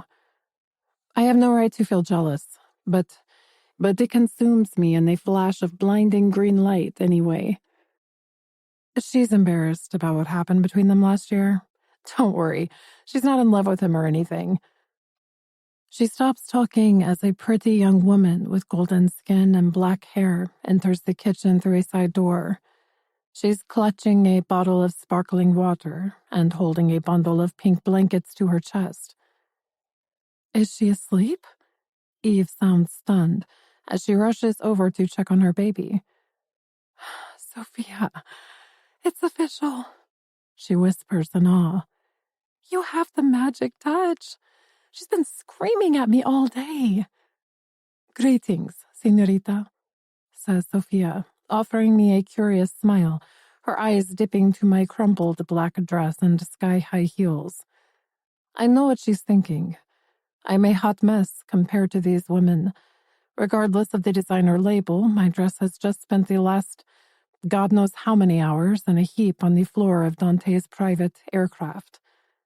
I'm desperate to change, but I didn't have time to grab any spare clothes from my apartment. I was too busy making arrangements to bring chaos into these women's lives. I've made up a room for you and Senor Sanders in the East Wing, says Sophia, handing the bottle to Eve. Thank you, I say, forcing the image of her and Rick from my mind. Did he fuck her from behind too? Or was she an exception? I can't bear to cuddle her in case she wakes, croons Eve wistfully. Do you mind holding her for a little while longer? Will that screw up the dinner timings? Not at all, Senora Eve. Senora Anna will be here soon to help me with dinner. Go and enjoy the last of the beautiful sunset. Freedom at last, says Eve with a grin, taking down 2 glasses from the nearest cupboard. Let's escape before she changes her mind.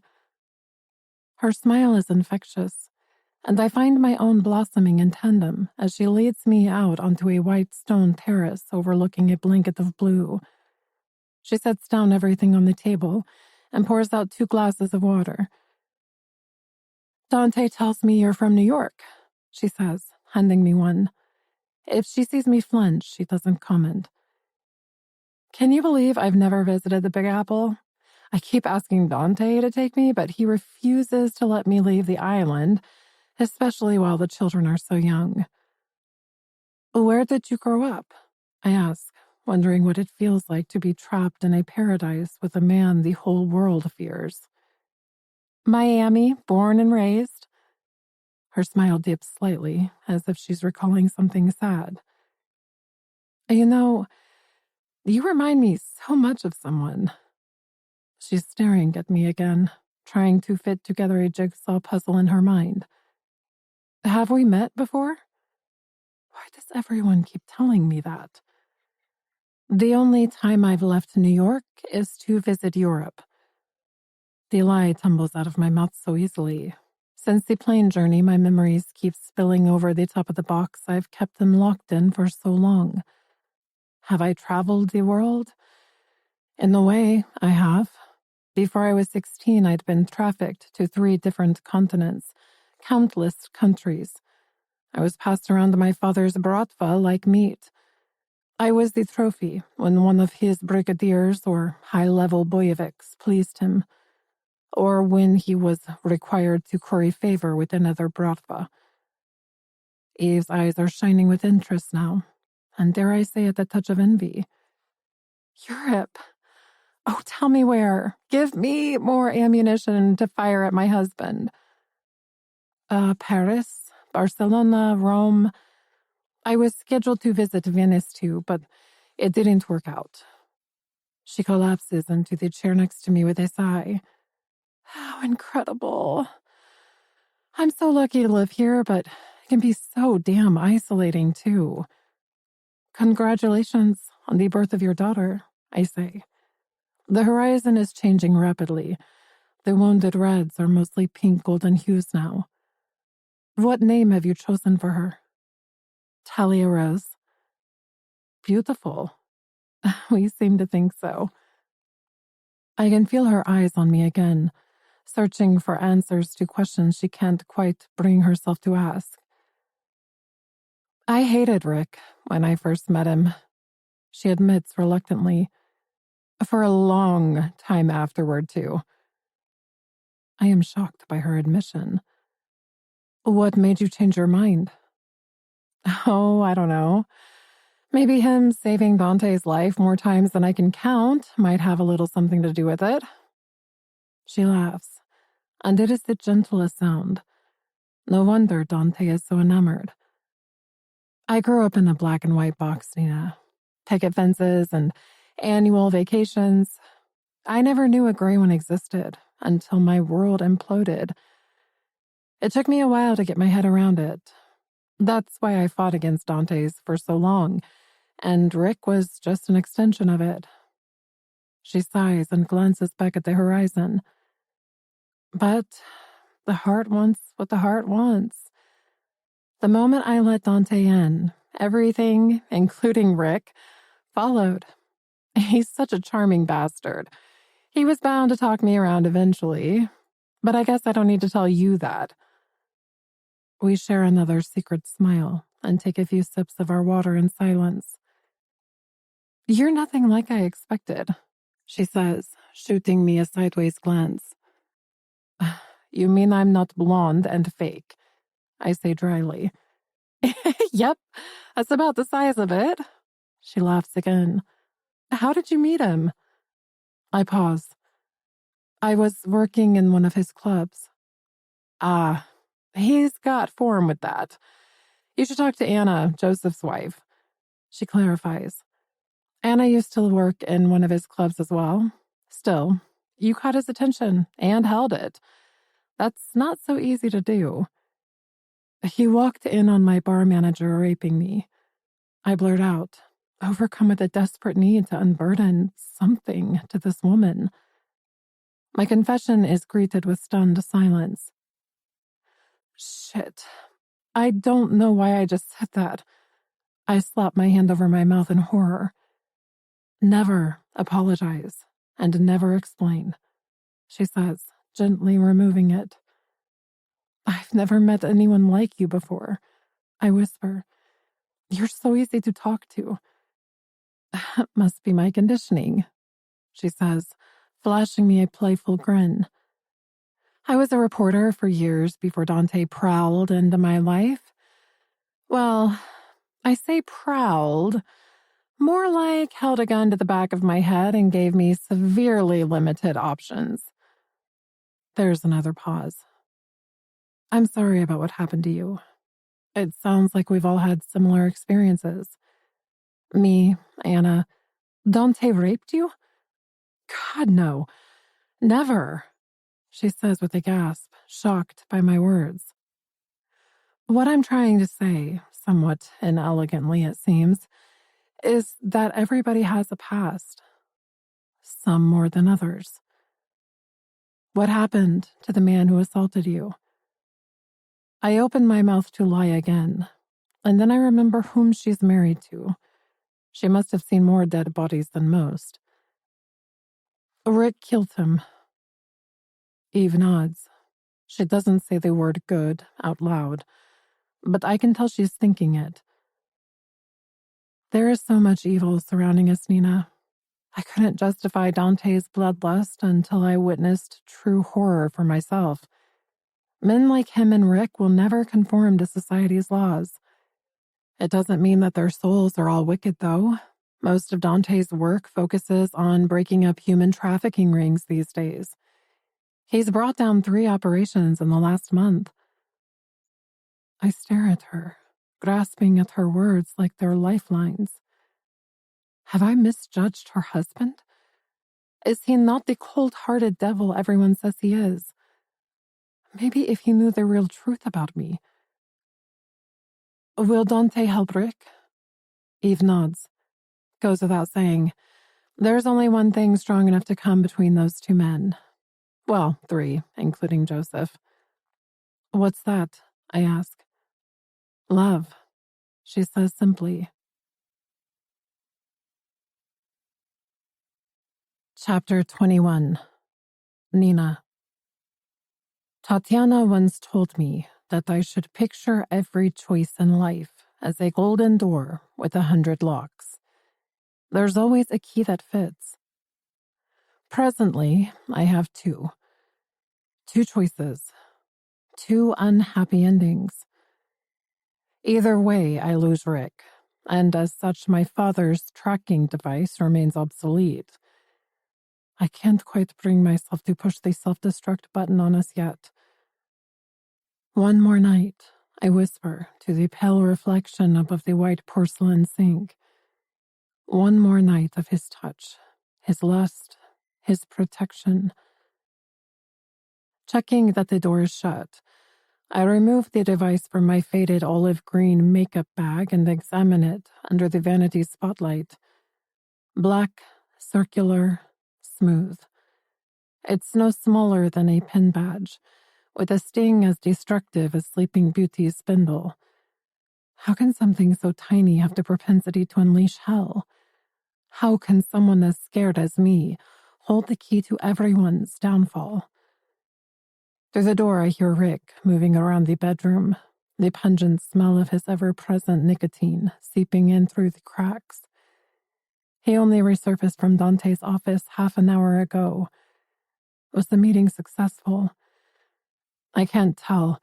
He's been in a dangerously combative mood ever since, gray eyes glinting, watching my every move. For the last 10 minutes, I've been hiding out in here under the pretense of dressing for dinner in one of the gorgeous white outfits that Eva's lent me.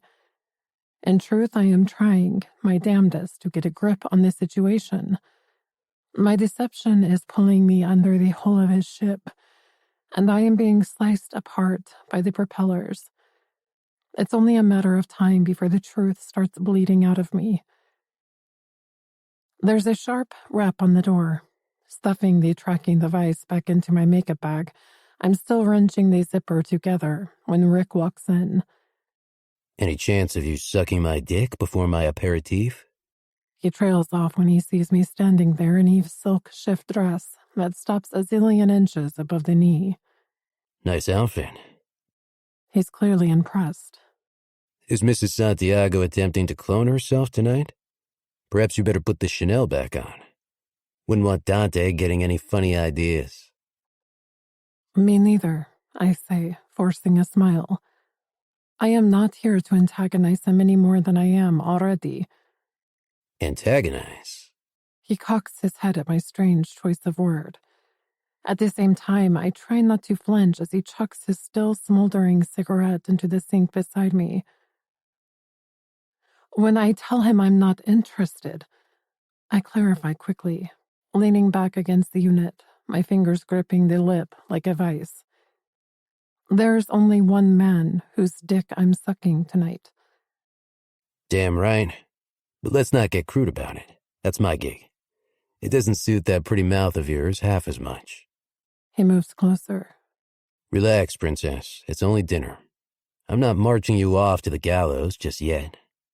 He reaches out and yanks me into his arms, the growing familiarity of his embrace sending burning arrows to my core and through what's left of my heart. You're all brown tonight. He murmurs, catching me off guard. Don't you mean white? I say, pressing my cheek to his solid chest, infecting my every blood vessel with his métier. When you're sad, your eyes turn a different shade. Just a little Nina Costin quirk I've picked up along the way. And when I'm happy, I say quietly, Green. So fucking green? It makes my balls ache.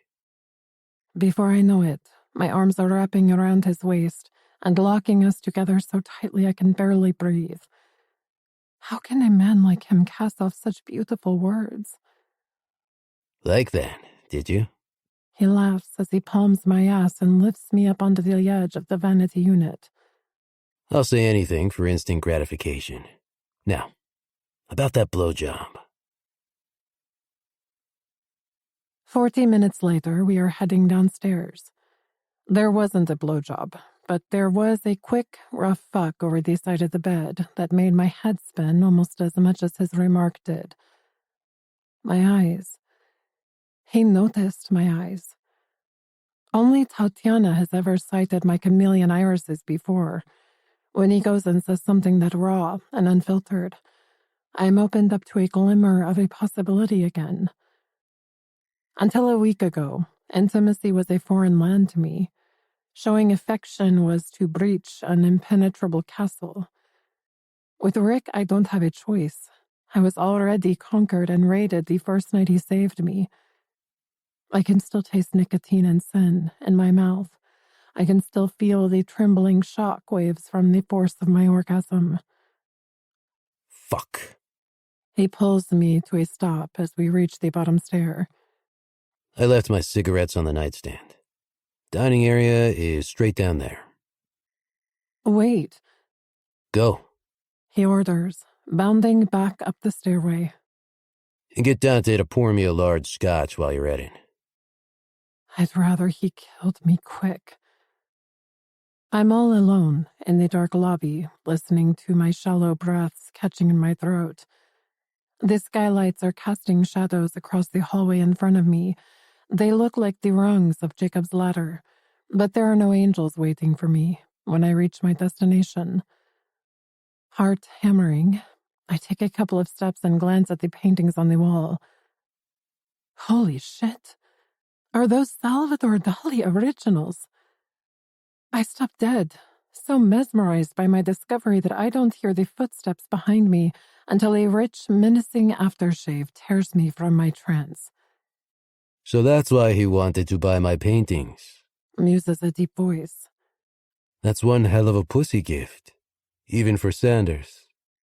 I whirl around as a tall tiger of a man in jeans and a gray button-down emerges from the darkness. One look at his black eyes and his grim expression, and I am under no illusions as to who he is. Mr. Santiago, I stutter, taking a step back. I was just... Grayson's right. You look Russian. He fires his accusation at me, and I stagger backwards some more under the weight of its menace. Right away, I know that everything I've heard about this man is wrong. His stories have been threaded with white lies and fabrication because his truth is too chilling to believe. While Rick plays his life like a card shark, fixing the odds and taking all the free drinks at the table, this man doesn't bet, but he wins regardless. If you leave with your life intact, you beat the house. Romanian, I croak. My father's room. Why the hell are you wearing my wife's clothes? His glare switches to my dress. Because I lent it to her, says Eve, appearing next to him. She shoots me an apologetic look as she wraps her arm around his waist. Do you like art, Nina? She indicates to the paintings behind me. Nina used to work in a private gallery in New York, says Rick, answering for me as he strides over to join us with his cigarettes in his hand. And stop glaring at your guests, Dante. You're putting her off her Dali. Eve laughs, but she's the only one. Dante clearly doesn't trust me an inch, and so he shouldn't. Scowling at Rick, he bends down to kiss his wife's glossy dark head, and I swear I hear him whisper the word angel to her. She's your funeral, Sanders, He says, guiding her down the hallway. Let's eat before the kids start bawling their heads off again. Rick seems unbothered by Dante's hostility. Don't mind him, He says loudly, taking my arm and tugging me after them. His spite is far worse than his bark. Eve was meant to have him neutered last fall. Dante flashes his middle finger at Rick over his shoulder, who shakes his head, nonplussed. My gaze flitters over the tall Colombian. He and Rick are surprisingly similar. Their movements are stamped with self-belief and authority. But whereas Rick chooses to conceal his killer instinct beneath his expensive suits, Dante wears his like a badge of honor. Are those really Dali originals on his wall? I whisper. I wondered how long it would take for you to notice them. He said you wanted to buy one. Both, actually. But you hate art. Maybe I'm learning to appreciate it. Maybe it has an intrinsic value in the fact that it's going to buy me a free pass to your pussy for the foreseeable. I'm not for sale, Rick. Not anymore. Not even for Salvador Dali. Everyone can be bought, Nina. He says, smoothly. No need to get prissy about it. I fall silent as the hallway opens up into a large modern living space. Bifolding doors are leading out onto another terrace where an oval glass table has been set for dinner. There are 2 people sitting around it already, heads bowed together, talking in low voices, with a stance that screams closeness. One is Joseph Grayson, as handsome as he is intimidating. His companion is a delicate blonde whom I assume is his wife. Both of them rise to their feet as we approach. Stay away from the balustrade, and you'll be fine, Murmurs Rick when my vertigo fears kick in. I need a fucking drink. He heads straight for the table and selects one of the bottles from the silver tray. He pours himself a triple and nods at Grayson and his wife. Anna, always a pleasure. Nina, what do you want? I watch Eve and the blonde woman embrace as Dante murmurs something to Grayson. A beat later, the Texan's chilly gaze lands on me. Nina. There's a hint of impatience in Rick's voice now. Wine, please. Red or white? Snaps Dante, as if I'm holding up dinner by not stipulating my choice. Red, I stutter. Hi, and welcome to paradise, mocks the blonde woman, making her way over, rolling her eyes as Dante as she does. I hear you're from New York, and you're fabulously sexy and smart. I'm Anna. Come and sit at the other end of the table with us. The men will talk business, and I have no desire to ruin such a gorgeous evening by listening to the next chapter in their death and depravity chronicles. She smiles when she says it, but her lips are a forced grace. It's something that is all too familiar to me. It's the mark of a hurt that will never disappear. A tragic set of circumstances that have become ingrained. What happened to this woman to make her a survivor, like me? What gallery did you work at? Asks Eve as I take my place next to her. Liberty on 9th. I flinch as Dante slams a glass of wine down in front of me. Eve's eyes narrow for a fraction, but she makes no apologies for him. There's a strange undercurrent on this balcony tonight. I get the impression that something effortless is sticking, and I know it's my presence that is causing the imbalance. They have every right to be wary of me. I watch Rick move toward the stone balustrade and spark up a cigarette, seemingly oblivious to the atmosphere. Or perhaps he's hiding it well. He's still wearing most of his black 3-piece from yesterday, with his black skinny tie loosened and his top button undone. He left his jacket back in our room, and his sleeves are rolled up to half-mast as usual. He looks like a surrealist piece of artwork himself, with the moonlight rubbing silver into his dark hair. Sensing my distraction, Eve starts chatting to Anna about some apartment in Miami where they used to live. Dante and Joseph have joined Rick now, and as I raise my glass to my lips, I overhear snatches of their conversation. The Italians can be subdued, Says Dante, leaning over the balustrade, his gaze drifting toward Eve again. He never lets her out of his sight for a second. Joseph will fly back with 30 of our best men tomorrow. We'll show our faces and neutralize their sting. Put Richie back in his box for taking out a hit on you. The Russians are a different proposition altogether. We still don't know what we're dealing with yet. Agreed, says Joseph. We'll wait for the intel, and then blow them back to St. Petersburg. Rick nods and takes another drag. Still convinced it's Morozov? I freeze, my wine glass poised somewhere between my mouth and the table. Like Roman said, there's a pulse buried in the dirt. Dante checks his watch. He's calling in an hour with an update. Where is he getting his money from? Muses Joseph. We neutralized his trafficking business. He's got no fucking income. The Italians don't make deals with nobodies. He must have a bargaining chip up his sleeve. Or a pipeline back to Russia. Or a traitor in their midst. It's all so clear to me now. My father took advantage of the situation and made a deal with the Italians, but only on the condition that I deliver the coordinates of this island to them. Everything hinges on my actions. I can't figure out his endgame, and it's pissing me off. Dante knocks back his drink in a single hit. He wants his business back, says Joseph. The guy's a sick fuck, the sickest of them all. Most of his girls were underage when we found them. There were others? He forced others?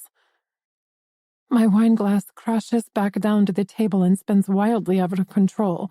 The sound of breaking glass makes everyone glance over. Rich claret drips down the front of my dress like a bloody wound, and I brush helplessly at the delicate silk. Eve, don't worry about it. She smiles in sympathy at me. Me, the woman who has just wrecked her dress and is about to do the same to her life. Am I? I was always led to believe that my father's criminal activities revolved around trafficking high-grade Russian weapons in and out of America. Not children. Children. Like me. Like Tatiana. Come on, let's get you cleaned up, says Eve, guiding me to my feet as I shoot Rick an apologetic look. Drunk already, sweetheart? He says lightly. Something like that, I mumble. Maybe you should have worn the black dress after all.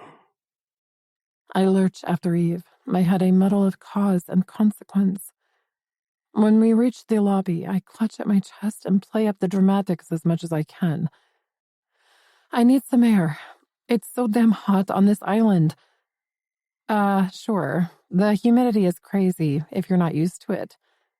She glances back down the hallway, as if she's expecting Dante to appear at any moment and explode at what she's about to say. I'll come with you, if you like.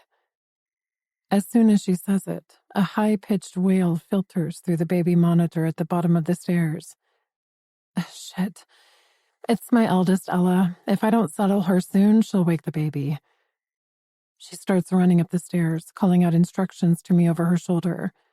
Go out the front door and turn left. The alarm is off.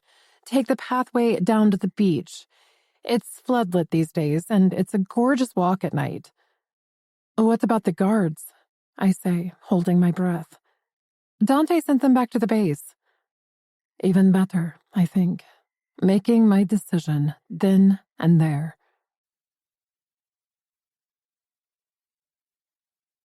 Chapter 22. Rick. What the hell was all that about? Says Dante, watching Eve and Nina disappear into the hallway. You being an intimidating dick as usual, drawls Anna, making me laugh. There's no love lost between her and Dante. He'll always be the man who stole her best friend away and fucked with her emotions, despite the fact that they're now a modern criminal poster child for a happy and successful marriage. Dante tends to give her a free pass after everything she's been through. A while ago, one of the Bratva gangs that he and Joseph were hunting down kidnapped her and sold her to Romanian traffickers.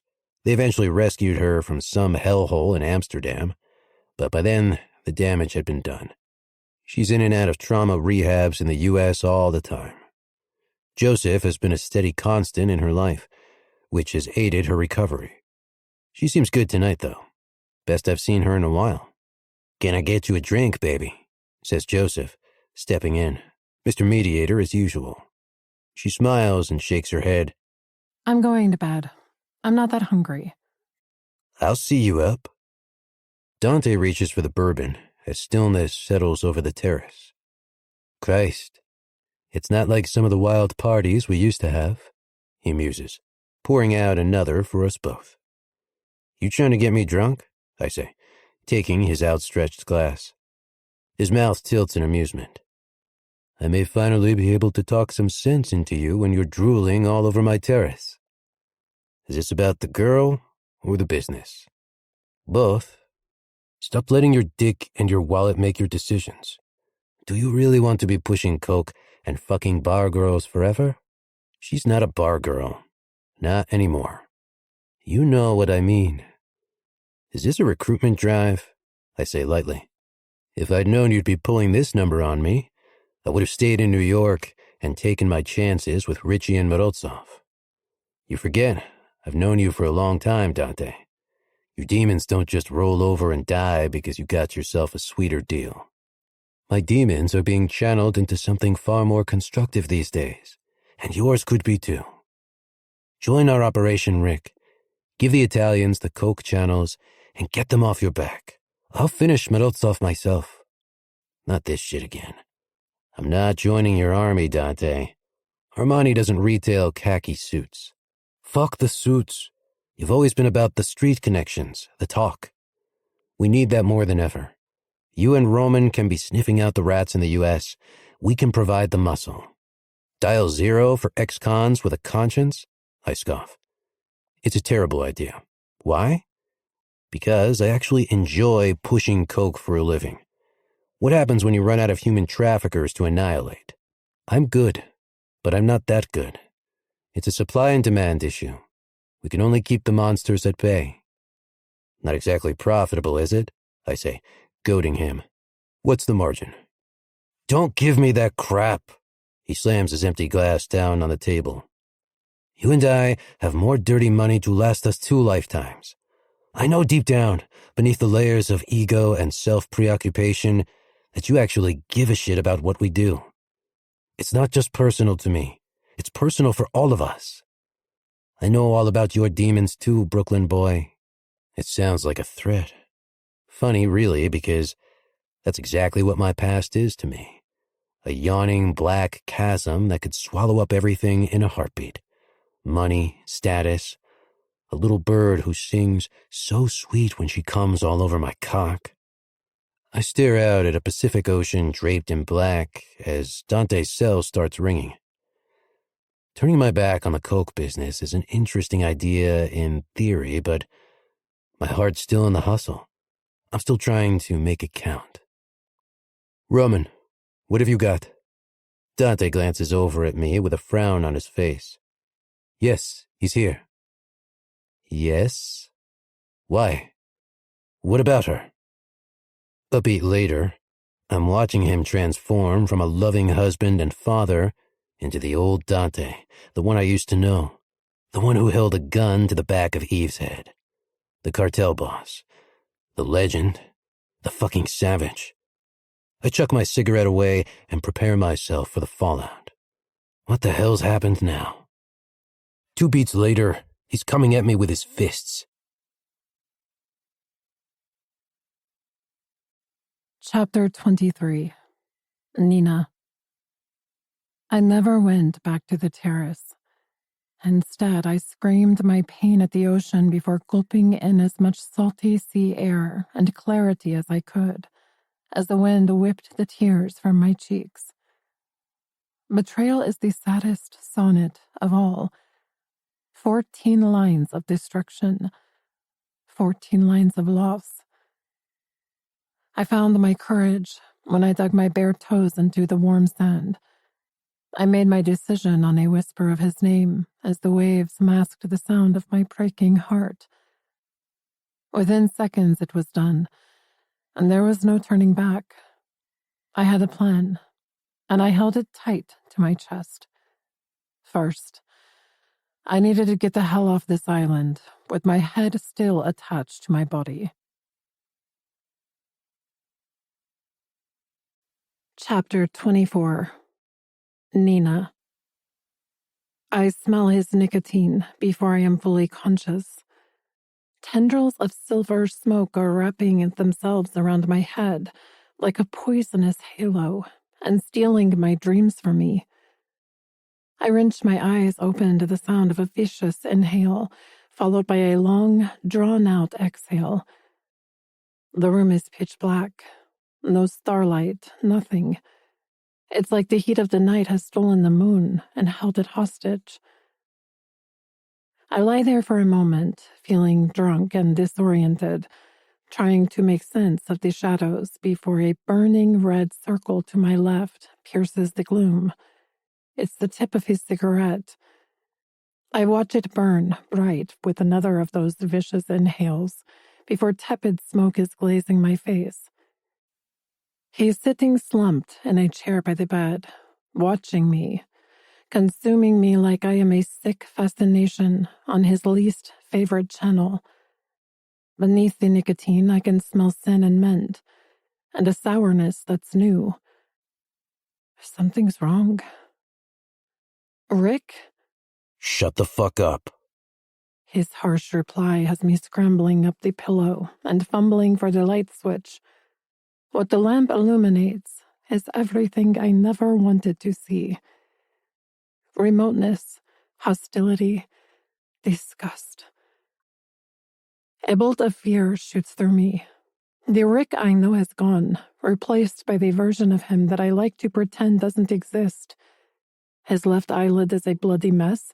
His cheek is already swollen. "What happened to you?" I whisper. He takes another drag on his cigarette. You tell me, Nina Morozov. No. No. He flicks the butt at the open window. That's when I notice the sinister shape of the semi-automatic in his other hand. Before I can respond, he's ripping the sheet from my naked body and grabbing hold of my wrist as I try to escape. "Rick, no!" It's Mr. fucking Sanders to you.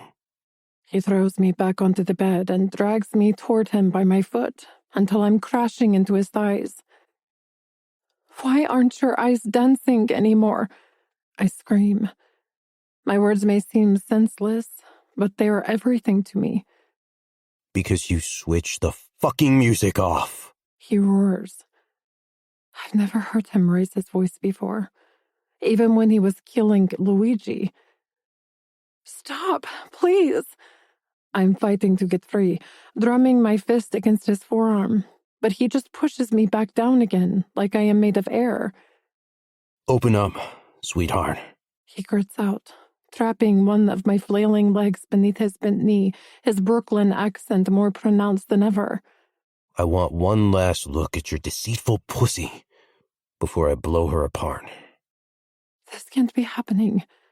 I'm begging for him to stop, begging for my life, twisting back and forth to push him away.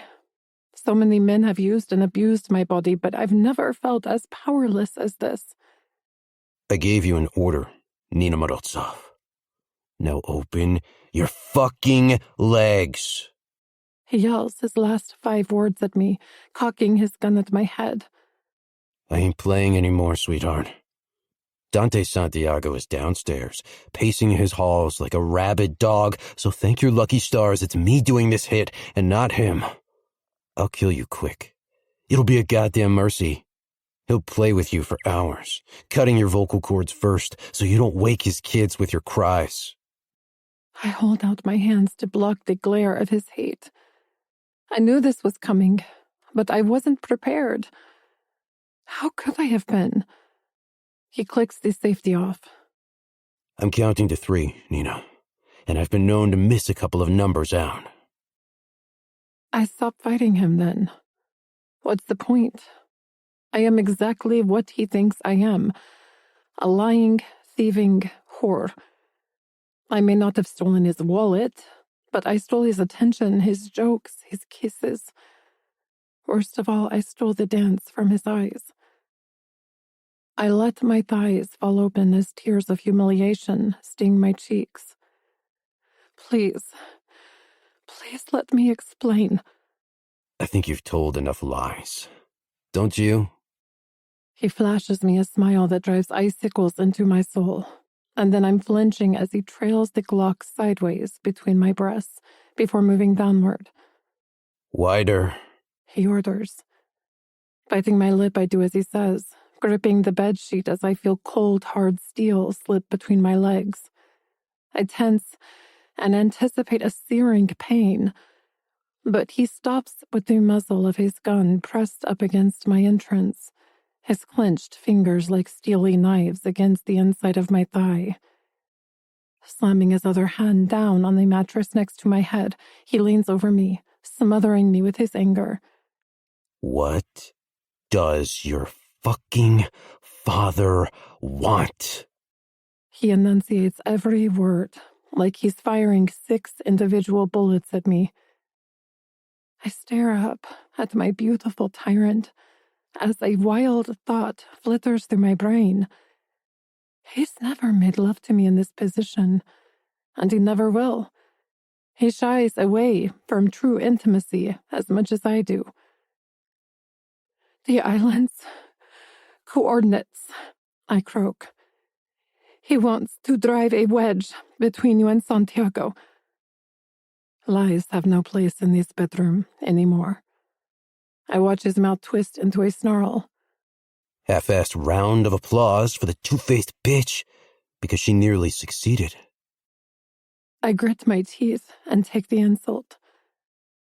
You are the only one who knows the location.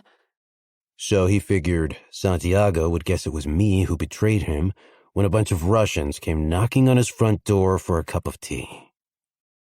A loud hiss escapes his lips. There's one flaw in the plan, sweetheart, and it's a pretty big one. I'm not a traitor. Not like me. I let out a sob and smother my face with my palm. I can still feel his gun pressed up against me. How are you passing him the information? You don't have a cell? Are you sending up smoke signals? He gave me a tracking device. Undetectable. All I needed to do was switch it on. Where is it? Gone. I blurted out with another sob. You fucking bitch, He says quietly as the pressure from his gun increases. Please, Rick, stop. Why did you do it? Tatiana's sweet face flashes before my eyes. I'm so sorry.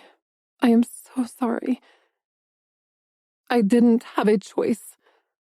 That's a lazy answer. Everyone has a choice. You make it count. Remember? Whatever me or anyone else throws at you, you turn it to your advantage. So what's the advantage here, darling? Money? Revenge? Freedom. Give me one good reason not to pull the trigger. Because I love you. The words come from nowhere, erupting out of my mouth like an irrepressible emotion. Bullshit. Everything you say is a lie. You tell me the sky was purple to make all of this disappear. The way he stamps on my declaration makes me wrench my face away, but he grabs my chin between his fingers and forces me to look at him again. Next answer? I never meant to hurt you, I say, meaning every word. You can't hurt me, Nina. He laughs as if it's the stupidest thing I've ever said. Last chance, and then this gun's making a mess of you. 2 words swim before my eyes. They are my final bargaining chip. My reason is tattooed across my stomach, I gasp out. For a moment, I swear he's going to shoot me, and then his gaze flicks downward. When he sees what's inked into my belly, his expression stills. I remembered that day, I whisper, my voice a jumble of fear and desperation. I want him to know he was the boy who saved my sanity, even if he's the man who's going to take it all away. You do as well, don't you? That's why you see the same words in everything. That's why you saw them in that painting in the gallery. Have you been hunting for their meaning these last 16 years, Rick? Or have you been hunting for me? The girl who first spoke them to you. The girl who saw a boy who was both sad and fierce on that bench. The boy who changed everything. This is a fucking coincidence. Nothing more. He says roughly. Even so, the pressure of his muzzle disappears. I lift myself up onto my elbows. You closed my fist around the dirt. You told me to make it count. I tried. I really tried. At the same time, I kick out at him as hard as I can, connecting with his thigh and driving him back off the bed and away from me. Shoot me and be done with it. I am tired of being afraid all the time.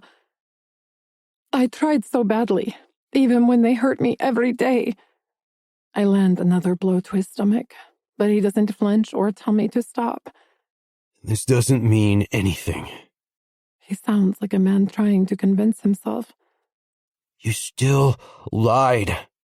So did you! I scream again, my violent outburst outranking his. You told me I didn't need to fear death anymore. And a day later, you're in here as my judge, jury, and executioner. I grab the discarded sheet from the floor and wrap it around my naked body as he stumbles backward into the chair. He's still clutching his gun, his face a mask of confusion. Welcome to the club, Rick. 22 years of life on the run is spilling out of me. I'm exhausted, both physically and emotionally. But I am high on adrenaline. It's coursing through my veins like liquid dynamite. I never switch the tracking device on, I say, delivering my words like they mean nothing to me. I am so done with justifying myself. I threw it into the ocean. His head snaps up. So Morozov doesn't have the coordinates? No.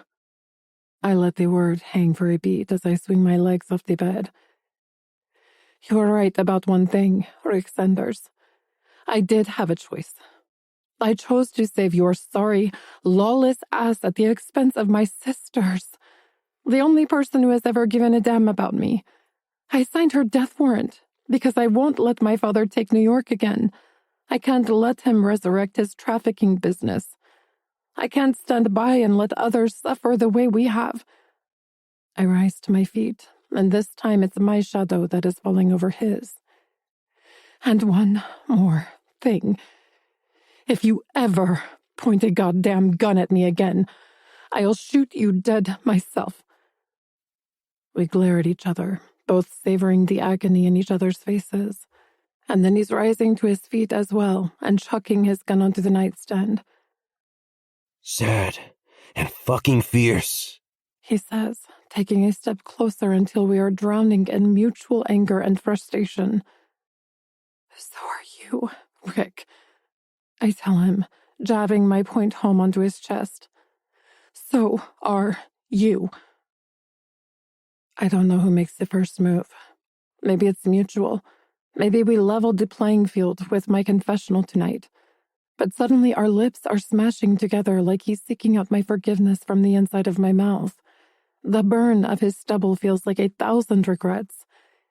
He tastes like repentance. That day changed everything for me too. He says with a groan. You changed everything. I wind my fingers around his dark hair and wrench his head back. You hurt me. You humiliated me. I see real pain flaring in his gray battlement. Then let me make it right. He slams me into the wall behind us. Tell me you believe me, I gasp out as my white bedsheet drops to the floor. I believe you. Tell me you love me, too. He groans again. I don't know what that word means. Then let me show you. I tear at his black shirt, ripping buttons and causing mayhem as he drags his mouth down to my breasts, sucking each nipple in turn before dropping to his knees and throwing my leg over his shoulder. I tip my head back and groan his name as he purges the memory of his gun with the pleasure of his tongue, creaming a hard line up through the middle of my pussy before plunging it deep inside. All my thoughts fade to nothing as his thumb presses on my clit, rubbing in relentless circles that turn my soft pants into helpless moans. I am not gentle with him. He doesn't deserve it. I dig my heel into his shoulder blades. I pull his hair. I thrust myself violently into his mouth. I take all that he has to give until a blast of white-hot heat is satisfying my core. Fuck, darling. You taste even better than you lie. He rises to his feet, wiping his mouth on the back of his hand. His black hair is a disheveled mess, and there is a fever burning in his eyes. Unzipping his pants, he goes to turn me around, but I stop him. I have shown you my truth tonight, Rick. Time to show me yours. He grits his jaw, and for the first time I see a flash of uncertainty cross his face. Then wrap your legs around me, sweetheart. Let's do this shit right. Palming my ass, he lifts me off my feet. I do as he requested, linking our bodies together, with the thick, pulsing heat of his cock pressed up against my pussy. Sliding me further up the wall, he lines himself up, and then he pauses before claiming me with that first thrust. I don't know what love is, little bird, he says, seeking out my lips again. But I do know this is as close as it fucking gets. And with that, he drives into me, breaking every secret and burning up every rule book. We fuck like survivors. We fuck like nobody else exists. We fuck the truth out of both of us. I come first, clenching around his cock so hard that he groans for mercy into my hair. A minute later, he's roaring out my name and a couple of thousand curse words, jerking his hips violently and then stilling as he empties what's left of his damaged soul inside of me. Our labored breathing fills the room. His heart is beating out of his chest and into mine. The way you blew hot and cold with me. He rumbles into my hair, his voice like strewn out gravel again. The way you kept contradicting yourself. I should have known. No more talking, I whisper. Has everything been a lie? Only what my father made me do. I take his jaw between my hands, forcing him to look at me, reveling in the power and beauty between my fingertips. My heart was never his to give away. That was my mistake to make. There are no mistakes in this bedroom. Not anymore. I will make this right, Nina. The certainty in his voice makes me believe him all over again. Will you help me save my sister? He nods. If we get out of here alive, I'll find her before the next dawn. Santiago sent me up here to kill you, but that fucker owes me big time. He lowers me back to the ground, to the sound of one of those infamous Rick Sanders silences. He's thinking hard. He's planning our escape route. Dress as quick as you can. He tells me. No heels. I watch him rearrange his clothes and check the magazine in the Glock as fear slowly creeps back into my consciousness. What are you planning to do? He shoots me a crooked grin, and my heart stutters. But there is a spark behind his gray eyes again. It's insignificant. It's barely a flicker. But it's there. I'm off to see a man about redemption, he says. Chapter 25. Rick. When I was 8 years old, I stole a bag of potato chips from a convenience store. It was a shitty cockroach-infested place that always had more empty shelves than stacked ones, and located a couple of blocks away from foster home number I can't goddamn remember. By then, I'd been passed around the system so many times, I'd stopped counting. Come to think of it, I stole a lot of shit from that place. But this was the first and only time I got caught. I stole the chips because it was necessary. It was all about survival. It's not like I'd been dropped in the middle of a jungle somewhere with just my dick and a hunting knife. But at 10 pounds underweight, I was desperate. My foster father at the time was working extra hard on the misguided assumption that his dollars would be better spent jacking brown shit into his veins than feeding a bunch of kids that the government was paying him to care for. After cornering me like a dog, the store worker marched me all the way home by my shoulder, his bony fingers digging into my skin. I remember thinking at the time how fucking unfair life could be. Here I was, about to get the crap beaten out of me for doing something necessary. I lived with 2 other kids, both younger than me, and they were wasting away before my eyes. That morning, I'd taken it upon myself to step up and make it right, even though I knew the consequences were going to hurt. 4 hours later, I ended up in the emergency room with 2 broken ribs and a smashed-up face. I was smiling, though, ear to ear, like Christmas has come early and Santa himself had high-fived me on his way up the chimney. Why? Because my last memory, before my foster father dug out his faithful baseball bat, was the look on those 2 girls' faces as I chucked them the extra bag of chips I'd hidden under my sweater on my way out. I had done the right thing, and it felt pretty good.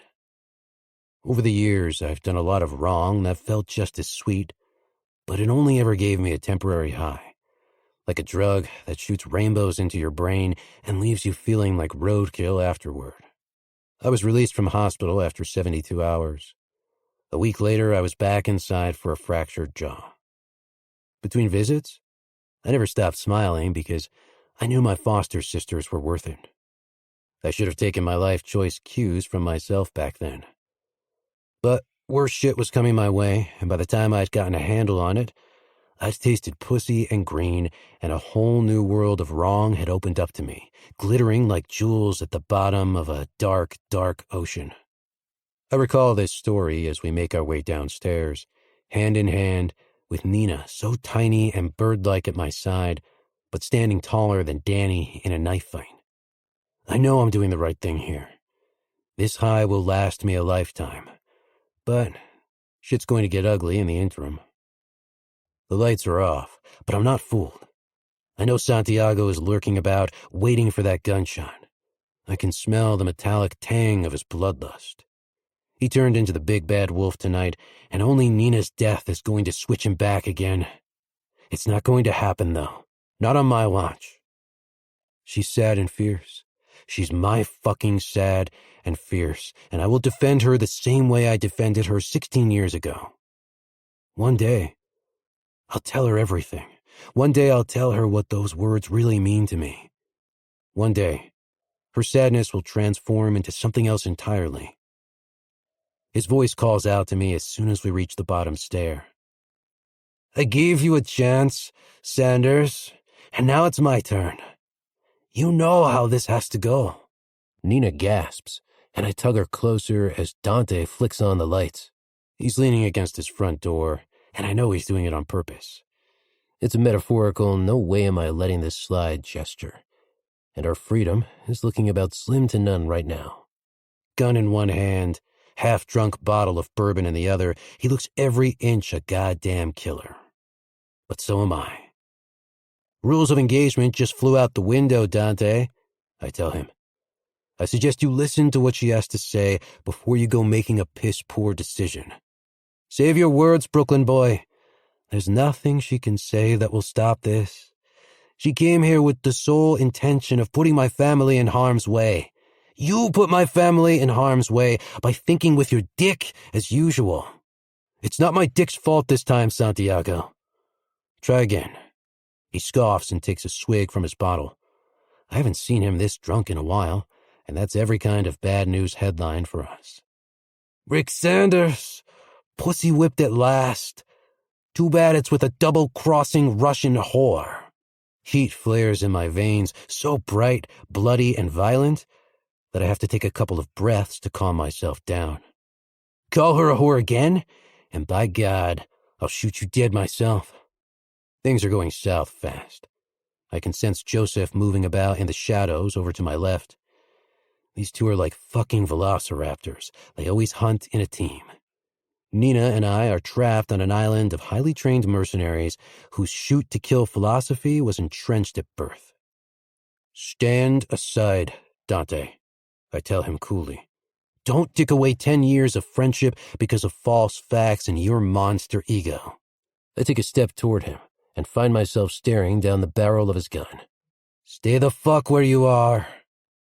I reach for my own gun to return the favor. At the same time, I hear a click to my left, and I know that Joseph just drew on me too. Nina starts crying softly. Shit. Does this mean you've rescinded my invitation to join your happy gang? I drawl, clicking off the safety. I gotta say, I'm kinda relieved. Put the gun down, Rick. You know I don't ask for anything twice. Show me a little faith. You lower yours first. Never going to happen. Is she worth it? Is Eve? It's a bad move on my part. At the mention of his wife's name, his expression turns even harder. You're crossing the motherfucking line to end all lines here, Sanders. You know how this will end. You know what I'll do to you both. She chose me, Dante. Your island secrets are safe. For now. Is that a threat? Is my gun pointing in your goddamn face not a good enough one for you? I'm done dicking around. I want Nina off this island, and I want it done now. Morozov took her sister. Said if she didn't do as she was told, both their bodies would end up signed, sealed, and delivered to the local fucking abattoir. She didn't have a choice. Not until tonight. What changed? She decided you have a unicorn dick after all? I'm gritting my jaw so hard, my dental work is taking a serious hit. I'm warning you, Dante. Can you even hear yourself? He chucks his bottle at the wall, and it smashes in a show of glass and bourbon. Morozov took his own fucking daughter hostage. What sort of incentive is that? He rapes her. He rapes us both. Nina's soft voice fights to be heard above all the accusation and danger. As her words settle, I know she has everyone's attention. He sold us so many times over to so many different men. I can't even count the cuts on my heart anymore. I watched Dante glance down at her. Isn't that what you do now, Mr. Santiago? Don't you rescue girls like me? She turns to Joseph next. Is that what happened to your wife? I only ask because I recognized her broken smile. I squeeze her hand, but I can't look at her anymore. I'm drowning in shame for what I did to her in the bedroom. I'm no better than them. All she's known is fear. All that changes. Starting now. Look down at your hand, Dante, I tell him. See that scar in the middle of your palm? I pulled a knife from there when I saved your life. Lift up your shirt. Show the world the 3 scars on your chest from bullet wounds you would have died from on a dockside in Miami if I hadn't sent my crew in. Remember who was loyal to you when your brother went crazy in Colombia? Look around this beautiful house and get drunk on all the freedom I bought for you when Roman and me busted your ass out of that armored vehicle last year. Inhale the existence I've given you, and then think about what you fucking owe me for a change. You gave me a coke business that made me millions, but I've never once asked you for a personal favor. Well, guess what, sunshine? This is it. I'm asking nicely for you to let us go back to New York without bleeding holes in our backs. He glares at me, but I know my monologue hit home from the subtle stand-down gesture he flicks in Joseph's direction. You walk out that door, and you're just another coke dealer to me, he says with a growl. My protection ends here. You can deal with Richie on your own. I want no part of it. And that's how you effectively screw up a great friendship, I reflect, loosening my trigger finger. Outwardly, I'm cool as fuck. Inwardly, my pulse rate is all over the place. Going head-to-head with Dante Santiago in the lobby of his mansion is not my idea of a good time. I couldn't give a shit about the Italians, I say honestly. I want Nina safe, and I want her sister back. Slicing and dicing Morozov in the process is going to be a fucking pleasure. There's a long pause. I'll give you a 3-day head start. If he's not dead by then, he's mine, and you better stay the hell out of New York while I'm there. Done. And I want you both off this island in the next half hour. Jets fueled and ready to go. And get shot down by one of your anti-aircraft missiles? I shake my head. I know him. He'd blow 100 jets out of the sky if his vengeance told him to. Not before I have your assurances your kids won't be picking our brains off the beach for the foreseeable. There's another pause. You have my word. That's good enough for me. I click the safety back on and slowly lift my hand up. I'm not doing this for you. I'm doing this for Eve. He follows my lead with eyes like black pools of burning oil. I couldn't give a shit you saved my life. But I give a damn that you once saved hers. He stalks past us in the direction of his office without giving us a second glance. Joseph will drive you to the landing strip. Now go! Get the hell off my island before I change my mind. Chapter 26. Rick. The room is on fire. Enemies on all sides. Mafia, Bratva, Santiago. I've risked it all for her, and I'd do it again in a heartbeat. My conviction burns like a delicious fire in my chest, radiating out from my scar in silver streams. I'm trying not to dwell on the irony of that as we reach the landing strip on the far side of the island. I'll pick a time and a place to share that story. There are only so many revelations we can process tonight before our fucking heads explode. The jet is waiting for us on the asphalt, like Dante said it was. Its steely white wings are splashed with red and gold, like flaming feathers. Dawn is breaking after the longest night of burning bridges, and I'm craving a smoke or 10 before we depart. I haven't let go of Nina's hand since we left the bedroom, but I break contact at the bottom of the aircraft steps. Go on up, baby. Make yourself comfortable. I'll follow in a minute. She nods, and her eyes dart behind me to where Joseph is hovering, still in full velociraptor mode. He must have nodded at her because she flashes him a quick, sad smile before gliding up the steps like the fucking princess that she is. Save all that shit for me, Nina Bird. I'll make it worth your while.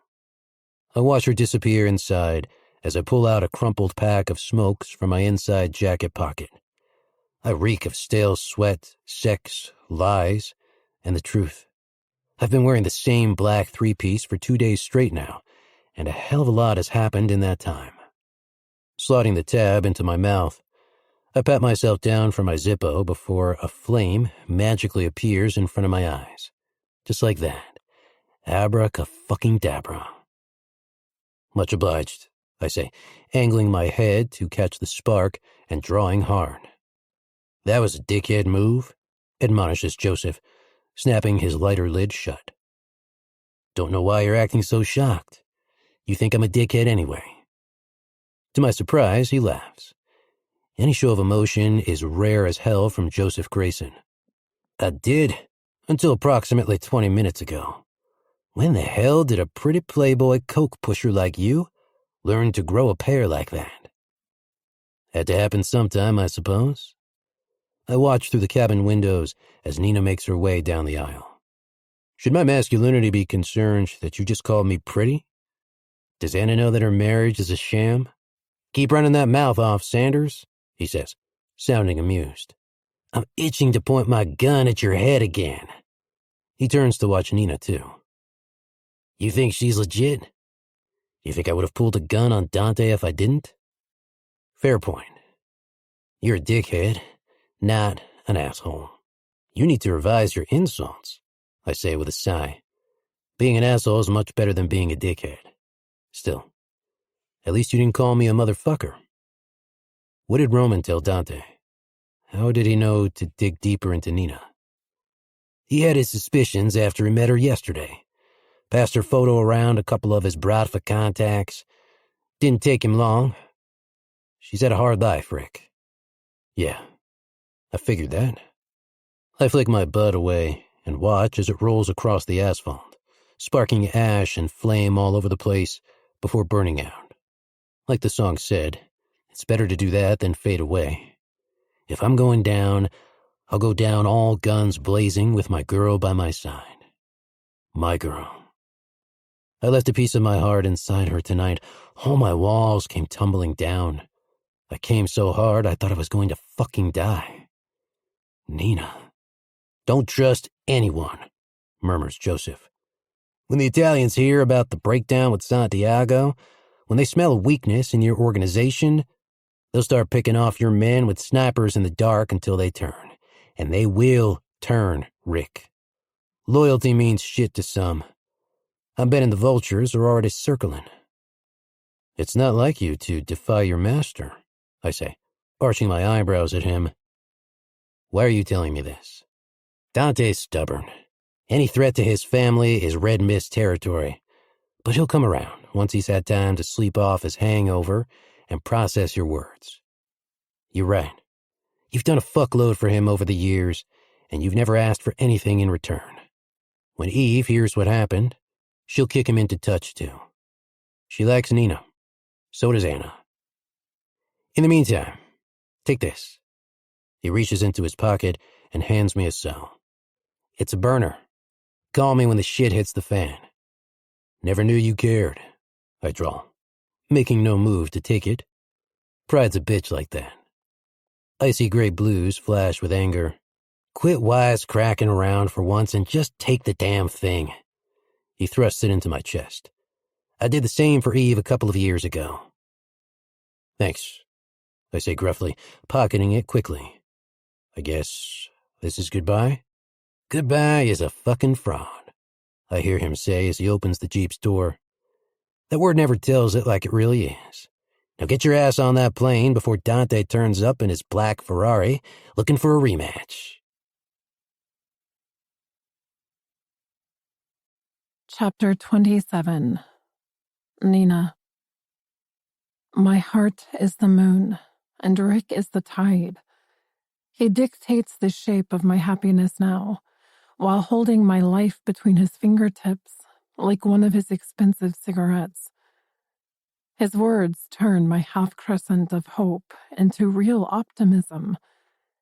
His arms are making me whole again. He'll find my sister.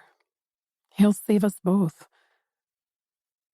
He enters the plane and throws himself into the cream leather seat next to me before pulling me onto his lap. Wrapped in his warmth and security, I sink into a deep sleep for the first time in weeks, tumbling head first into a land of cotton candy where my guilt and my nightmares wait impatiently for me behind a locked gate. When I stir, he's stroking my hair and staring out of the cabin window at an ocean of diamonds.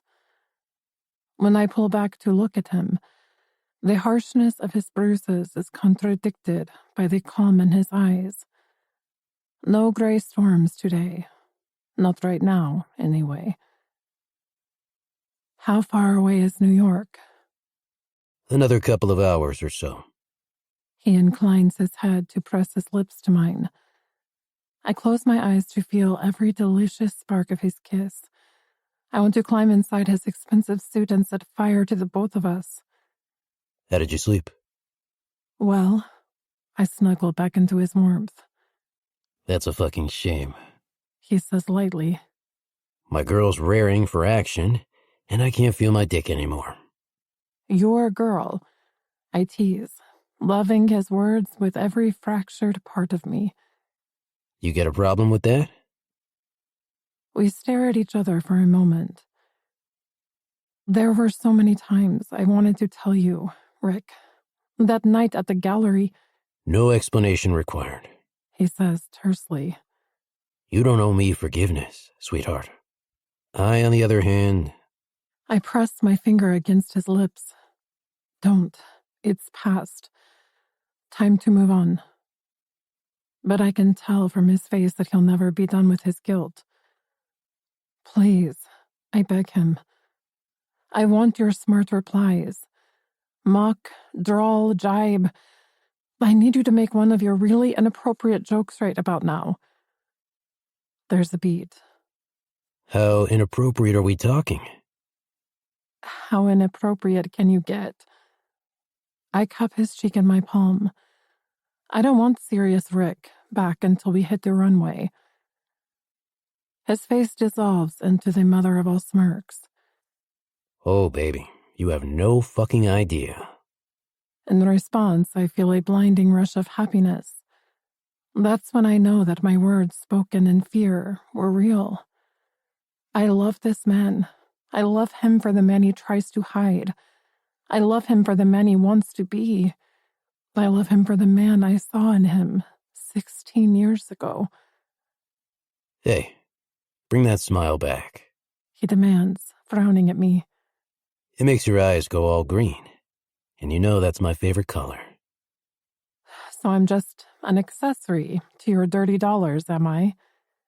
There's nothing just about you, sweetheart. You're fucking everything. I swear, my heart skips a couple of beats at this. Or maybe it's too busy leaping out of my chest to join me in his arms. Deep down, below his surfaces, there's a wealth of treasure just waiting to be discovered. Tell me what's occupying that pretty head of yours. He says, shifting my weight to his other knee. I was still wondering about your inappropriateness. Do you think I can handle it? I'll tell you what, He says, his gray eyes full on dancing again. why don't we save your sister, kill all the bad guys, except me, of course, and then take the next flight to Paris. There's a show near Place Pigalle in Montmartre that might give you some kind of an idea. It's my turn to laugh now, full on, tipping my head back, lungs hurting, head aching, the works. I can't remember the last time I did that, if ever. Done, I say, grinning at him. But only if you take me to Venice afterward. Just so you and Georgie can wank each other off about some fucking square again? I don't think so, darling. I'd rather have a Glock 3-way replay with Santiago and Grayson. Don't be jealous. I'll make it worth your while. Now you're talking. He jerks his knees up, and I pitch face first into strength and heaven. Negotiating like a pro. Can I have a preview? I say, shaking my head. You need a shower first, It's all you, baby. he says, his voice breaking into that seductive deep drawl as his fingers brush across the front of my panties. The only sin I want on me from now on is your puss. Stop, I cry, my cheeks bursting into flames. Hey, prude. Meet crude. He laughs at my expression. I haven't even sunk my face into your peachy little ass yet. Not properly. Fuck it. No time like the present.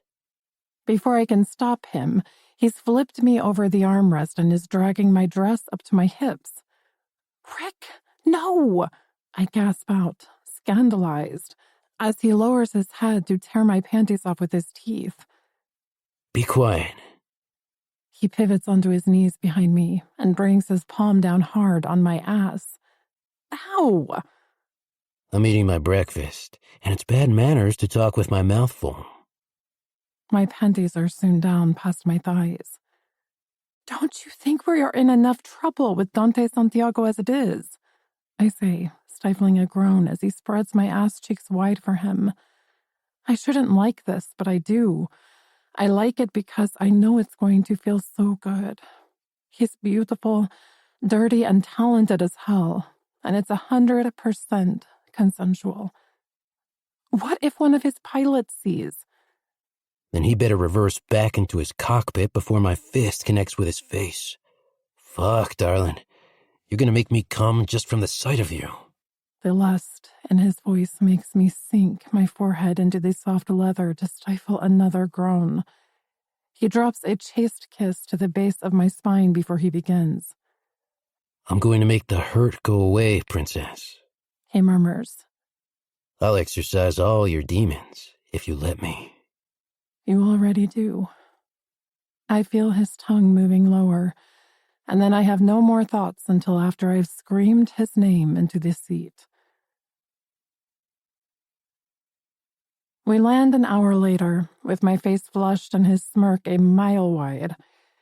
It's strange to feel any sort of contentment when traveling back into the eye of the storm. My shred of happiness stings like acid, knowing that I've delivered my sister to the gates of hell for a chance to have these feelings with Rick. I'm playing dangerous odds.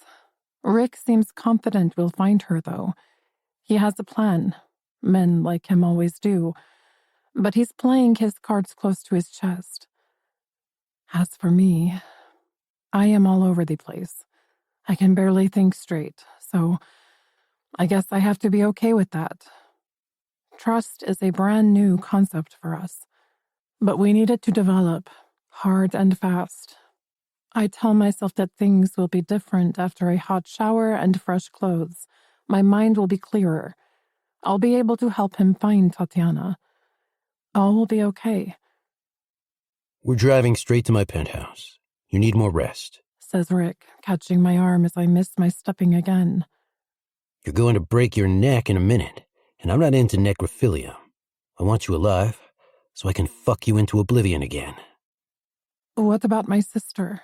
I say anxiously as he slips out of his jacket and hangs it around my shoulders. It's not his arms, but it's the next best thing.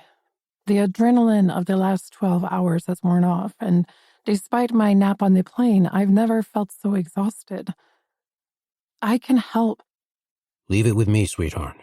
She's top of the list. 3 black SUVs are waiting for us. His second, Danny, steps forward to greet him with a brief handshake. I see his eyes swivel my way and widen for a millisecond before he's back to being big, bad, bald, and expressionless again. Status? Snaps Rick. He's not smirking anymore. Not great. He sighs. We got the latest shipment through, no hassles, but the Italians have raided a couple of distribution houses. 10 dead. They're seeing how far they can push us before we bite back. When does Santiago arrive? He doesn't. What do you mean by that? Danny looks worried. Change of plan, says Rick, tugging me toward the first SUV. I'll tell you on the way. Chapter 28. Rick. The fall of the Roman Empire was a steady process of decline. One by one, her territories were weakened by political skirmishes and military failure. Enemies who had been silenced for years emerged from the shadows to divide and conquer, picking over the carcass with huge grins on their faces. The fall of the Rick Sanders Empire seems to have snorted a couple of hits of blow and blasted right through to the epilogue. Word travels fast underground. 10 hours after we landed, I'm sitting in my huge office in my midtown penthouse and surveying the ruins. A beautiful worm has nibbled her way into the core of my Big Apple, and, unbeknownst to her, everything is rotting. By siding with Nina and foregoing my relationship with Santiago, I've created uncivil unrest amongst all my major dealers, from the East Coast right through to Florida. My reputation is deteriorating, and fast. My men are good, but they're not Dante's, and Richie knows this. Right now, I have warehouses being raided along 6 state lines, and no one seems to be putting up much of a fight about it. My little bird lit a fuse that is destroying every business relationship I've cultivated over the last 16 years. I'm down, but not out. So far, my political allegiances are holding, but I need to strike back with something that'll put the fear of God into those Italian motherfuckers and any others who are thinking of taking a swing at me. Chucking my cell onto my desk, I lean back in my chair, kick my heels up, and light another cigarette. I'm on my second pack today already. I always do my best problem solving when I'm slowly killing myself from the inside out. Nina's been out for the count for the last 5 hours, sprawled naked across my king size like the hot temptation that she is. Part of me wants to tell everyone to get lost so I can crawl in next to her and lose myself in a fortress of white sheets for eternity. Another part, the beaten-up, abandoned, serious inferiority complex Brooklyn part, wants to blast every traitorous bastard to hell, and then piss all over their graves. I'm not ready to relinquish my crown yet. Not when I still need to make it count to a boy and a girl in a park somewhere. I'm drawing a blank on locating Nina's sister.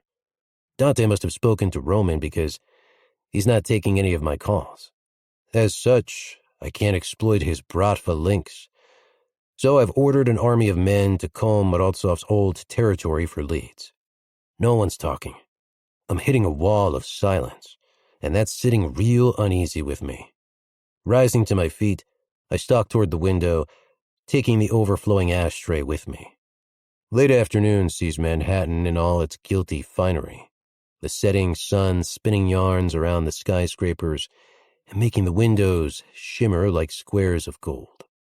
I'm not a fan of waiting for my enemies to make the first move. I like to surprise the cunts before I obliterate their asses, but my hands are tied. In my gut, I know she's dead, or is currently wishing she were. I can only hope that Nina finds it in herself to forgive us both one day. Senator D'Angelo's on the phone. Danny's flat drawl makes my head jerk up. He's standing on the other side of my desk, holding out his cell to me and grimacing. Sounds pissed. On the weak single malt, no doubt. He always was a skinflint. I take the cell and clear my throat. Senator, what an unexpected pleasure. Which is more than I can say for your daughter last week. His smug cackle straight off the bat has me fearing the worst. I can just imagine him pacing the halls of his mansion upstate, puffing on his victory cigar like a shorter, fatter country club version of Winston Churchill. I've been waiting a long time for this, you cheap little punk, he sneers. How the mighty have fallen. Like your wife's knees when she sees my dick, I say casually. Oh, wait. I think that was your daughter. I revel in a sharp intake of breath like a pig in shit. Our deal's off, he declares, making it sound all dramatic, like he's the fucker who cured cancer and I'm the cunt who's burying the script. Find yourself a new stooge. And what deal would that be? I say blithely. Is this the one where you get reelected next year thanks to my influence? You have no influence anymore, Sanders. I think his cigar just got ground into the palm of his hand. And no police protection either. The New York District Attorney is sat in his corner office right now, rubbing his hands together in glee.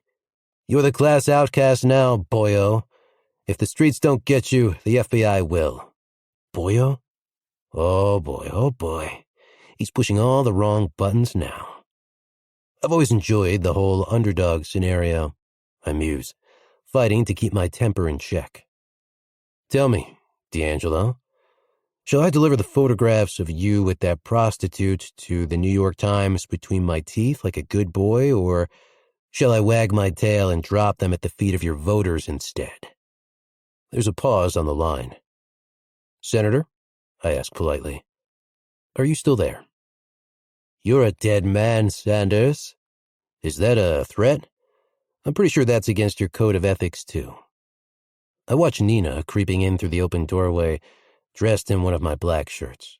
With her dark curls mussed up and her green eyes all watchful, she looks cute as hell. All of a sudden, the need to protect her is far stronger than anything else.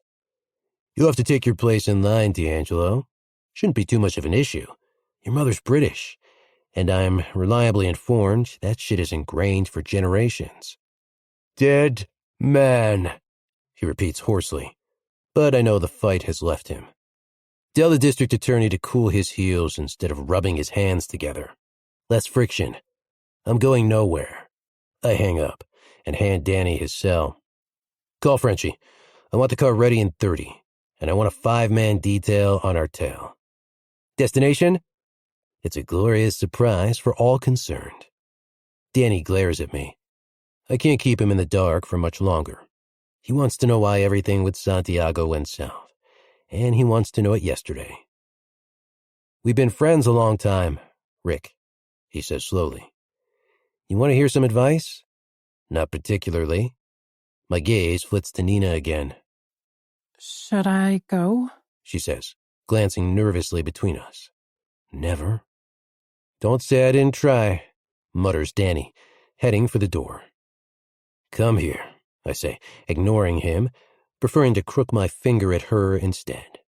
She pads across the floorboards, with her long, pale legs up to her armpits, and a peak of more pale skin where she neglected 2 buttons on my shirt. She fits into my embrace like the missing jigsaw piece. Tatiana. I have my best men searching for her. As soon as I have word, I'll let you know. I feel her nod into my chest.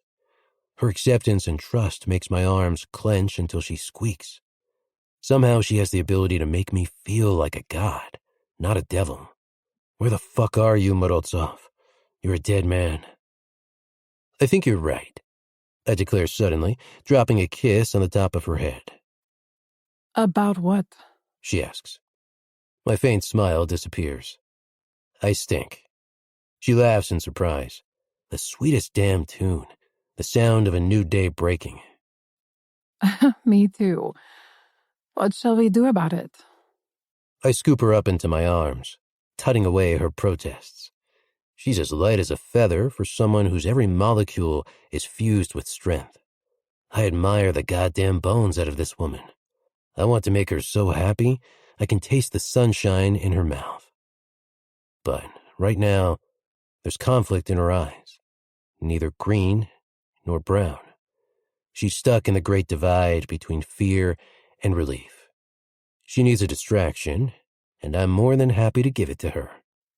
First we shower, and then we continue our education, I tell her, striding toward the door with Nina as the perfect accessory held tight against my crumpled suit. Education about what exactly? She says, curving her arms around my neck. Or do I even need to ask? I plunge my face into her hair and smell myself on her skin. Predictably, my dick turns to stone. Stick with me, kid, I say, nuzzling in further. I might surprise you. Chapter 29. Rick. My SUV cruises to a standstill outside the Metropolitan Museum of Art on 5th at around 8:30 p.m. The sweeping stone steps are a stairway to Nina's own personal heaven, judging by all the excited gasps going on beside me. It's stupid and irrational, but I'm jealous as hell. The only time I want her making those kinds of noises is when my face is between her thighs, and my tongue is striking a match to her decency and her self-control. It's closing time, but as usual, the rules don't apply. The security guards are old friends of mine, and my money is still good in the town, even if my reputation is shot to shit. We spanked some plastic on the way here, and Nina is looking classy as fuck again, in black pants and some kind of sheer white blouse and bra combo that makes her nipples look like pink bullets and causes all kinds of drama with my dick.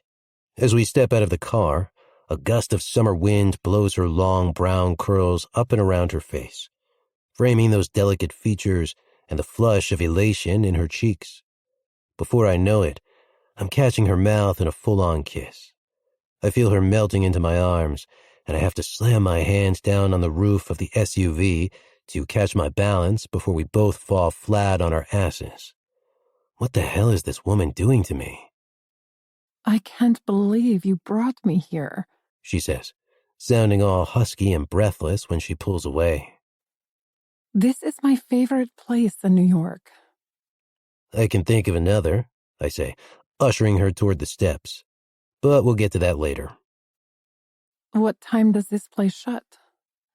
I've got it covered, sweetheart. I wish I could offer her the same reassurances with every concern. Those eyes are still neither brown nor green. Her sister's welfare is weighing heavy on her mind.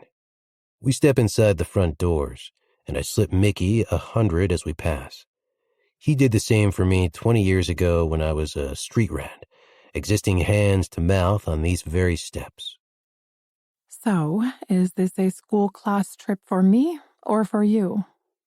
I watch her twirl around the empty lobby with the high vaulted ceilings like tiny dancer herself. I'm tempted to tell her that every minute we spend together is more enlightening than a full scholarship to Harvard. Instead, I catch her mid-spin and lift her off her feet for another quick kiss. Both. Oh?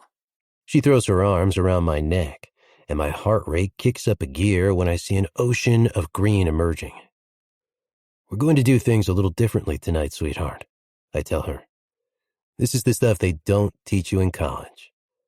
I let go of her waist and take a step back, holding out my hands like I'm part of some great fucking unveiling, which, in a way, I am. Truth is, we're both in for an edification. She arches her eyebrows at me. Now I'm intrigued.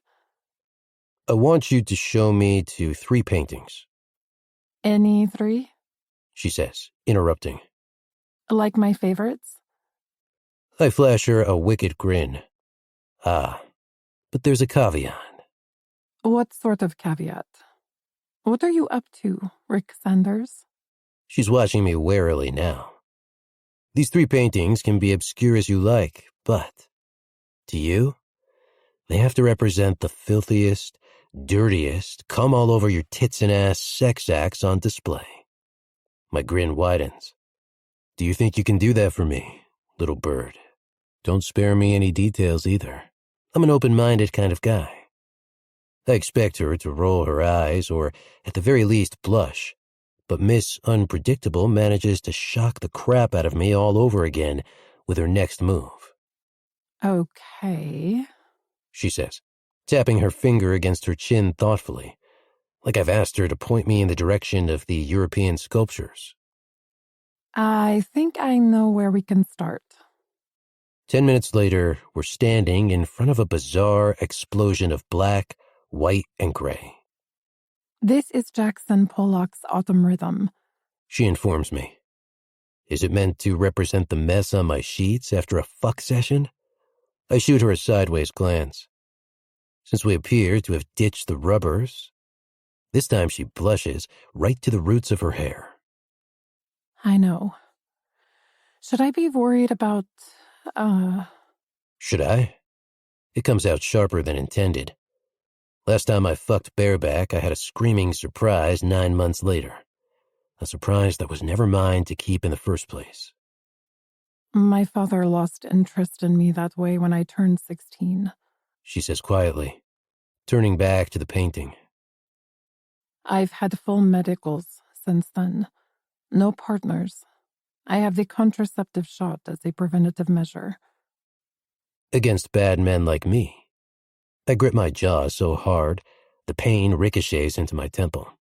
Sorry, princess. You goofed on that one. Did I? I look over to find her smiling, a cute little secret thing that makes my chest feel tight. That shit should be illegal. I'd make a fortune selling it. I was a used toy when I reached legal limits. So I moved out as soon as I could. Found a cheap apartment, worked hard at night school. By some miracle, I was accepted into NYC to study art history. When all of this is over, you're going back, I say, fighting to keep a lid on my emotions. I can never go back, Rick. Only forward. Work for Georgie, then. I'm chucking solutions at her, anything to make her happy. There's a hidden rainbow stamped all over his ass. He's the only boss I'm sanctioning. Since when did I turn into such a possessive dick? I can't think that far ahead. I watch her smile fade to ashes. Once we find my sister, well, I can figure the rest of my life out afterward. And this, I say, nodding at the painting, bringing her back around to the present. To me. To us. If it's not my cum you're seeing all over my... I trail off on purpose, leaving her to fill in the sex dots. It reminds me of the night you took me to dinner, right after you caught me staring at the painting in your office. You asked if I was trying to find order in the chaos. Dante's Inferno. I muttered darkly. Less said about that, the better. I drive my hands into the pockets of my pants to stave off my twin cravings for nicotine and Nina's pussy. I guess that's why I love abstraction, surrealism, and expressionism so much. We are left to find our own order in the chaos. Again, what the fuck has this got to do with sex? I grumble. She spins around to look at me. You are my order in the chaos, Rick. The world keeps spinning, but somehow you're my constant. You're the only thing I see, especially when you are driving me insane in bed. Insane, huh? I should think so, too. I'm very talented. And your ego's even bigger than your cock. I burst out laughing. Okay. Next. She tugs me into one of the adjoining rooms to view another masterpiece that looks like a purple-brown square of paint. Mark Rothko, 1964, untitled. Is that an instruction manual for the female orgasm, sweetheart? Luckily, I learned on the job. You are such a jackass. She sighs. Maybe, but I'm your jackass. Don't you think it's cool in its simplicity? She's gazing up at the brown canvas like it's dipped in chocolate. It's a perfect piece of artwork. Whatever you envisage is yours for the taking. Where does she get all this stuff from? I tilt my head, but again, nada. Books are so much clearer to me. Page, words, brain. It's like a 3-point turn into Imagination Street. It might represent the past or the future, or the stuff you hold on to when life gets tough. She pauses for a moment. I made the decision to remember nothing of what happened to me after that day in the park. That's why I couldn't connect sad and fierce, even though just looking at you felt like deja vu. Tatiana calls it self-preservation. I call it following the tributaries. Tributaries. I pounce on the word as my past tips into view again. That's the other thing my mother wrote in her suicide note. She told Tats and me to follow the tributaries as they bend and flex and keep you alive. It's kind of similar to what you told me. Adapt to the next blow in life, change and grow, and always keep flowing forward like water. A little ironic to leave that pearl of wisdom behind as you exit this world, I say, as the scar in my chest starts aching. What about the sex? I'm sensing we're sliding closer and closer to shaky ground, a ground that I raked over 16 years ago, and a truth that I want to keep buried for as long as possible. Sorry, darling, but I'm struggling to find anything hot about this painting unless the color is hinting at a certain fantasy of yours, of which I'd be only too happy to... I know what you're doing, she says softly. Stop using sex as a shield for your emotions. I see you. I see the revolving door of women, the good men pretending to be bad. Don't go psychoanalyzing me, sweetheart, I say coolly. You don't know shit about my life or where I'm from. My words rebound off the gallery walls, managing to sound more and more belligerent with every echo. Nina frowns. Underneath the suits and the guns and the sarcasm, I can see you're just as damaged as I am. Like you can see all this non-existent crap in a couple of spots of paint, I scoff, taking a good firm swing at her self-worth. It's a dick move. Nina may be damaged, but at least she has an identity. She's sexy as fuck and digs the whole art thing. I've been searching for a place in this world since the day I was born. The moment anyone points it out to me, I take them down. Everyone has a cross to bear, I tell her, hammering my point home. Some get the silver-plated ones. We got the splinters and barbed wire. I don't have the time or the inclination to feel sorry for myself about it. I'm too busy making it count.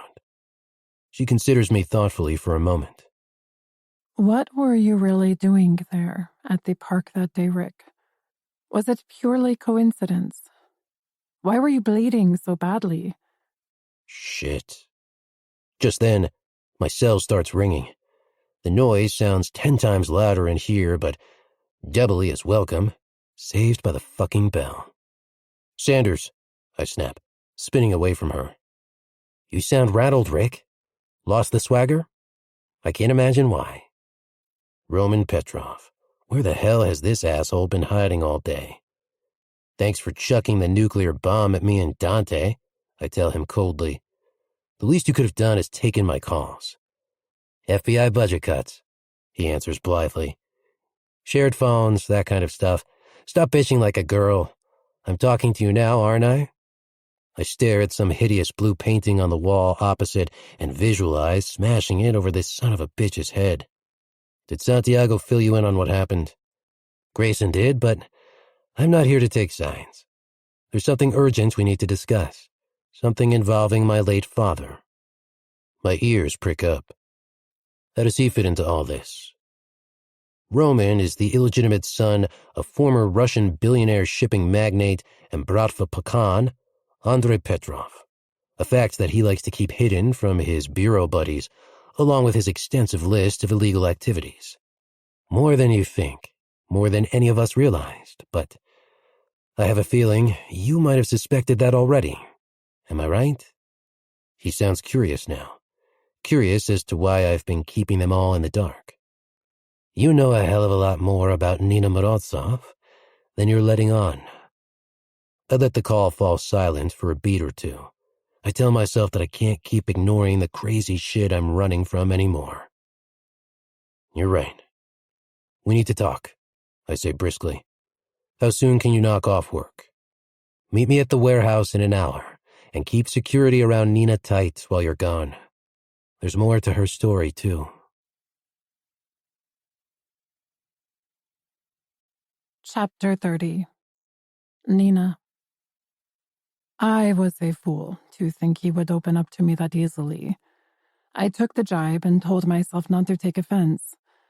I saw it for what it was, a simple matter of construction. My walls started crumbling on a private island somewhere in the Pacific, and all my mysteries are falling freely from my mouth. As for Rick, his walls are still holding firm, but I can tell they are cracking under the pressure. Fissures are skimming the mortar lines, and I can't help feeling apprehensive of the man I'll find standing on the other side once the dust settles. I don't give a crap what happens to his cocaine empire, but it's his business, his security. And therein lies my dilemma. As far as I am concerned, it's a dirty game that sells tainted dreams for a price too dear. But Rick measures his self-respect by the strength of his deals and allegiances. And right now, everything is disintegrating, thanks to me. It's midnight, and he still hasn't returned to his penthouse. I stare at the ceiling and count the spherical shadows of the spotlights. We barely spoke after he received that call at the Met. He delivered me back to his apartment, and that was that.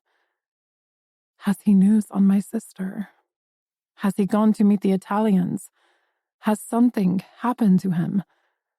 100 different scenarios float through my head, each one as terrifying as the last. Where are you, Rick? I toss and turn some more, but it's no good. In the end, I climb out of bed and wrap myself in another of his black shirts. His walk-in closet is exactly how I imagined it would be, rows and rows of expensive camouflage. Once dressed, I pad across the dark hallway. There are so many closed doors, and each one leads to another of his secrets. To my right, I can see the outlines of Rick's men standing guard in the lobby. I watch them pace back and forth as an unpleasant thought strikes me. Are they here to keep bad men out, or to keep me in? Scooting sideways, I open the nearest door before I'm spotted. A warm, musty smell hits my senses. I'm in a circular private library, a split-level mezzanine, with floor-to-ceiling mahogany shelves, all framed with intricate black ironwork. I frown and look around. This room feels as out of place in Rick's penthouse as I do. Right in the midst of this literary storm are two leather wingbacks. Next to them is a glass coffee table that is sporting an overflowing ashtray, a half-drunk bottle of Macallan, and a single book. Old-looking, classical. Intrigued, I move closer and flip it over. It's Charles Dickens' Great Expectations. I took a couple of classes in English literature at NYU, and this was one of the texts. There's a page folded down in the middle of chapter 40, and when I turn to it, one sentence takes a hold of my heart and squeezes. To my thinking, there was something in him that made it hopeless to attempt to disguise him. I meant what I said yesterday. I meant what I thought about him in the park 16 years ago. He can dress it up any way he likes, but he's still just a good man pretending to be bad. I want the man beneath his disguise. I want the stories he refuses to share. Pouring myself a scotch, I settle down into one of the chairs and immerse myself in a story of deceit and ambition until my eyelids start to close. Sometime later, I wake to the sensation of warm lips pressed against mine. "Rick," I croak. The lights have been switched off, but I recognize his silhouette, the expensive threads beneath my fingertips, his scent, and the sudden surge of electricity in the air. Shh. No talking. He murmurs. He's on his knees in front of me. I feel his fingers on my chest as he starts to unbutton my shirt. His next kiss is firmer, needier, nipping at my lower lip, and then sliding his tongue into my mouth, claiming me with those deep, dominant sweeps that have me gasping for mercy. Tugging me onto the floor, he follows me down, skin on skin. He's already naked, his erection throbbing like a perfect storm of desire against my pussy. I need you, baby. He rasps out. Open up and give me a taste. I feel a gush of arousal between my legs. I need you too, Rick. Spreading myself wide, he settles between them, winding his fingers around my hair to hold my head still, like I'm a constant for him as well. And he's binding us together as this crazy world spins around us. There's a hunger to his kisses, a passion that has him right on the edge of his self-control already. I sense the tension in his arms as he rises up to cover me, the smooth head of his cock teasing my folds. I need your permission, little bird. He growls softly. No one is taking from this body without your consent again. Yes, I cry, feeling the tears crushing against my eyelids as he drives forward, filling me with everything I never knew I needed, and more. It will always be a yes for you. There are no dirty words, no myths, no broken promises. But there is a sadness and a fierceness in him as he fucks me like an animal on the floor of his library, moving hard and fast, marking my skin red raw with friction burns as he imprints every part of his body onto mine. Hell yes. He groans into my hair. Wherever you're going, take me with you. My orgasm crashes into my core like a body blow as my nails dig bloody trails down his back. He curses again and comes so hard inside me that I can feel him jerking and spilling. He slows to the rhythm of our pounding hearts, his hips moving in rough circles. Why books? I whisper at the darkness. You have your sanctuary. I have mine. Maybe we can be each other's. He responds by seeking out my mouth again. We need to talk, sweetheart. He murmurs, pulling away. 4 little words guaranteed to give me a crashing come down after the highest high. At the same time, There is an equally large crash against the library door. Boss, we have a situation. Rick groans and slides out of me. Will this day ever end? More thumping. There's some major shit going down at the Barfly. We need to get over there. Damn it. At this, he starts hunting around for his clothes. I am coming with you, I say, sitting up as well. Like hell you are. He grabs my arm in the darkness, and whether it's because of the unforgiving sex we just had or the shitstorm that he's battling, I can tell his composure is hanging by a thread. Another round of thundering crashes. We need to leave now, Rick. Please, I beg him. I can't stay around here all night getting drunk on my imagination. It's driving me crazy. Somewhere my sister is... No, Nina. This whole fucking city is burning, and I won't have my little bird singeing her feathers. I promise I'll stay in the car. I'll keep close to all your men. I'll carry a gun if you want me to. That'll just be adding to the anarchy. I watch him dress in the moonlight, trickling in through the crack in the shades as I wriggle back into his shirt. Afterward, he walks me back into the bedroom, nodding at Danny, who is hovering in the hallway. We leave in 5. Both of us? Choosing not to question him or delay us further, I throw on my pants and blouse and try not to worry about the fresh chaos heading our way. To be honest, it's hard to concentrate on much with this raw ache between my legs.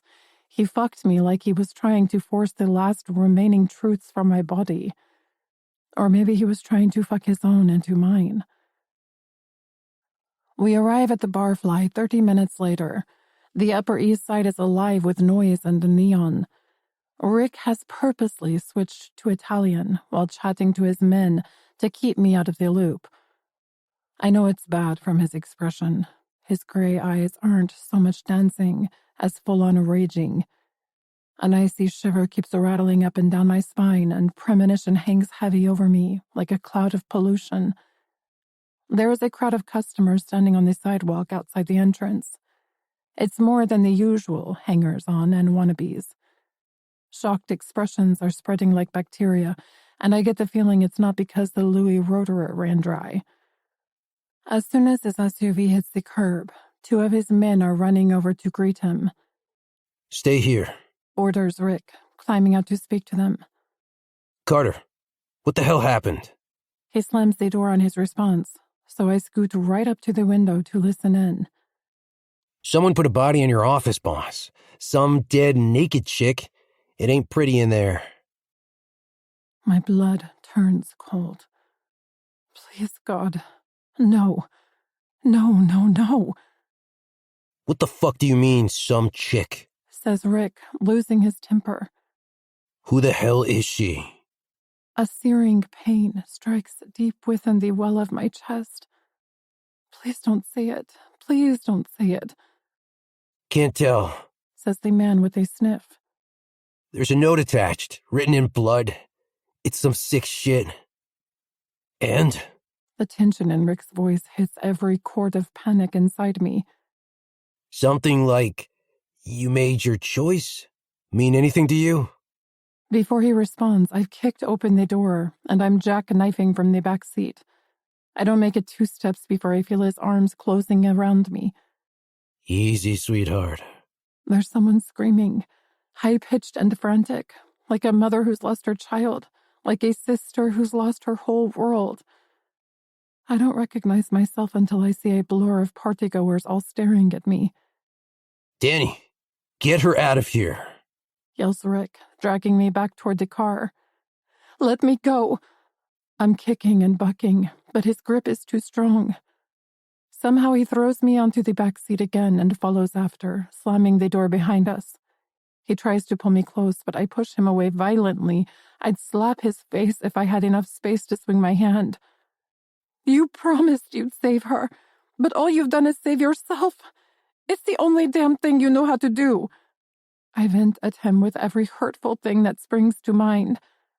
There's no guarantee it's her, Nina, he says roughly, grasping my face between his hands. It could be anyone. Half this town wants to threaten me, the other half wants me dead. Get off me!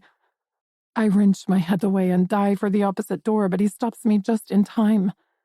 For fuck's sake, Nina, stay here. It's too dangerous. He yanks me back by my wrist. Let me go figure shit out. I'll be right back. I promise. You don't know promises, Rick Sanders. You only know lies. You're nothing but a cheap fraud dressed up in an Armani suit. He stares at me for a moment, strong jaw clenched, slow, deliberate blinks that swirl with anger. And then he's backing out of the car. Danny, lock the doors. I hear him say. I watch the crowd spring apart for him like they did a week ago on my first night at the club. Back then, I hated Rick for the keys he held to our cages. I hate him even more now for the locks he smashed and the little birds he ruined. Tears are streaming down my face as I try to empty my mind of every possibility. Thinking is agony. Hope is lost. I hear the door open next to me and one of his men climbs in, but I keep my eyes trained on the busy club. It takes a moment for the smell of stale cigar smoke and oranges to drive deep into my throat, but by then it's too late. The blow to the back of my skull tilts my view sideways. The last words to haunt me speak of nothing but pain. Chapter 31. Rick.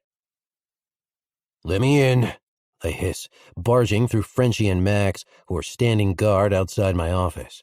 My heart is making a meal out of my mouth. If this is Nina's sister... The metallic stench of blood hits my stomach first. No matter how many times I've encountered it over the years, my gut response is to chuck my dinner up. Forcing myself to ignore it, I move further into the room. I see her immediately. Head rolled to the side, eyes shut. She's been propped up at my desk like a secretary taking dictation, like some kind of sick joke. She's also been kicked around a couple of 100 times first. She's more blood than skin, and it takes me a second to clock the color of her hair. Not black. Relief. Then, I see a lone strand of pink in between the matted red, and I freeze. Jesus fuck! I turn quickly to my men in the doorway. Get me a goddamn emergency team right away. Why, boss? She's gone. I don't fucking care, just do it. I move like lightning, propelled by my inability to raise the dead as it switches my adrenaline gauge up to 50 and fucking furious. Shrugging out of my jacket, I throw it over the crimson remains of Manda's chest. As I do, the corpse jerks. She fucking jerks. Rick. The whisper is so faint. At first, I think I'm imagining it. Rick. Manda. I'm by her side in an instant, gently lifting her up in my arms and laying her down on the couch. I've probably killed her by moving her, but there's no fucking dignity dying like that in a chair. She's straddling both worlds as it is. Who did this? Tell me. I clench my fist to regain an iota of control. When I look at her, I don't see my feisty bar manager anymore. I see a 4-year-old kid whom I stole a bag of potato chips for. I see the smile that blasted me through 2 hospital admissions and 10 rounds of baseball bat drama with our foster father. Morozov. Nina. I know who she is, sweetheart. She told me everything. Try not to talk. Help is on its way. Manda tries to shake her head, but it's not working for her. From the way she's laying, her back is broken and her shoulder, too. I turn round to bellow at my men on the door again. Frenchie, where's my goddamn ambulance? ETA's 5 minutes. Cops are all over the waves. We've got an ETA of 10 minutes for them. We need to disappear, Rick. Trap. Wheezes Manda as the death rattle starts to get a hold of her breathing. He's coming. Nina. My thoughts are with her instantly. Frenchie, radio Danny, I yell. I want eyes on my girl. Manda is slipping in and out of consciousness again. She has minutes, if that. It was never about Santiago, Rick. It was all about... Her eyes roll back in their sockets, and I shake her gently. Stay with me, sweetheart. Fuck. Danny's not answering, boss. Then try his... Before I can finish my sentence, there's a volley of gunshots, and my best marksman's head explodes in fine crimson all over my black office door. I rise to my feet and find myself staring down a loaded gun. 6, to be precise. Who the hell are you? I snarl. They don't look Italian, but they're not Russian either. Black combats, dead eyes, mercenary vibes. You need a fucking VIP pass to get in here, and there's a dress code for my club. Wear justice, says one, stepping forward.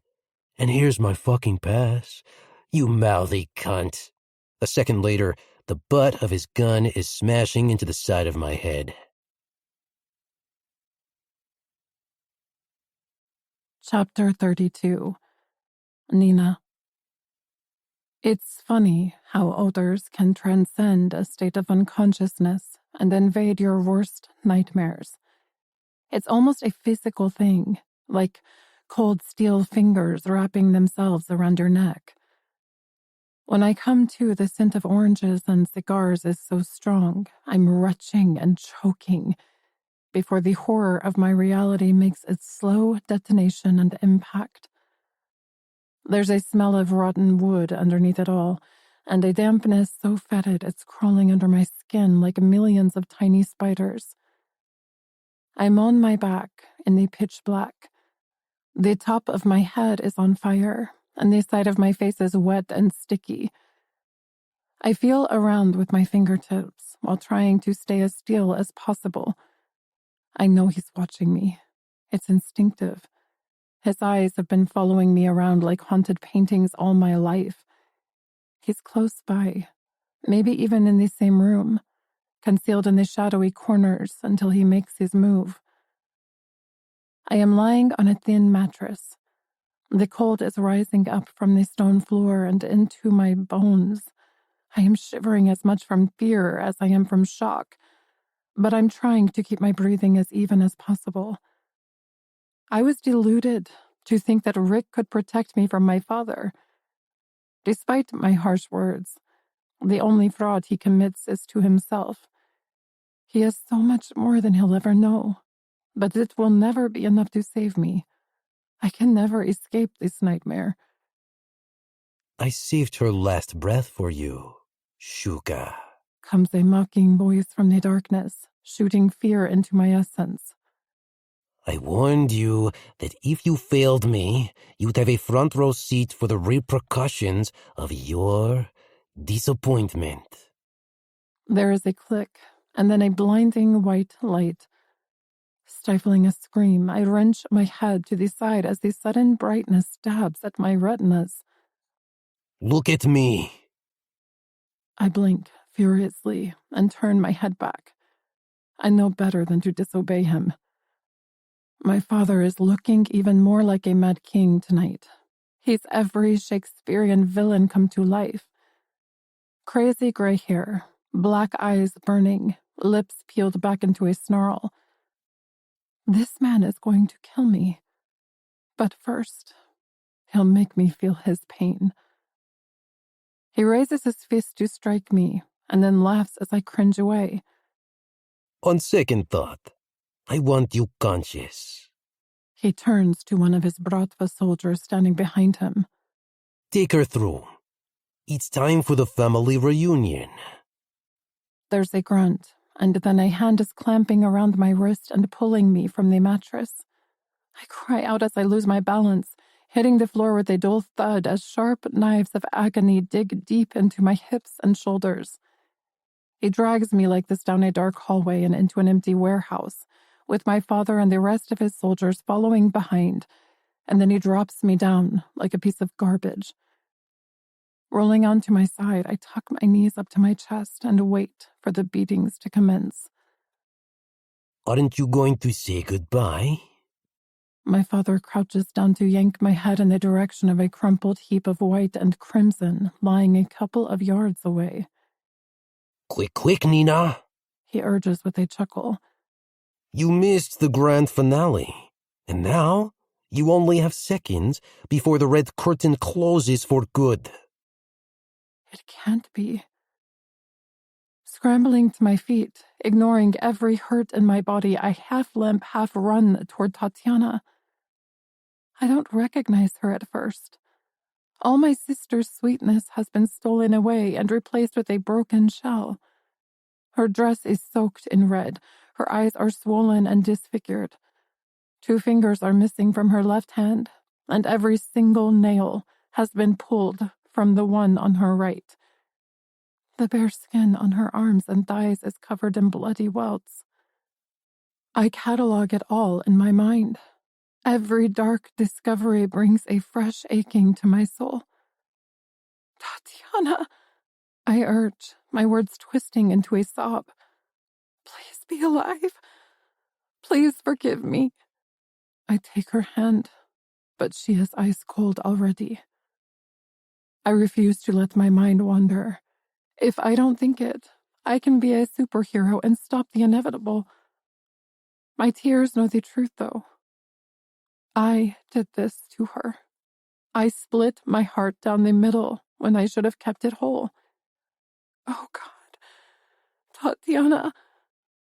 She starts to whisper something, and I lean in as close as I can to her face.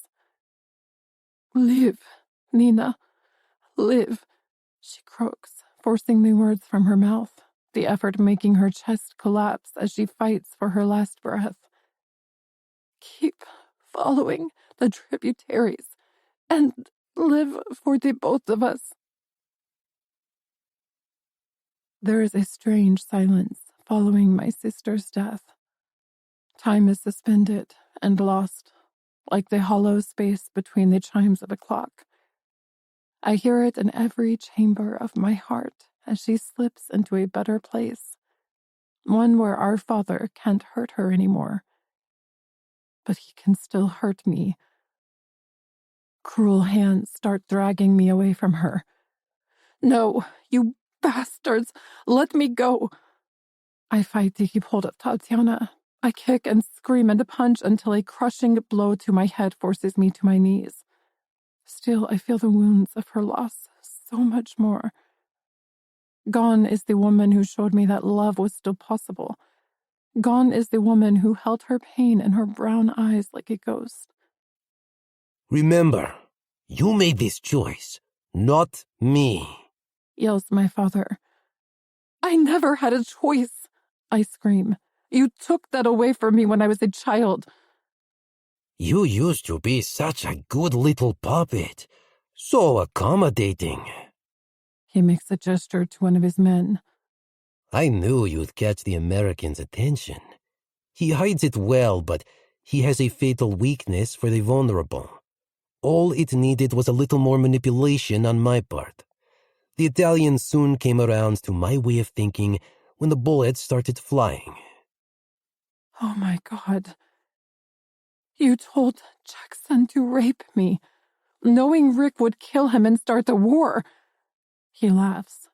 So perceptive, my dear. You got what you wanted. I can't seem to draw air into my lungs. Grief is squeezing everything out of me. The relationship between him and Santiago is over. His cocaine business is damaged beyond repair. You upheld your end of the deal with the Italians. New York is yours again.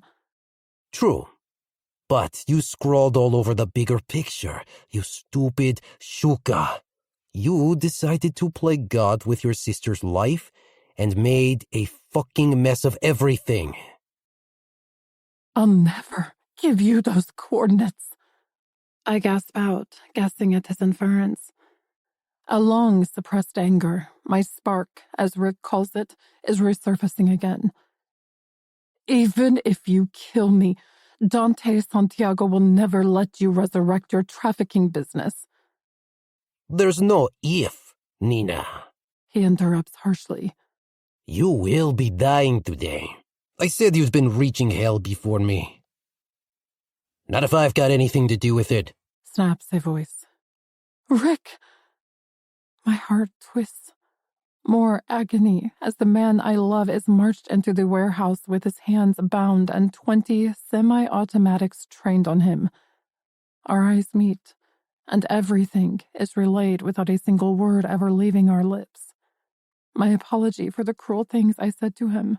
His apology for failing to find my sister in time. My assurances that it's not his fault. My father has turned the tables on all of us.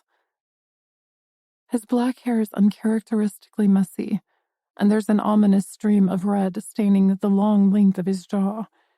His gray eyes are wild and violent. This isn't quite the meet the parents scenario I had in mind, Morozov, he says, addressing my father. I expected an awkward meal before you brought out the shotgun.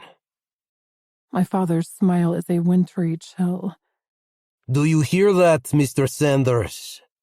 He cocks his hand to his ear in an exaggerated manner.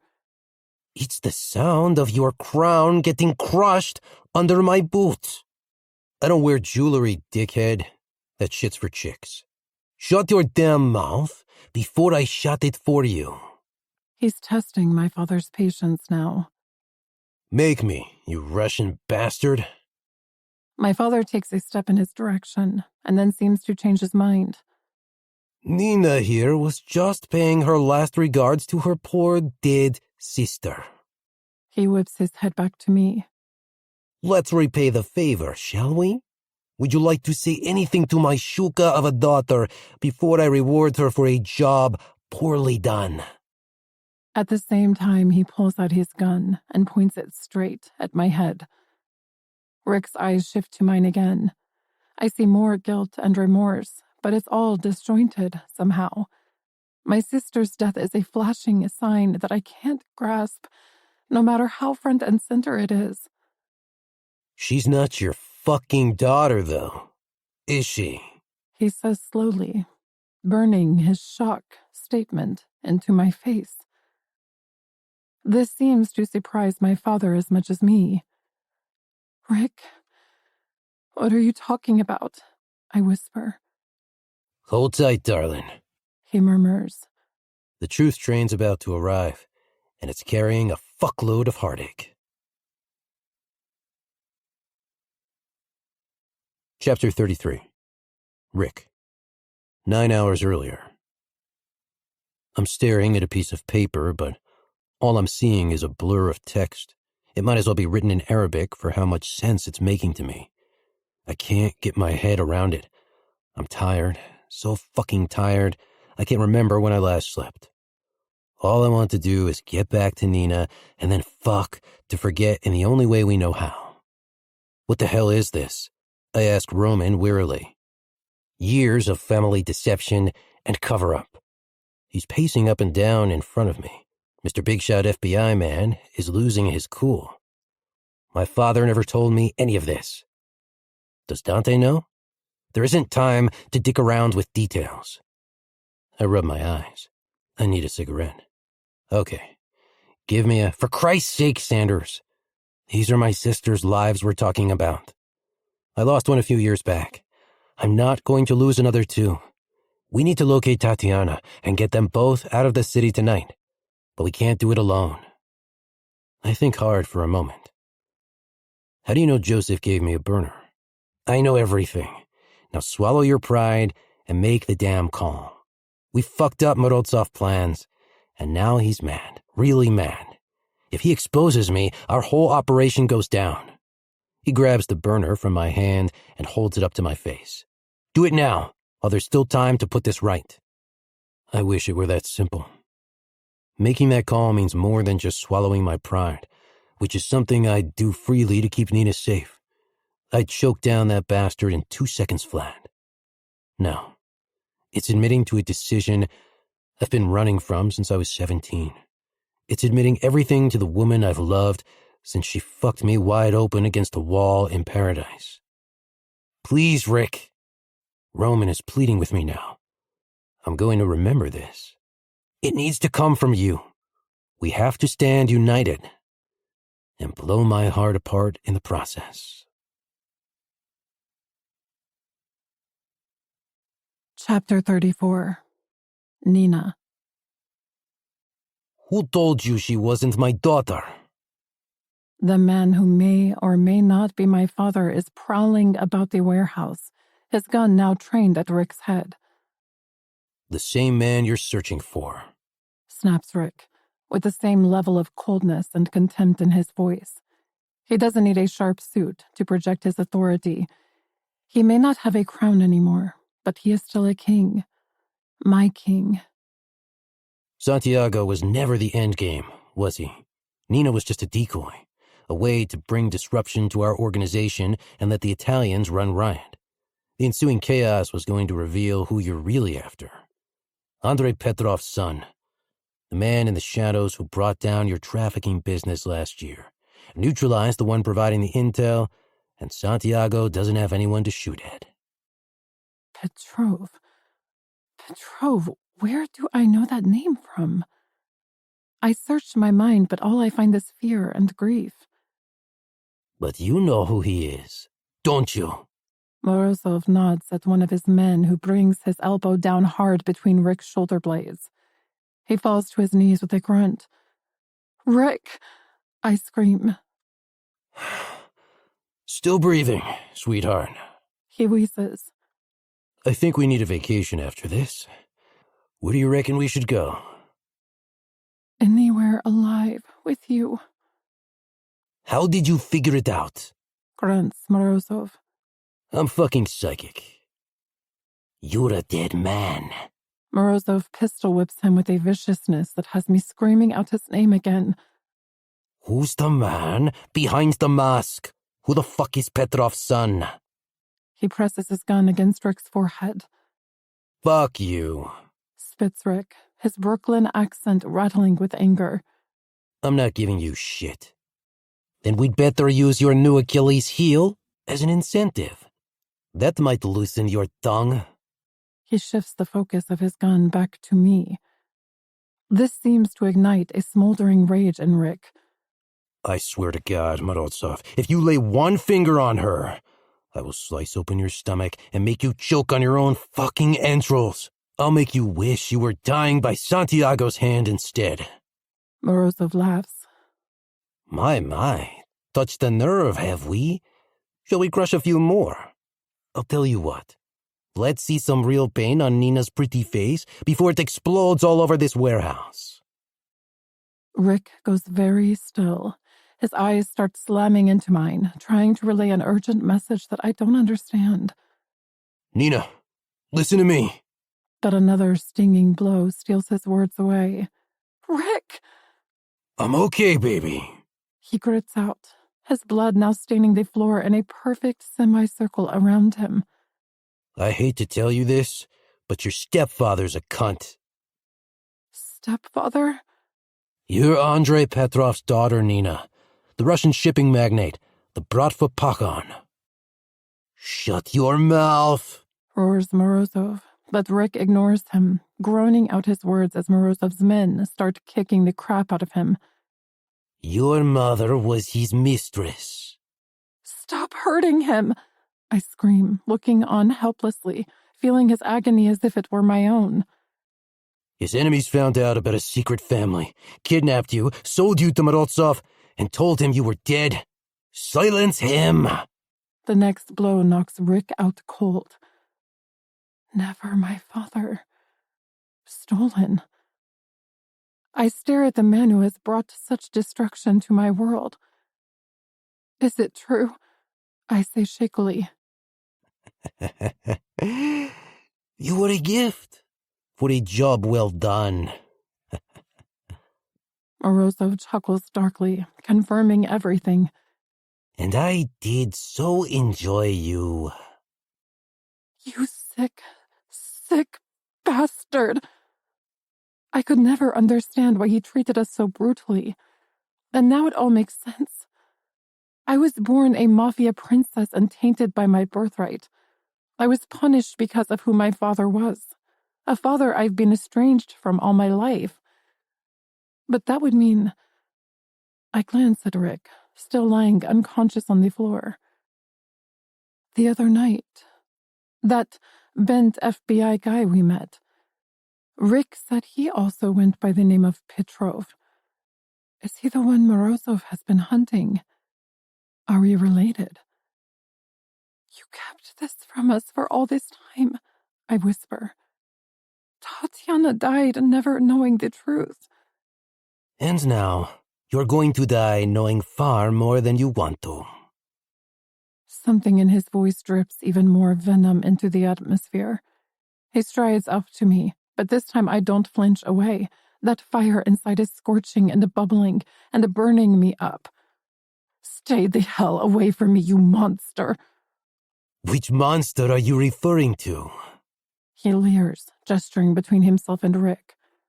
Your father and his brother Sebastian were at war with each other for years.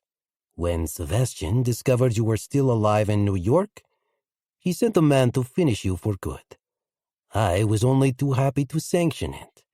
The bitch had outlived her usefulness. He was planning to deliver your heads to your father as a Christmas present. What man? I demand, daring him to elaborate. The same man whose bed you share, He says, relishing the fresh wave of shock as it smacks into my face. Why would Rick... I trail off when I recall his words to me a few nights ago. Rick used to work for the Russians.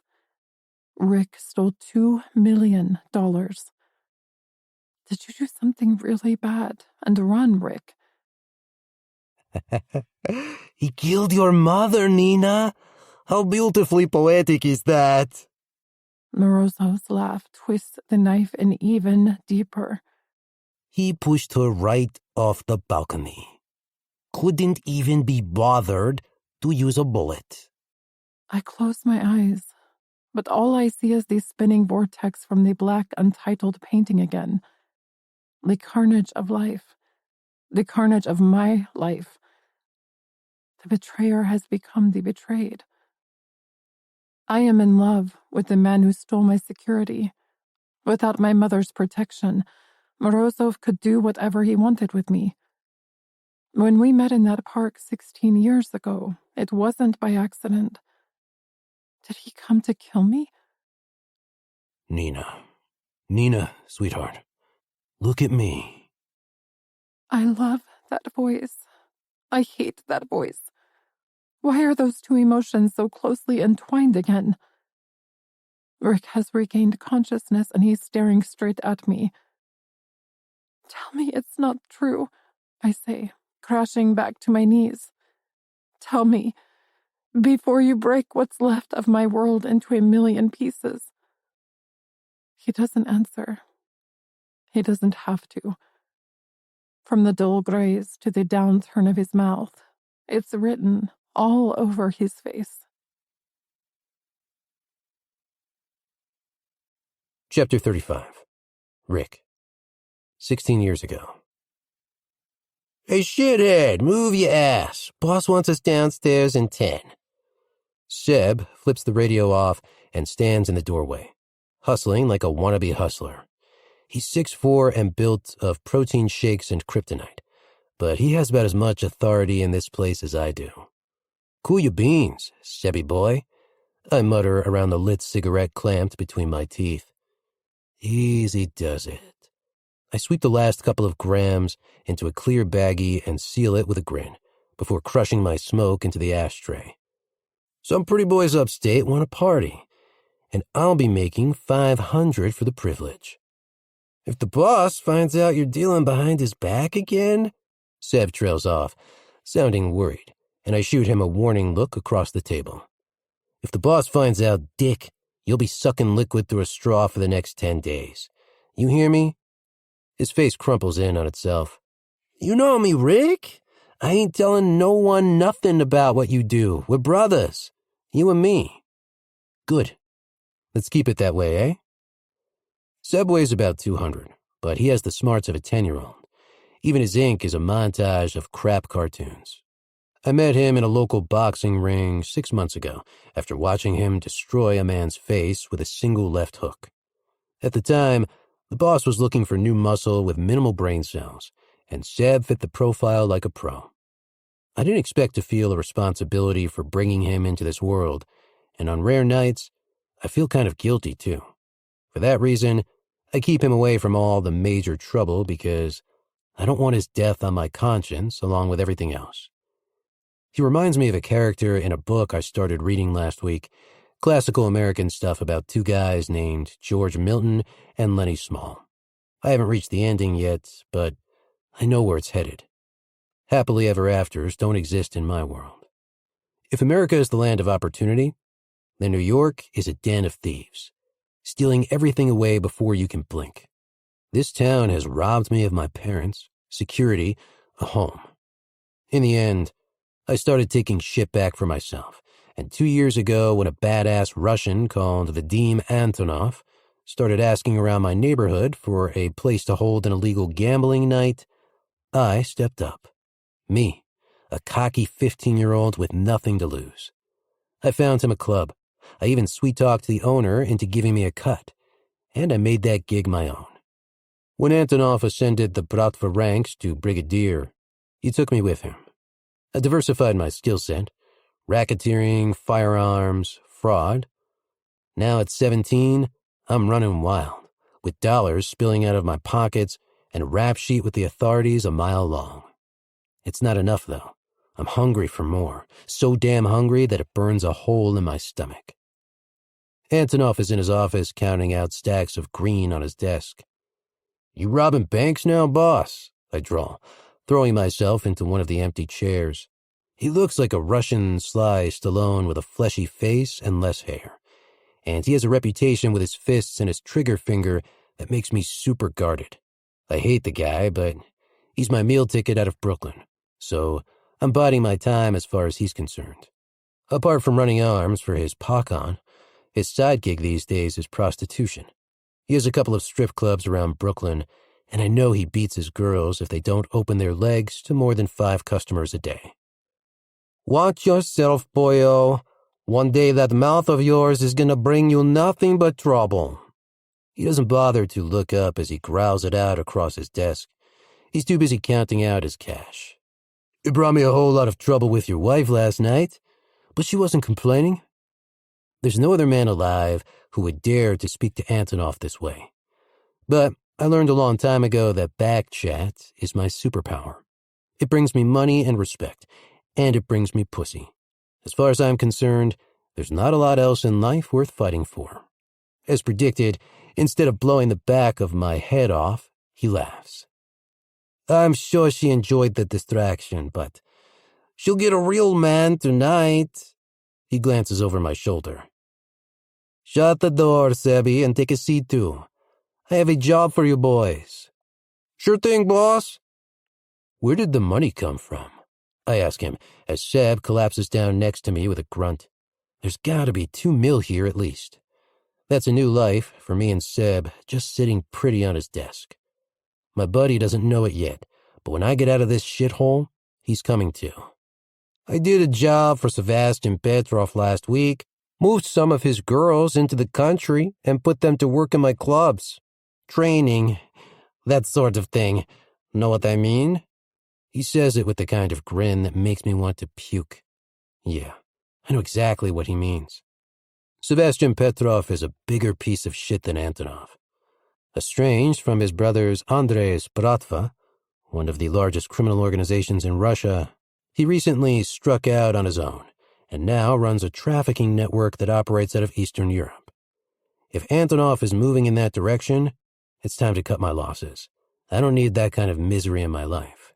Sebastian's payment came with a condition. I watch Antonov load up his safe with the stacks and slam the door. I know the code already. That's another thing I'm good with, memorizing numbers. That's where you fit in. What's the job?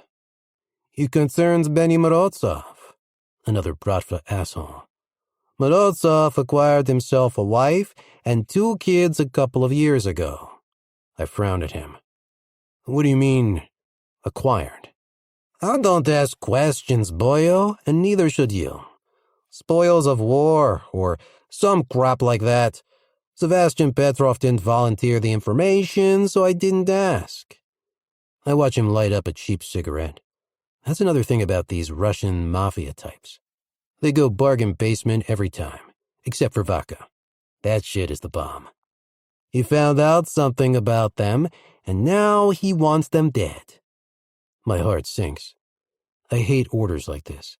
Killing innocents is a crap way to spend the weekend. How soon? You'll leave now. Damn. So you want us to top the wife and kids? Says Seb, the penny finally dropping for him about 5 hours later than everyone else. He has an apartment uptown. Here's the address. Antonov chucks me a piece of paper across the desk. Morozov is in Russia for a few days. Their security detail will be non-existent. 2 men, easy pickings. Get in, get done, and deliver the message. Don't fuck around. There'll be 10 grand waiting for both of you when you get back. So, how are we going to do this? Asks Seb, when we're parked up an hour later outside a swanky block on Park Avenue. There is no we, I tell him firmly. Not today. You're staying here. I have a bad feeling about this, and I don't want him anywhere near that apartment. No way, Rick shithead. Are you crazy? I watch him slide the magazine out of his Glock and slam it back into place just because he can. We ride and die together, like brothers. You're always saying it to me. I change tack. We need a clean exit. Otherwise, that die part is exactly how it's going down. I ain't topping it in this neighborhood. I glance around at picture-perfect movie set NYC with a sneer on my lips. Everyone shits the same as everybody else. The only difference is these fine folk have gold toilets. Besides, I got a horizontal date with Amy later, and I ain't missing it. But the boss said I couldn't give a damn what the boss said. I'm losing my cool and fast. He ain't here. We are. 1 man walking into a building ain't gonna rouse a whole lot of suspicion. 2, however. I let the information sink into his thick skull for a moment. You sure about this? Positive. Here. I pass him the joint that I just sparked up. Keep this going for me. I'll be back in time for the final victory toke. Seb gives me a toothy grin, satisfied now that he has a job. Sure thing, Rick shithead. Anything you say. Good. Now pass me your gun and keep the engine running. The doorman is a stooge. I knew this already. He buzzes me into the building with a smile like I'm some dumb pleb delivering flowers to his fucking grandmother. Seb's medal is jammed into the back waistband of my jeans. My own is pressed into my stomach under my black t-shirt. I take the stairs. Morozov's men are stationed outside the door, 2 bullets apiece, and they're down. With my gun still raised, I make my way along a blue hallway that leads into a living area. Tom and Jerry are doing their cat and mouse thing on the TV. I can see the tops of 2 little heads on the couch, their eyes glued to the screen. One glance and I make my decision. Their mother dies first. She's the easier option. Who the hell am I kidding? There are no easy options here. This is a bad job, and Antonov knows it. I can hear her singing softly in a room off to my left. I steal inside, closing the door behind me to block out Tom and Jerry and the evil that my Glock is about to unleash. I find myself in a kitchen that opens up onto a balcony. There's a young woman in a red dress standing just outside. She's singing to Rush Hour Manhattan and swaying in time to her melody. For a moment, I stare, transfixed. She's smoking a cigarette, her sweet cadence pausing every time she takes a drag. I can tell she's stunning, even before she turns around. Black hair streaming down her back, the material of her red dress skimming off the kind of curves I have wet dreams about. She's so goddamn graceful, but she's damaged too. It's there in her stance. She's like a swan with a broken neck. I know you're there, She says suddenly, without turning around. Her voice is husky yet pure. American. Have you come to kill me? I take a step toward her and clear my throat. It's nothing personal, sweetheart. Did Morozov send you? Sebastian Petrov. Ah, She doesn't sound surprised. someone's been sharing the family secrets. What the hell does that mean? I watch her take another pull on her cigarette before she turns to face me. Someone has beaten the hell out of her. Her cheeks and jaw are a dirty collage of bruises. But not even those can dull her shine. She studies me as much as I study her. You're just a boy. She says eventually. Sent to do a man's work. Don't let the baby face fool you, darling. You're not my first kill. My gaze flickers down to her red mouth. Her lip has been split in 2 places. She watches my eyes stray. I take the beatings so that my babies don't have to. They're worth every punch and kick. I take another step forward and flick the safety off. Everything about this hit is making me sweat, and I want to get done and get the hell out. Any final words? Do whatever you want to me. Just, please, don't hurt my girls. For the first time, I see moisture gathering in her eyes. Can't make that promise, I tell her roughly. But I'll do it quick. They won't feel a thing. He's using you to start a war. One lone tear escapes down her cheek. Don't care. It's not my war. I got my own battles going on. She studies my face again before she turns back to the balcony. I don't want them to see my body. They won't. They'll be dead in the next 10 minutes. You're not going to kill them. It's her certainty that drags the laughter from my mouth. Sorry, darling, but that Jedi mind shit doesn't work in real life. You're not like my husband, whoever you are. You're not as bad as you think you are. I can feel this conversation veering off into dangerous territory. Why the fuck does a man like Sebastian Petrov want you dead? I'm a pawn in a game where the rules keep changing. What the hell is that supposed to mean? Turn around. Are you really going to do this? You bet I am, sweetheart. My words come out with more conviction than I'm feeling. Then you leave me no choice. Grasping the balcony railing, she starts to lift one pale, slender leg over the sign. What the fuck are you doing? I surge forward to stop her, which, in hindsight, is pretty damn ridiculous when I'm about to put a bullet in her skull. Making the decision for you. I can see the storm raging in your eyes, Mr. Sad and Fierce. I ain't fucking sad and fierce, lady. I'm the motherfucking Grim Reaper. She shakes her head at me. You don't want to do this any more than I want to die. But Sebastian wants a body, so he can have mine. My girls are strong. They'll find their way in this life. He might even let them go once I'm gone. I can't believe the strength and self-sacrifice of this chick. I never knew people like her existed. You gonna leave them a note before you kiss the sky? Tell them to follow the tributaries. Both of her legs are over now. The only thing left between her and certain death is a tight, white-knuckled grip on the railings. She looks straight at me, her long hair flying all around her like a black cloud, and her red dress whipped tight against her body by the wind. Tell them that the tributaries will bend and flex and keep them alive. Tell them that I love them, that I will always love them. The right thing is clawing at my chest again. Steal the fucking bag of chips. I want to tell her to stop. I want to tell her I'll find another way. And then she jumps. Before I leave, I scribble out a note to 2 motherless girls on behalf of a woman in a red dress who changed me irrevocably. I won't know this until later, but she lit the flame for something better for me that day, right there on that balcony.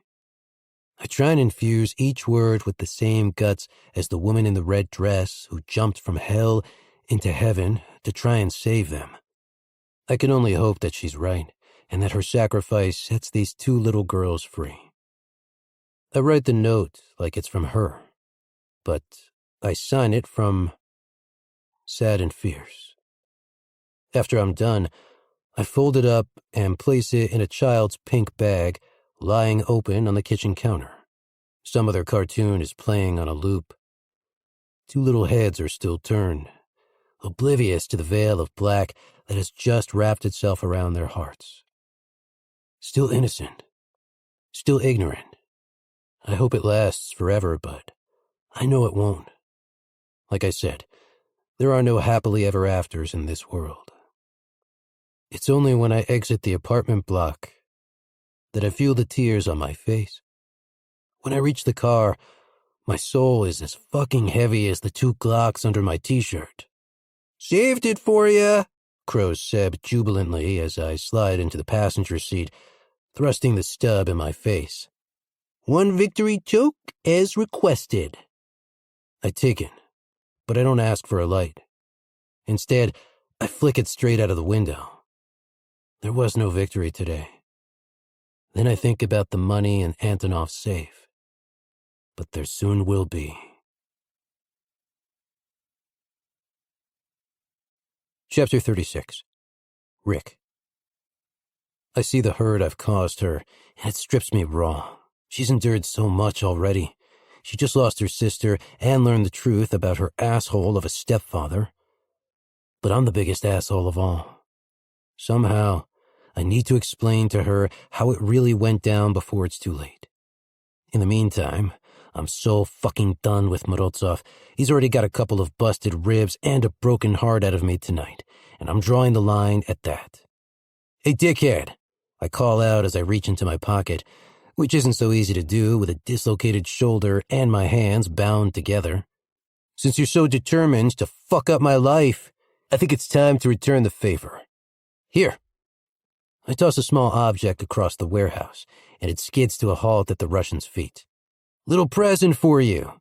Some stooge in Langley made it. Undetectable to all, except Dante Santiago." Watching the color drain from Morozov's face is a hell of a lot more entertaining than watching the same happen to Nina's. I reflect idly. "What did you say?" My smirk falls effortlessly back into place. "You landed in New York an hour ago, so I reckon you have about 15 seconds to say your final goodbyes." It's 5, actually, but Dante has always been overly punctual. The explosion disintegrates one side of the warehouse. I'm blown sideways by the impact and lose sight of Nina through the dust and chaos. "Stay down, baby," I yell at her, but I have no idea whether she heard me or not. There's the sound of gunfire. Bullets are flying all over. I keep my head down and crawl on my stomach in her direction, but she's nowhere to be found. The dust is starting to clear. Dante's soldiers have the whole place on lockdown already. The fight is over before it's begun. Over to my left, I can see Joseph taking care of the last remaining asshole. No sign of Morozov's carcass, or Nina. Exhausted, I roll over and find myself eye-fucking Dante Santiago's gun again. "This is getting boring," I croak. "Can't you find yourself a new hobby?" "Is that a thank you?" he says, raising his eyebrows at me. "Would you like me to send you flowers? Where's Nina?" "Joseph has her. She's alive." My relief is a blinding beautiful thing. Thank Christ. And Morozov? Cornered like a rat. We can toss a coin over who gets to finish him in a minute. He leans down and hauls me to my feet. We stand in silence as he holsters his weapon and slices through my restraints with his knife. "Thought you weren't leaving the island for another month." "Changed my mind." "I owe you. Call us even." He hands me the knife once he's done. Turns out I wasn't ready to dick away 10 years of friendship after all. And on that note, I'm conceding the toss tonight. His dark eyes start gleaming at me. Make it bloody. Make him scream. Oh, I'm planning on it. I owe it to a woman in a red dress. I owe it to her whole family. When I slide the knife into Morozov's stomach, I smile to make up for all the times he stole Nina's. When I wrench it upward, spilling his guts all over my favorite pair of Oxfords, I laugh to make up for all the times he stole her happiness. When he dies screaming, I spit in his fucking face. That one's for me. Kicking his lifeless body back down to the floor, I wipe the knife against his clothes and hand it back to Dante. "I'm impressed," he murmurs. "Reminds me why you're not working with us again. I have a lot of shit to make right first. Where is she?" He indicates to the far side of the warehouse, where Nina is hunched over the dead body of her sister. I can feel the choppy waves of her anguish from here. Who is my insider? Danny. Morozov bought him off 2 weeks ago. Fortunately, he was a stupid bastard who never connected the dots with Roman. He assumed he was another corrupt Fed. Fuck. My anger ricochets around the warehouse as my man's treachery cuts deep. Where is Roman anyway? Retreated back into the shadows. I'll give him a full update. He'll want to speak to your woman. Is she still my woman? Did you find Manda back at the club? Dante nods. She didn't make it. Fuck. Without a word, I start walking toward Nina. Her grief is the only thing that matters right now. Mine can wait. I'll let it consume me and take me under, but only when my little bird is safely back in my arms. Nina glances up as I approach. Her face is a mess of tears, her dark curls wild and tangled. I want to run my fingers through them and make them right. I want to make us right. Stay the hell away from me, Rick, she hisses. Her anger is like a hard diamond glinting through a solid rock of hurt. Can't do that, sweetheart, I say gently. She rises to her feet, and when I see what's in her hand, I stop dead. Shit. Nina, give me the gun, baby. Did you really murder her? Her whole body is trembling as she aims the weapon at my head, but her expression kills me quicker. She's terrified of me, of what I did, but it's not half as much as I am of losing her. No. I stop when I hear the commotion behind me. Lower your weapons, Dante! I yell frantically over my shoulder. Nina's in a world of pain right now, and she doesn't need 30 trained killers pointing their AK-47s in her direction. This is between me and her. I fucking deserve this moment. And so does she. Not happening, Sanders. I flew a long way to save your... God damn it, Dante! Do as I say. This is met with a harsh curse. She's Andrei Petrov's daughter. Roman Petrov's half-sister. I want your word that if she shoots me dead, she walks away. No retaliation. You hear? Silence. Say it, I shout. Jesus Christ. Okay. Fuck. Satisfied, I turn back and hold my hands out to show her that I'm unarmed, every last part of me, including my heart. I love you, Nina Petrov. You hear me? My accent is all Brooklyn tonight. I used to think the truest parts of a person only showed when they were down and out. It's not. It's when the woman they die for is holding a gun to their head. So here's my truth, baby. I crash to my knees and count the tears streaming down her face. I didn't kill your mother. Not in the way you think. They sent me in to put a bullet in her skull, but she jumped right in front of me. I paused to take a breath as every memory I've crushed comes flooding back. So you would have killed her anyway? No, sweetheart. Your mother knew I couldn't pull that.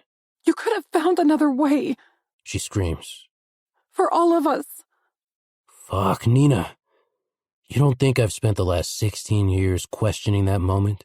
Going over every possibility and how I could have done it differently, especially now, after learning what Morozov put you through. I wish I could have stopped her. I wish I could have found another way for her, like you say, but deep down, I know I never really had that choice. Your mother knew it too. So in the end, she made the decision for me. If I'd rescued you, you would have been dead by sunset.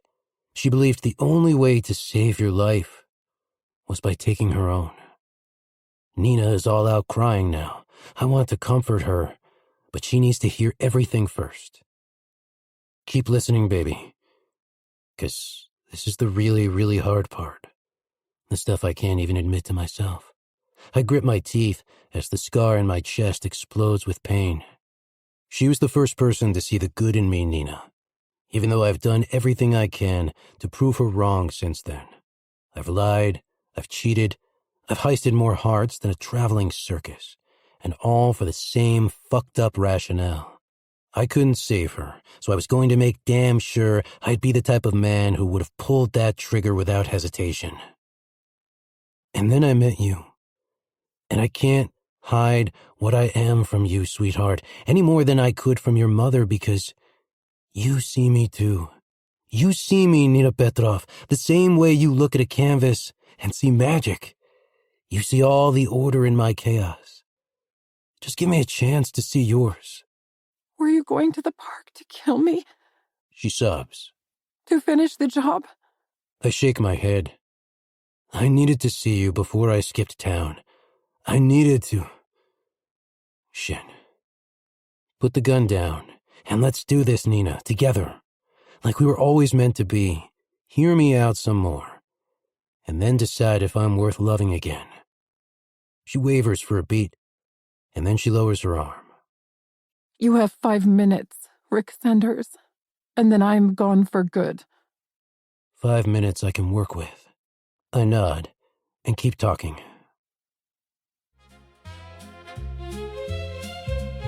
Chapter 37. Rick. 16 years ago. His fist connects with my jaw again and sends me flying over his desk. I lose my footing and catch my chin on the leather edging on the way down, snapping my head back for an extra dose of agony. When I hit the floor, I'm seeing stars. Antonov lands a couple of kicks to my ribs for good measure. Where have you been, boyo? You hiding from me? Barbados, I choke out, pulling myself up by my fingernails. I never stayed down for long. Didn't you get my postcard? Here's your fucking postcard. His boot connects with my stomach, and I groan in pain. Get your ass back over to Manhattan and finish the job. I said 3 bullets, and you didn't use a single one. I'm not a dumb shit. I can count. I wheeze. She's dead. I watched her jump. 2 fucking daughters aren't. Sebastian's pissed, and that makes me pissed. Stupid me. I tried to run. I told Seb to put his foot down as soon as we left Park Avenue. He never questioned it, or the 20,000 we were driving away from. His blind faith made me even more determined to get us away from Antonov. His blind faith led to him being shot, point-blank range, outside a 7-Eleven in New Jersey, less than 48 hours later, and me dragged back to Brooklyn to face my reckoning. Antonov lifts his leg to crush my ribcage when his phone starts ringing. Stay the fuck down there, boyo, he grunts. I'm not done with you yet. I roll over onto my side, wincing and hissing as he circles his desk to answer it. The pain is gnawing at my insides, but the only thing I'm focusing on is Antonov's safe in the corner. Inching my fingers into my waistband, I pull out my flick knife as he hangs up the phone. It's your lucky day, boyo. He laughs throatily, making his way back over to me. Sebastian's changed his mind about the kids. You did it, lady. Those girls are going to have another shot at this bitch called life. I focus in on his calf that's now 10 inches away from my face. What follows is a long, dragged-out beat. In the future, I'll call it my fuck 'em or forget 'em moment. Right now, it's a weightless freefall before I change my life forever. A few seconds later, my knife is sticking out of Antonov's leg, and he's screaming for my 17-year-old bastard blood. Oh, Bulldog! I'm gonna kill you, boyo! I pull the knife out as he crashes down beside me, and I plunge it into his chest 5 times in quick succession, his blood running fast, thick, and hot. In, out, It's kind of like fucking, I think wildly, as I lift the knife for a sixth time. That's when all my teenage naivety comes into play, and I take my eye off the enemy. I don't see his knife before it's too late. He slides it right between my ribs. Before I can register the pain, I'm sinking my own into the base of his neck and watching his life ebb away before me. Afterward, it's like a goddamn avalanche. The pain is a 10-ton truck that leaves me flattened and gasping on the floor of a dead man's office. 15 minutes later, I'm stumbling down the stairs and into Main Street with a bag full of hopes and dreams, and a stab wound that may or may not have punctured my lung. Hospitals are a no-go. Injuries like mine prompt too many questions, and with my rap sheet, I'll go down for sure. But there's a guy I know in Belleville who might be able to help. And then where? I hit the radio as I pull away from the curb. It's some old disc of Seb's, Miami's sound machine. He loved all that 80s shit. More agony.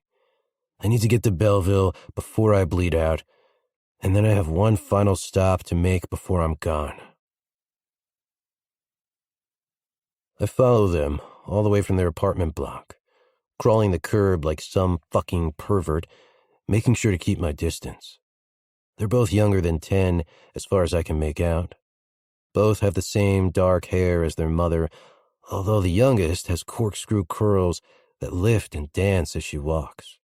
She keeps tugging on her sister's hands like she wants to go back home, like she wants to rewind the last 2 days and have her mother back. When I see them enter the play area, I slide the car into park and follow them in, clutching at my wound and limping from the effort. There's a bench right by the perimeter fence. I collapse onto it before my legs give out and watch them silently for a moment. The eldest heads straight for the swings. I can see her misery in every movement. Head down, heavy gait. The works. Meanwhile, the youngest just stands there, a few yards away. It's like she's deciding how the fuck she's going to carry on with life. And this cuts me deeper than Antonov's knife. You debating the choice there, sweetheart? I say loudly, unable to hold back any longer. I'd go for the swings if I were you.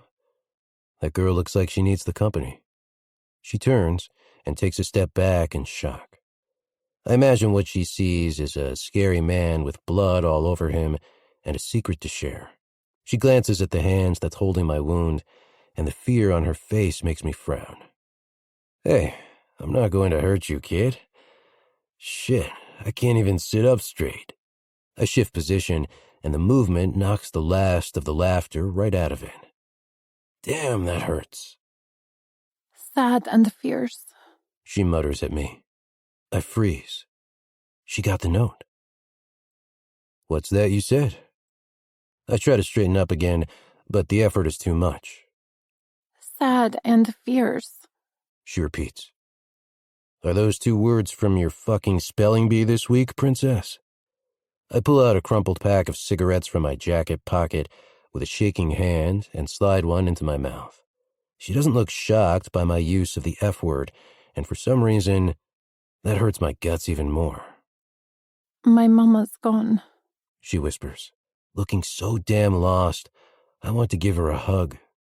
And everything is sad and fierce now. I nod, accepting this.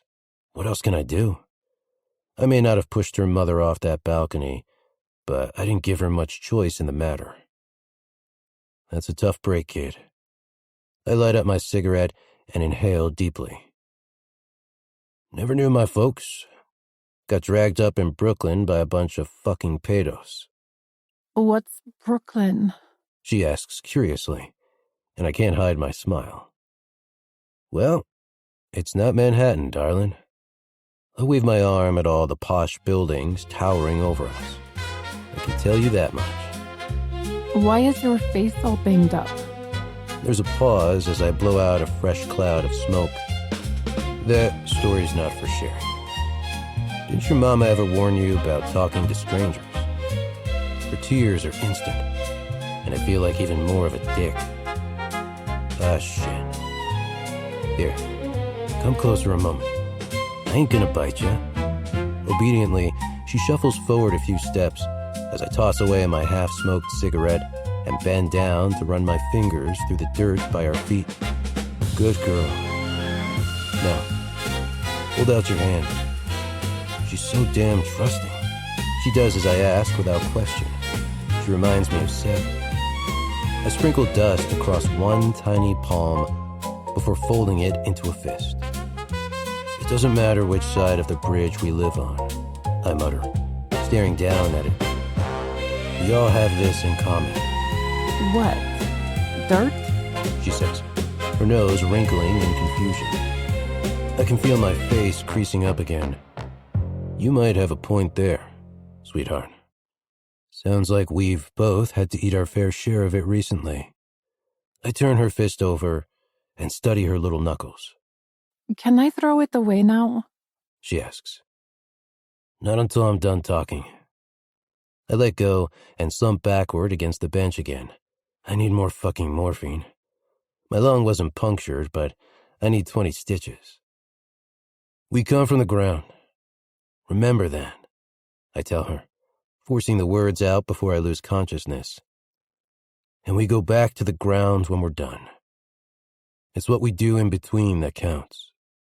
Somehow, I have to impart the same strength and courage that I saw in her mother to her. The note wasn't enough. I need to make her understand that she has to take this life by the scruff of the neck and shake all the good shit out of it. If I do it right, she'll pass the message along to her sister, too. I pause to light another cigarette, and as I raise it to my mouth, my hand is shaking worse than ever.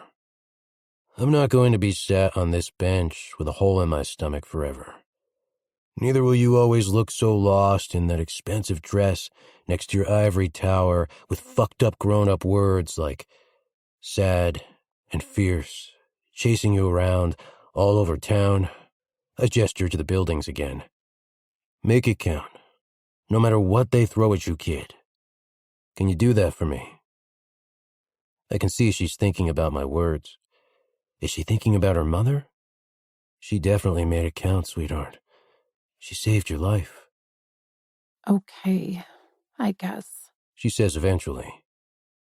You guess? I shake my head and tut. Guesses are for assholes still fumbling around for their dicks in the dark. I want your promises or nothing. Now it's her turn to straighten up. Okay then, I will. But you have to do it too. Her ultimatum shocks the shit out of me. That's when I know that this little girl has her mother's blood pumping through her veins. She'll take the knocks, but she'll be okay. She's a survivor, like me. I can only hope that her sister is as strong. Done. My lips twitch, forming the basis of a smirk that's going to carry me through the next 16 years until I find her again. Don't you worry about that, princess. There's a whole world beneath the dirt of this city, and I'm planning on ruling over every square inch of it. A couple of morphine shots later, me, sad and fierce, are crossing the borderline into Florida with $2 million in cash that I stole from a dead Russian and a promise to keep. Chapter 38. Nina. Ponte Rialto in Venice is a vision during the day, but it's a work of art at night. I stand in the center of the walkway near the outer balustrade, gazing down at the lights on the Grand Canal, watching as the inky surface ripples and breaks with the movement of each passing gondola. At the same time, I can feel centuries of history whispering their secrets to me from the white stone portico. I close my eyes and inhale the moment, listening to the international chatter of passing tourists and the soft lapping at the water. Once again, it feels like my tributaries have led me to where I'm meant to be. Dipping my hand into the china urn, I let Tatiana slip through my fingers for the last time. I'm finally setting her free, scattering her ashes to the heart and soul of this city. The city she never got to visit in her short life. Next to me, Roman is as stoic as any Michelangelo statue in his smart black suit. He allows me to mourn in private, but he knows when to rest his hand on my shoulder during the moments when my pain is too much to bear. I can't imagine what he must be feeling, to find and then lose a half-sister in the span of one night. His hurt must be as confusing to him as it is crushing. Irrespective, he was insistent on accompanying me here, and we made the journey to Italy together as a grieving family. Once the urn is empty, he wraps his arm around my shoulder, and we stay like that for a long time, mourning what could have been. Loss is a contradiction. It tears people apart, but it also binds those left behind with delicate strands of love. I have so many questions. Questions about Andre, my mother, their love, my heritage, and details. I have a voracious appetite for every minutia, some of which Roman is as much in the dark about as I am. I want to know how our father wept for us until the day he died. I want to hear how he dedicated the later years of his life to bringing down human trafficking organizations with Dante Santiago. Come, Says Roman, as the wind suddenly picks up, wrapping my dark curls around my face like a blanket. He's waiting for you. That's if the stupid fucker hasn't smoked himself to death by now. I smile and slip my arm through his. Roman is right. There's a man in Piazza San Marco wearing a midnight blue suit, whom all my tributaries flow toward as well.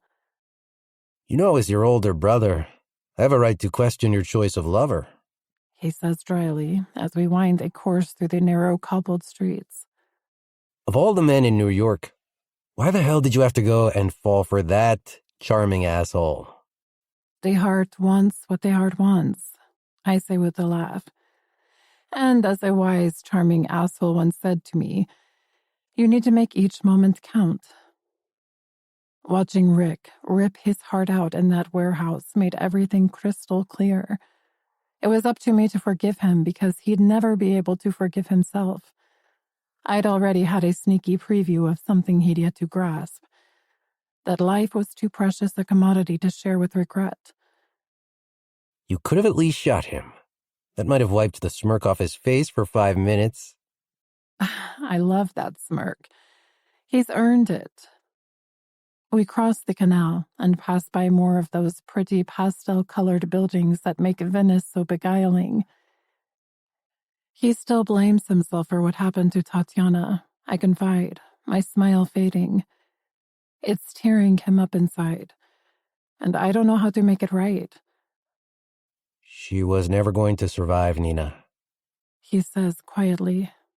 Her card was marked from the moment Morozov hatched his plan. It's a miracle you got out alive yourself. I'll always be grateful for that. I spot Rick as soon as we reach Piazza San Marco. He's pacing up and down outside the basilica, talking into a cell phone with a lit cigarette held lightly between his fingers.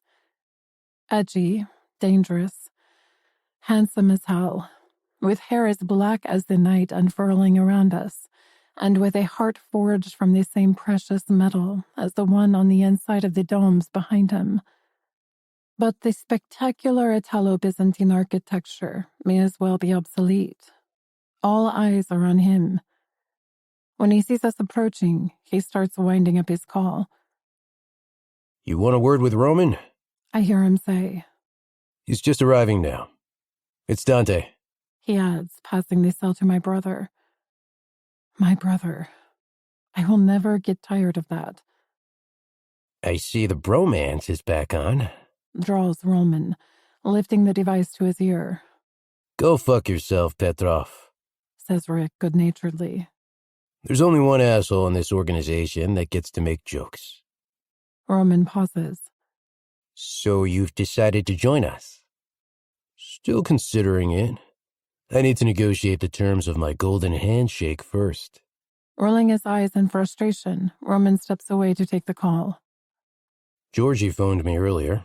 Murmurs Rick, wrapping his arms around me, sweeping me into his haven of warmth. I told him where we were, and I think he fucking came. Phone sex has never been so unsatisfactory. We stare at each other for a moment. How did it go? I set her free. Nice place to be. His jaw tenses, and he glances toward the Grand Canal. What did you mean that night, when you said, my eyes had stopped dancing? He asked suddenly. I slide my hands up and underneath his suit jacket to palm the powerful web of muscles that I love so much. When I met you in the club, your eyes danced at me like I was just another game to break the rules over. He laughs. Turns out you broke me first. And for your information, my eyes aren't the only thing about me that dances. Before I know it, he's bolting his arm to my waist and spinning me around the square in his own version of a hot and dirty quick step. I still own 20 nightclubs, remember? Rick, stop. I giggle as my loose hair lashes across my face and the wind rips the laughter from my mouth. Never. The quick step turns into a waltz. He spins me faster, so fast I lose my balance. In response, he grips me tighter as I press my whole body against his, so we move as one. That's when I know I'll never fall again, when I'm in his arms. It's you and me in this dance forever, little bird. I hear him say. Venice is a blur of color, and like always, the only thing I see is him. My constant, my anti-savior, the man who finally set me free. Epilogue. Rick. I glanced down at the small black box that Dante just tossed across the table at me. What's that? An apology? You pulled a gun on me first. Your memory skills are appalling. Just open the damn thing. Gifts clearly aren't Dante's jam, judging by the way he's drumming his fingers impatiently against the woodwork. I always figured you'd be the type of man who enjoyed giving rather than receiving. I muse, relishing the moment. I swear to God, Sanders. What happened to contentment? I have 2 children under 3, he says, glaring at me. I'm too exhausted to be content. I burst out laughing at this. Cough it up, motherfucker. In 7 months, you won't be so smug. I glance across the balcony to where Nina is chatting to Eve about her new job at Georgie's gallery. There's barely the faintest trace of a bump beneath her pink dress. But we both know that a miracle is busy growing in there. It's hard to ignore. She hasn't stopped vomiting for the last 5 weeks. Turns out, there isn't a contraceptive strong enough to prevail against long, hot nights and even longer days of erasing both of our fucked up pasts. If it's a girl, we're calling her Tatiana Amanda. If it's a boy, we're calling him Seb. I'm not going to pretend it's been rainbows since Venice. We're still finding our feet after all the revelations, and my guilt manages to shred holes in the fabric of our relationship most days without me even realizing it. But I love her. I love her. And I never thought I'd feel that way about a woman. Destiny manipulated us like a pro, and I'm tempted to give the sneaky bastard a backhander for all the effort. We'll make it, because there's no alternative. The moments when we're in sync bring a joy that knocks us sideways. She's my past, my present, and every single frame of my future. I still can't see shit in any of the fancy art exhibitions she drags me to, but I've figured out the reasons why. All I want to see is her, our child, the life we're building together. Well, Dante's about to combust, so, of course, I toy with the box some more. Eve, he snarls, get this man off my island before I break his neck. Eve, to her credit, doesn't turn a hair. She just cocks a dark eyebrow at him. Fine. I'll open it, I say, conceding after Nina throws me a pleading look. It better be expensive, though. Inside is a gift so typically Dante that I can't help laughing again. I thought we were okay these days, I say, admiring the shiny silver bullet on the black velvet display cushion. Is this some kind of a threat? It's an early wedding present. Bit presumptuous. I shoot him a warning look. She might not say yes. You knocked her up, so I'm leading on a natural progression. Eve had it engraved for you. Same time as the other thing. With what? Abandon hope, all ye who enter? I stop when I notice Dante grinning at me. The man doesn't grin. Rip people apart with his bare hands, yes. But he never fucking grins. What does it say? Asks Nina shyly, coming over to curl herself onto my knee. Welcome to the family, I say, holding it up to the light. That's sweet, but I really don't fancy you as a stepdaddy, Dante. Since you and Richie are best friends again, I thought you'd appreciate some mafiosi shit, he says, ignoring the crack. I should think so, too. I just handed him your entire Colombian supply chain. If I don't get fresh tiramisu delivered to my front door every day, I'll be pissed. I hold the bullet up to the light again. This is actually pretty cool. It's also the one from my gun in the lobby 2 months ago. I look over, and there's that wicked glint in his eye again. I guess some friendships are made to withstand the test of anything. Remind me to return the favor someday. Don't. I have enough bullets in my life as it is. Then I'll have to get creative. There's a pause. I heard Senator D'Angelo stepped down from office last night, he says, pouring himself another bourbon.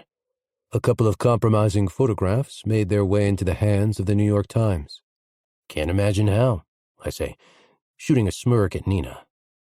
Let's hope there's some shit-hot, smart-ass, entrepreneurial businessman with a huge cock waiting to replace him. I'm done with toiling on the wrong side of the law. I have a big mouth and a lot to say, and this war that Dante and Nina's father started is my main focus now. I owe it to Nina, her sister, and a beautiful woman in a red dress. She wasn't nearly as hot as her daughter, though. With Roman ascending the ranks of the FBI and me on track to pervert the American political system in my own inimitable way, we'll use every resource available to expose the bastards so that Dante and Joseph can crush some skulls. Nina is going to make an incredible senator's wife. She's clever and sharp, and when she speaks, people listen. All those dinners I'll be forced to attend won't be nearly as dull with her by my side. And I'm already planning an epic fuck-a-function marathon. When are you flying home? Asks Dante, draining his glass. Why? Sick of me already? Tomorrow. I have a meeting with my new campaign manager, and then me and Nina are taking Sam to a Knicks game. He may not be my son, but for 3 years that kid was a part of my life. I pushed him away in the aftermath of my bruised ego, but I'm going to rebuild our relationship if it kills me. Nina adores him already. Rick Sanders? Doting husband-in-waiting and father? What a crushing disappointment to the human race, scoffs Dante, paraphrasing my own words back to me. On the contrary, I'm a fascinating subspecies who should be admired on every level. Nevertheless, as stimulating as this conversation is, it's nowhere near as stimulating as Nina. We're going to bed. I tip her off my knee and make to stand. Thanks again for the present. I snap the lid shut and slide it into my inside jacket pocket. No noise, he warns us with a scowl. You'll wake the kids. Now that's just throwing down the gauntlet. By the way, I initiated Nina into the joys of the Mile High Club on her jet last week. Hope you don't mind. We don't hang around for long after dropping that bombshell. In the hallway, I wrap my arms around Nina and tug her to a halt, sliding my palm across her belly. If you keep on bathing him like this, our baby won't have a father. She admonishes me softly. We're standing right next to one of his Dali originals, and as expected, her gaze starts to stray. Do you think he'll ever sell them? She says hopefully, leaning in to take a closer look at a new engraving in the metal frame. Eve's had a busy week. NS. What does it stand for? Figured you wouldn't want a ring. So, I bought you a dolly instead, I say casually. I managed to knock $1 million off for good behavior, but I think I just fucked it up. She spins around to gape at me. Are you serious? Rick, this is a dolly. A marriage. This is insane. Disbelief is written all over her face, but her eyes are a brilliant shade of green. Like I said, you don't need to fear life or death anymore, sweetheart, I say, taking her face between my hands. I've got you in both worlds. Then I have you too, Rick Sanders, she says with a smile that makes my dick even harder. But just so we're clear, if we ever get divorced, I am getting full custody. Of me? Or the painting? I say, leaning down to kiss her. Both, she says, kissing me right back. The end.